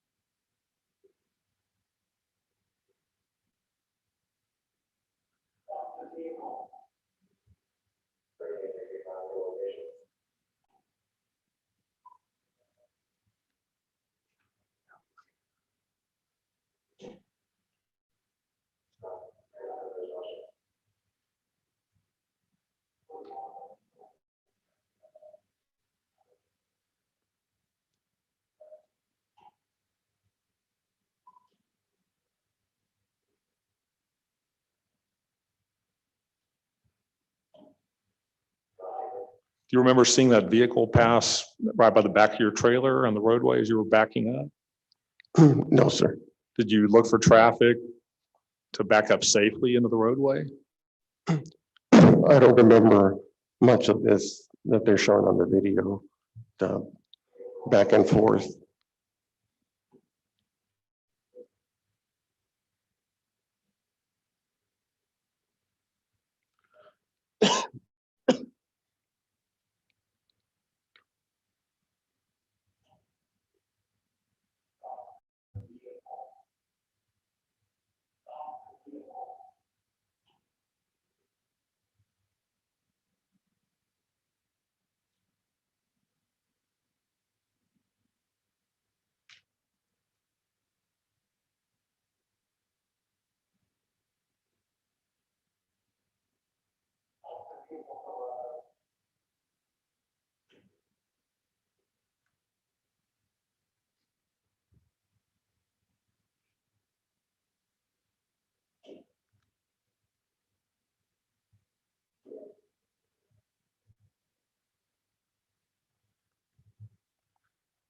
Do you see in the video where there's a fire truck in the center lane? Yes, sir. Did you see that at the time as you were going that direction? No, sir. So you have no recollection of that fire truck being there with the lights? I don't remember seeing a fire truck.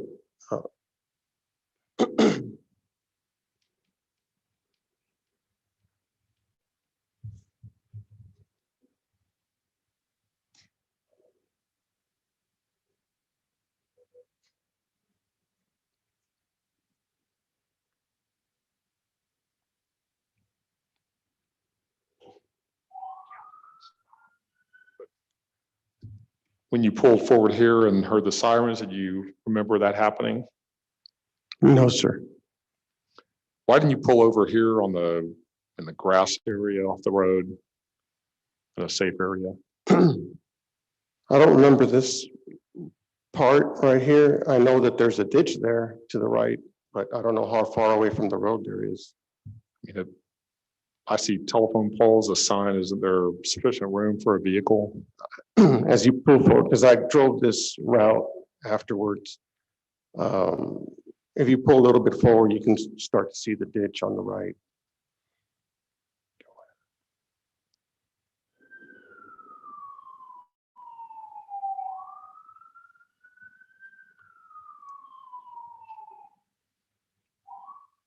So even there, you don't think there's sufficient room for the width of a vehicle, maybe 10 feet wide at most, before the ditch? I drove that area again, and that space you see from the roadway to the telephone post is real soft soil because of the ditch.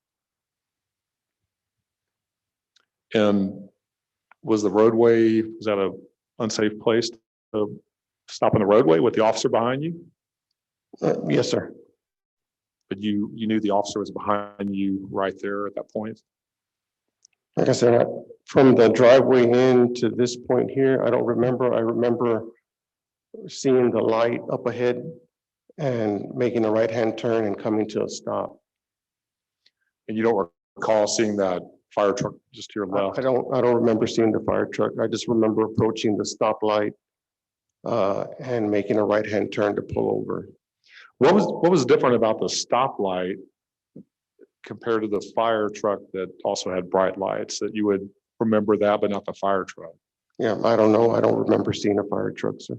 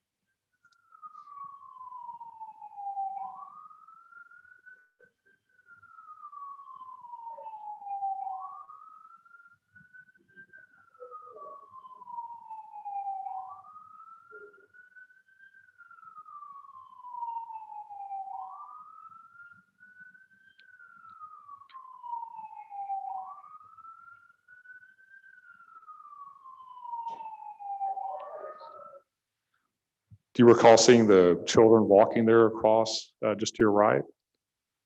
No, I don't remember seeing children. I remember seeing the two officers behind me at that point in time. I don't recall seeing anybody walking on the side in the ditch or the grassy area. You see them now in the video. I could barely make them out. When you pointed it out earlier, I kind of had to really look hard at it, but I can see two shadows over to the right and it looks like maybe a dog, I believe. But you don't recall that evening seeing them? I don't remember seeing anybody else on the road besides the police officers. And this is back on Retama Parkway where you ended up right here as shown in the video? This is the 200 block where the video starts is the 100 block of Retama Parkway. And you ended up here, well, take it.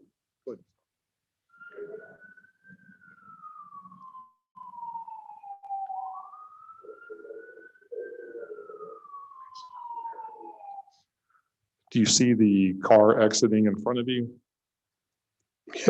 Yes, sir. That's, I believe, an assisted care living facility at the end of the road. And that's an accessible private driveway that doesn't have any, I mean, it's, you can drive in.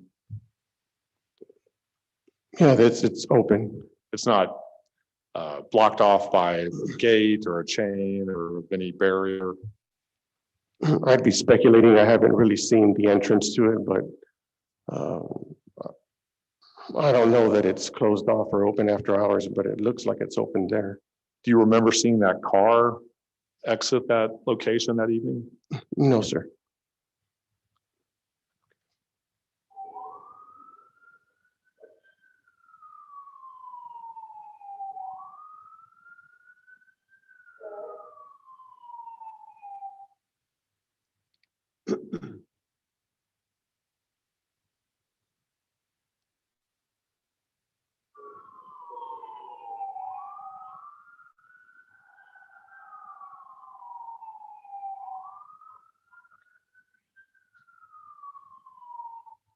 So you stop, looks like within walking distance of that entrance.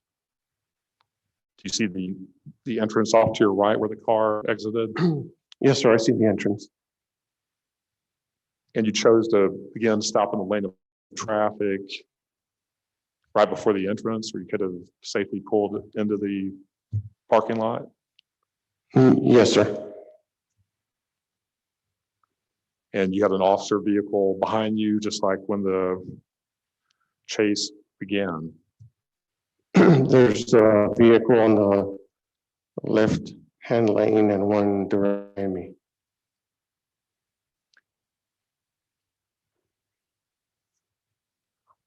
And why did you choose to stop there instead of going another, I don't know, 50 yards or so to that entrance and get off the roadway? I don't know, sir. And so two police vehicles needed to stop you. I don't understand. Can you rephrase that? You never did stop with one police vehicle chasing you, but you chose to stop two police vehicles chasing you. The other vehicle, I believe, was at the intersection as I was making my turn onto Retama Parkway. I don't believe he was assisting the other officer at that point in time. But at this point, when you did choose to stop, there were two vehicles, two police vehicles. I remember seeing the two vehicles at that point in time, yes.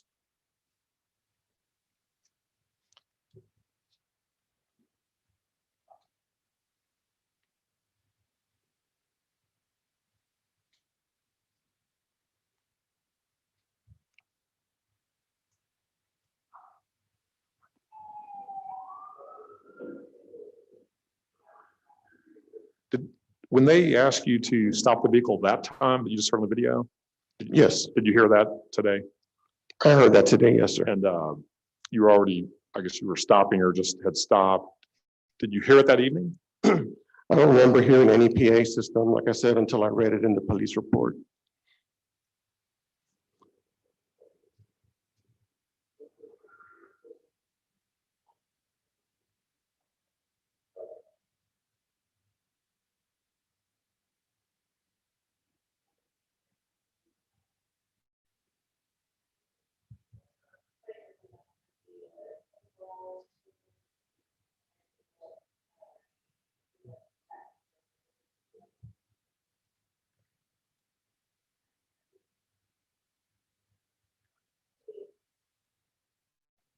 And we're about to get to that point, but in a few seconds, you exit your vehicle. Did you hear their commands from to exit the vehicle, or what made you get out of the vehicle?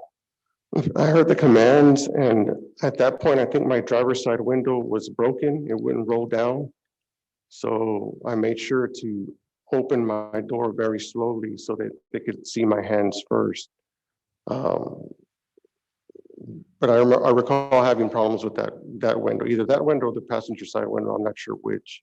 But you did hear the commands to I could put your hands out and hold your hands up. Yeah, I think, I don't know if I heard the officers as much as I saw them, and wanted to make sure that I was very deliberate and slow and didn't make any sudden movements. And why is it that you took care of doing that? I've seen bad outcomes when someone makes quick moves like that. Do you know there are usually bad outcomes when someone flees or police vehicle?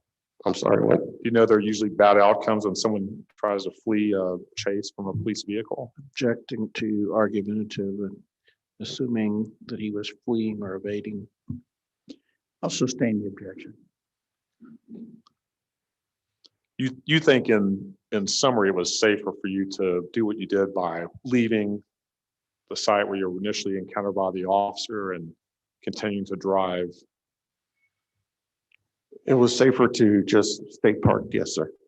But you think it was safer, as you did here, to drive for several minutes, even though the officers are chasing after you? You think that's safer than where you initially were that evening? At that point in time, like I said, I was confused. I was startled awake. I didn't understand what was going on. My first inclination was try to get off the roadway and find a safe place to pull into. And a lot of it you just don't remember? I don't remember that. A lot of it I saw the very first time they gave us that video yesterday.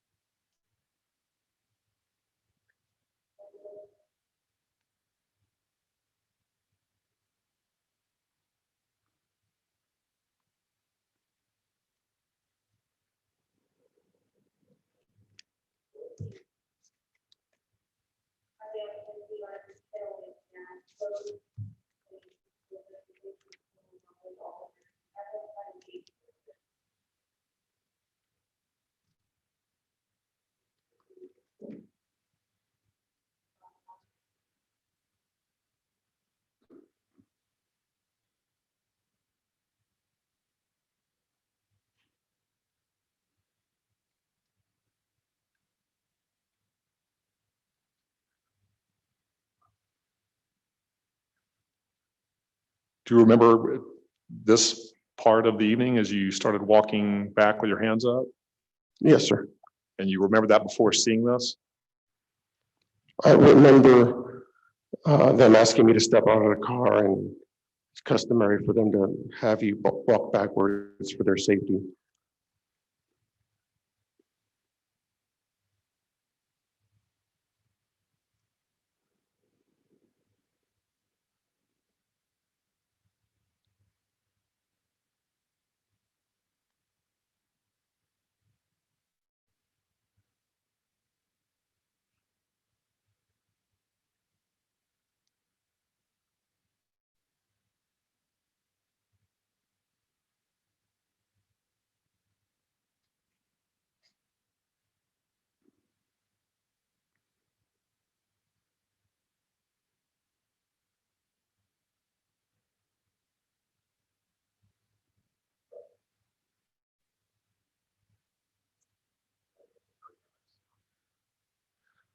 Now that evening, your brother had not been with you in that truck at any time, correct? He wasn't with me when this incident took place, no, sir. And do you recall telling the officers or asking where your brother was when they spoke with you here? Yes, sir.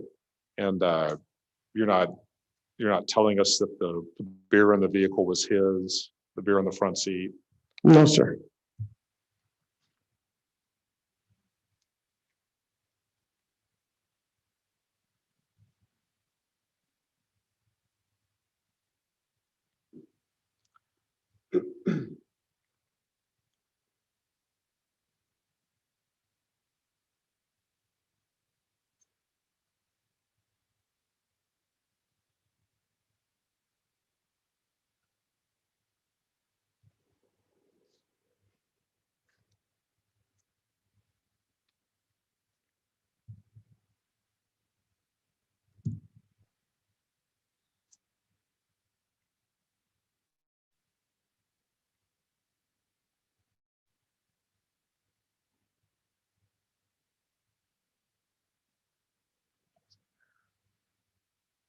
Do you recall having a handgun with you?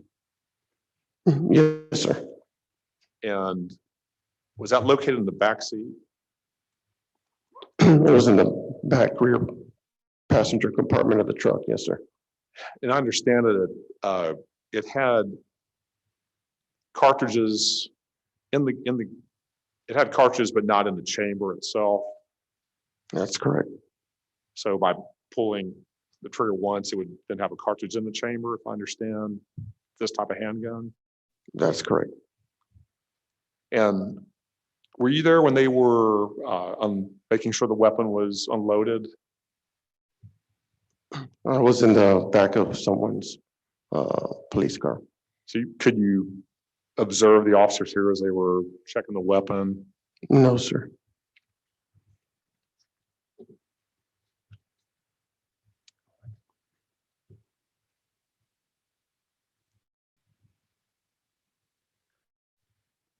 Or I think we're done with the that portion of the video for now.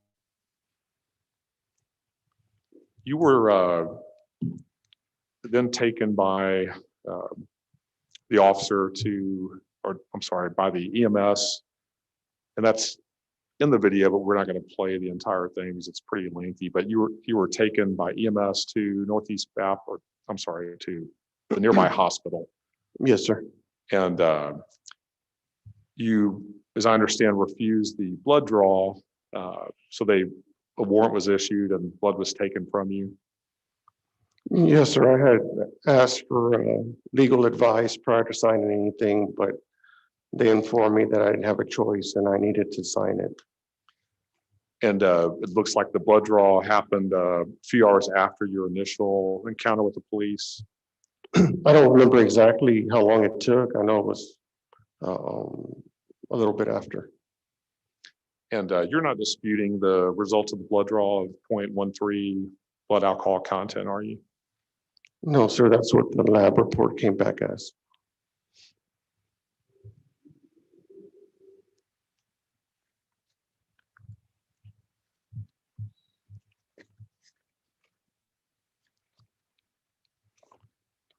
Do you recall then being charged at the Bexar County Jail with DWI, evading arrest, unlawful carry of a weapon, driving while intoxicated?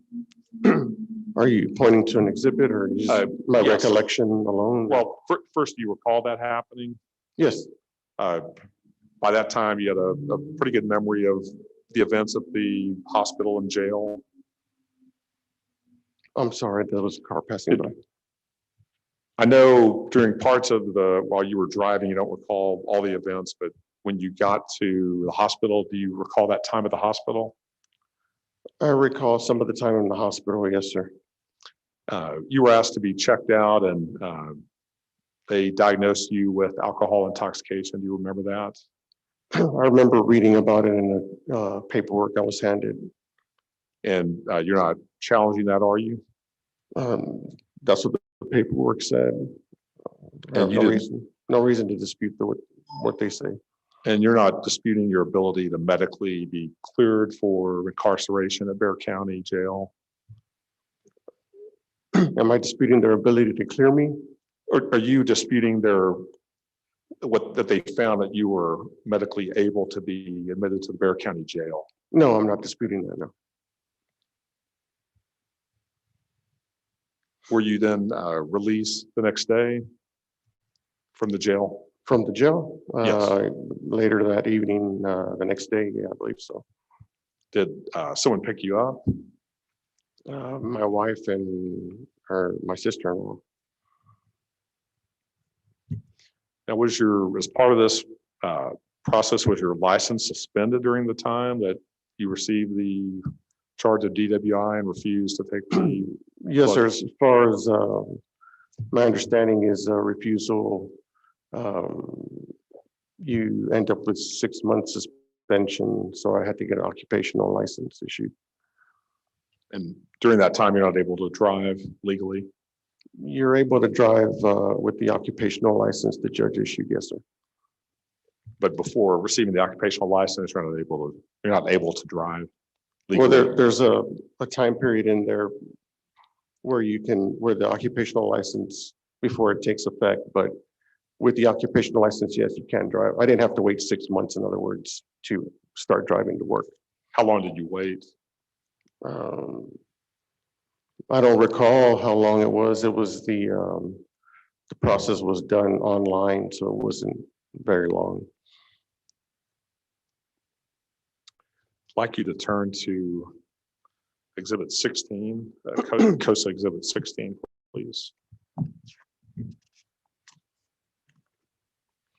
For the record, this is a certified copy of the complaint filed against you for the DWI.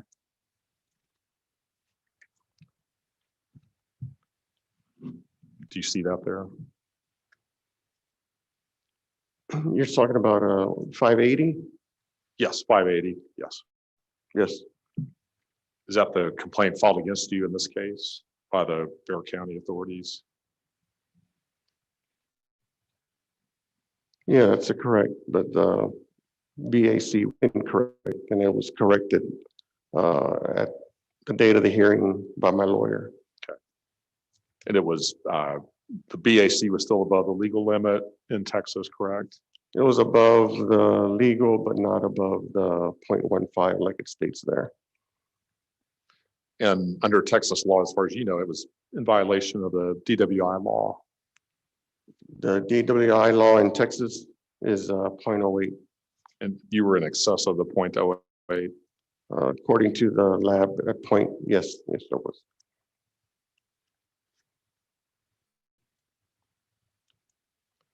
Now, if you can look at Exhibit 14, please. That starts as several pages. It starts at COSA 0506. Yes, sir, I'm there. Can you look at? We would object to this document because this document has a date well after the chief's letter of suspension, and therefore the chief could not have considered this document when making his decision, and to allow the city to put on evidence of something that the chief did not consider and could not have considered. He doesn't have clairvoyance to predict the future, would permit the city to introduce evidence that was not included in the chief's charge letter, and therefore would violate Chapter 143, and it would introduce error into this proceeding, and therefore we would object to its inclusion. And this goes to the issue we raised in our motion in limine as well. The date of this is August 8th, 2019. The chief suspended firefighter Cerda, I believe, on May 24th, 2019. So there's 4 months after the fact, and to include this would also violate principles of after acquired evidence to justify discipline. And even though this was issued after the fact, it relates to events that occurred. Just, prior.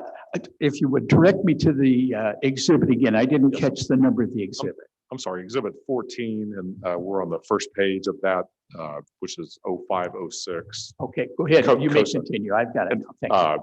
Just in response to that lengthy objection, I would say that the fire department has their own investigation independent of the criminal matter, but the events discussed here, even though generated after the discipline, all relates to this event, which was months before. Further, counsel, Mr. Caldwell asked earlier of the Selma police officer about the criminal matter. So he's opened the door to this by inquiring into the criminal matter. They brought it up first. And but we, independent of that, I think we'd be allowed to discuss this. We're not saying it was based on this, but certainly the events that night were played out in later court settings after the discipline, but still all the events were before the discipline and relate to the criminal matter as well. Well, the chief hasn't testified yet, but his notes of the meeting with firefighter Cerda indicate that he claimed that he had to fire him and could not wait until the outcome of the court proceeding, and therefore it would not have been relevant to his consideration when determining what was the appropriate level of punishment. And again, this is after acquired evidence. And again, to permit this to be considered would violate Texas Local Government Code Section 143.052, which provides that the chief must allege the acts of the person that the department head contends are in violation of the civil service rules. And that has been interpreted by the courts to preclude the admission of after acquired evidence. This is not an act that occurred before the letter of suspension. And again, this all relates to the facts that took place February 24, 2019. He's charged with violating laws of the state of Texas. This certainly emanates from those actions that he took several months ago or several months before. There's no prohibition from discussing these, even though the chief didn't rely on this. Well, let me ask you this, enlighten me, because it's a multiple page document and I'm not going to take the time to read it through right now. Does this pertain to a plea agreement? Is that what we're talking about here? It does. Okay. Yes, it does. I'm going to sustain the objection. It doesn't go to the punishment. After the event, he entered into a deal with the court that I don't think has any application to this hearing. Objection sustained.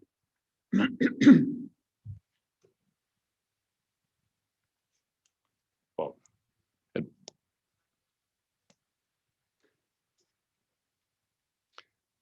just so I can respond, there is the allegation of intoxication that he is charged with, and this judicial admission of contained in the plea agreement state he admits that he is intoxicated. So I would like to be able to discuss that where he makes that admission. Well, he's already admitted he didn't challenge the fact that he had a blood alcohol level of 0.131. With that having been established, I sustain the objection. Move on.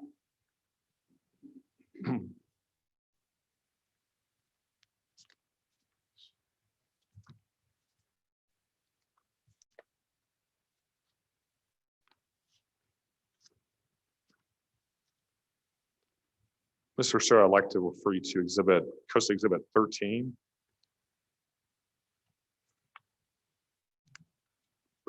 Okay, I'm there. And that's the first page of that is page COSA 492. Do you see that? Give that page again, please. Yes, 492. It's Exhibit 13. We would object to any reference or introduction of Exhibit 13 for the same reasons that we previously objected moments ago. This document is dated the 2nd of August, 2019, and it relates to a court proceeding, and this would not have been considered by the fire chief and would not be admissible under Texas Local Government Code Section 143.052. And so we believe that our objection would preclude the introduction of this evidence. And this is a document signed by Mr. Cerda where he's testifying to facts under oath here, representing a court of law, what the actions he engaged in on that night a few months prior to signing this. Again, it goes to the same issue. He's already admitted to having violated the law regarding the blood alcohol level 0.131 driving a vehicle. This is after the fact. The chief didn't consider it. It's a deal that he made with the court. These are charges that pertain to the court. I'll sustain the objection.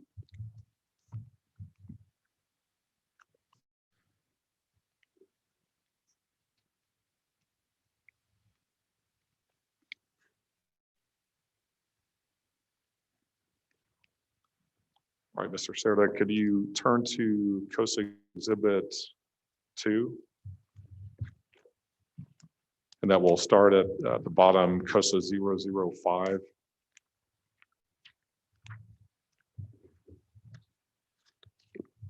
I'm there. And that it's a several page document. Looks like it ends at COSA 008. Do you have that in front of you?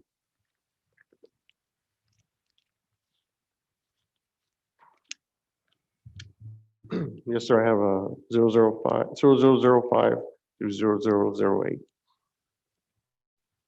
Now, is this a document you received back on May 13, 2019?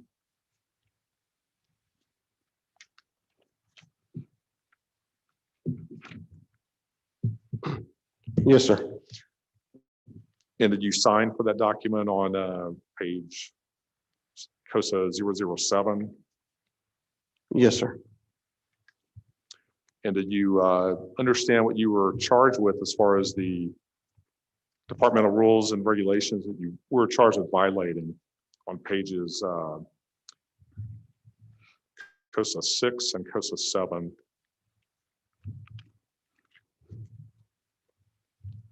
Yes, sir. 202, 301, 407, 409.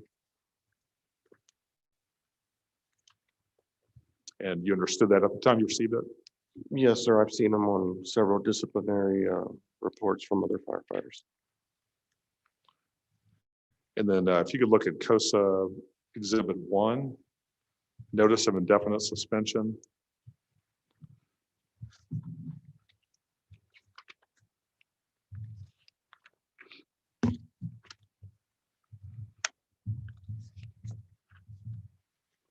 Yes, sir. That starts at COSA 001 through COSA 004. And is that your signature there on page COSA 3?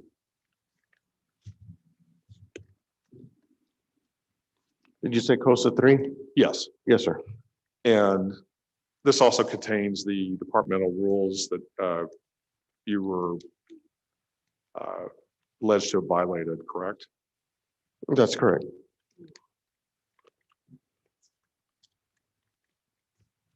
Now, you're not disagreeing that you violated the use of intoxicants rule 4.09? No, sir. You're not alleging you violated 4.07 negative public image? No, sir. You're not alleging that you didn't violate conduct and behavior 3.01? I'm sorry, can you repeat that? Do you admit to violating 3.01 as well? Yes, sir.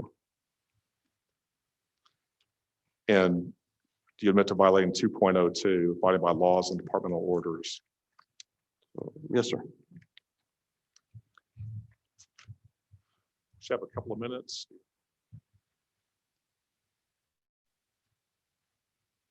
Can I get a drink? Something to drink?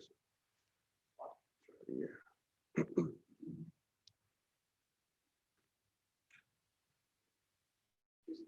He's getting a drink of water. Yes, let's give the court reporter 10 minutes. All right, we'll come back. It's about 3:20. Let's come back at 3:30.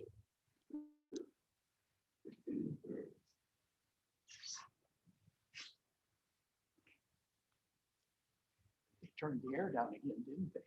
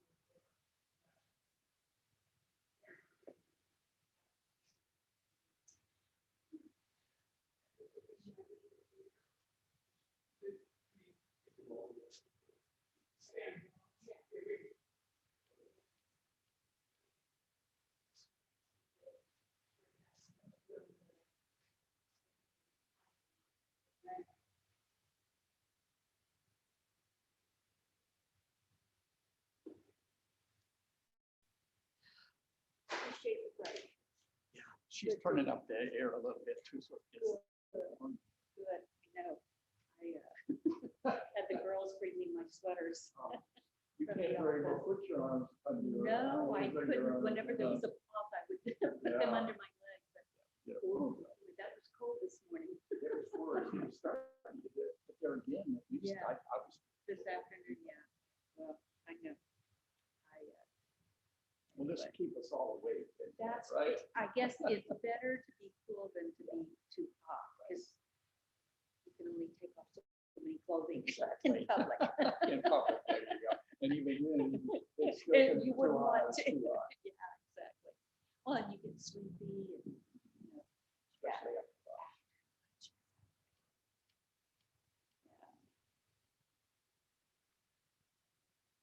intentionally drink, I mean, eat a lighter lunch if I'm in an all day Yeah, proceeding. I've been trying to keep that. You know, in these cases. My husband said we've got the COVID-19, the 19 pounds you put on from being home and around the kitchen all the time. Yeah. All those snacks and everything. And as we get older, man, it's harder and harder to lose that weight. Now, what city are you from? Oh, really? Oh, yeah. I have an uncle that lived there and raised 8 children. Where, what? See if I can remember Turtle. Anyway, Is it like the old? probably, yeah. Or new part? I mean, and they both moved away now. Their kids are all still in here. And my husband's best friend is now one of the probate judges in probate court for Jimmy Horwitz. Now, yeah, he just got elected Yeah, there this last time. that's why I know the name, you just had an election. Yeah, exactly.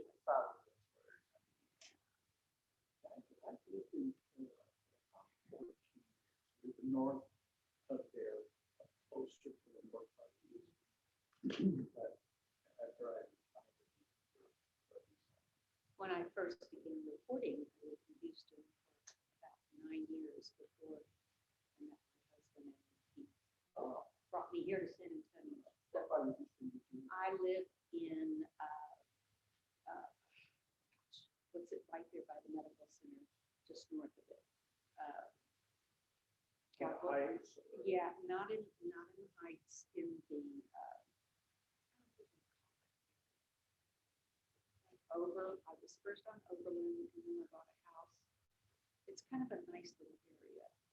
Well, it's Westview. Westview is around there.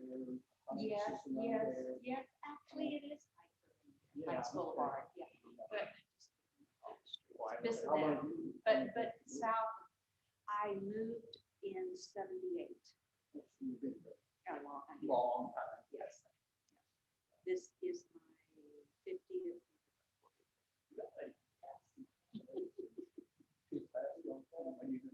Yes, Yeah. exactly. I just. Not yet. I don't. It's fun. Why should I retire? So have you done this kind of work your entire career, or what kind of law did you No, practice? I've been there. I started up. Yeah. Then I started going to night school. I mean, to me.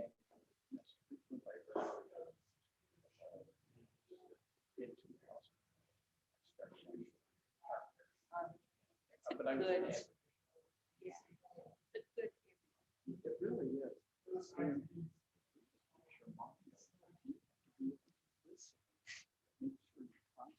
have a brother-in-law in Houston also, Jeffrey Horwood. No, Jeffrey Hoffman. Son of Jim Horwood. But he practiced defense law for a long time and retired from that, and now he's mediations and. Really? Yeah. Is he an arbitrator? I don't know if he's doing arbitrations. I know he's doing mediations, but he could be. I haven't asked him lately. That's fun. You can do it. Well, you Yeah. stay awake. Yeah, he does it when he Most people wants to, like it, and though. he can schedule it or, you know. So- wife, she hates it because I give all my. I just find it that like if somebody has to take something in my town, say they want some dates, figure out some dates. Because otherwise, I give it all. Yeah. I just, Oh, you enjoy it. I enjoy it and it just, I feel like an obligation to people.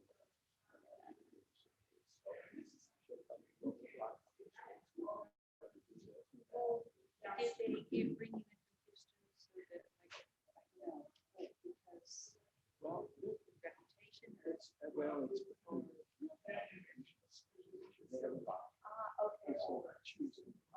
They'll bring you, I go to New Mexico, I've gone as far as Minnesota, Washington. Wow, that's interesting. You know, you're not really, unless you want to limit yourself.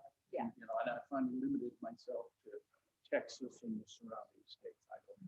I don't do Minnesota in the winter time. Oh, no way. That would be not fun.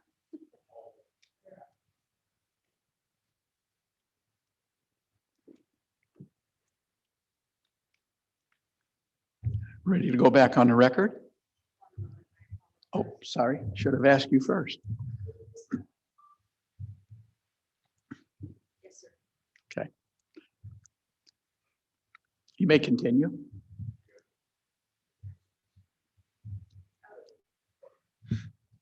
At this time, we pass the witness. Okay. Cross-exam?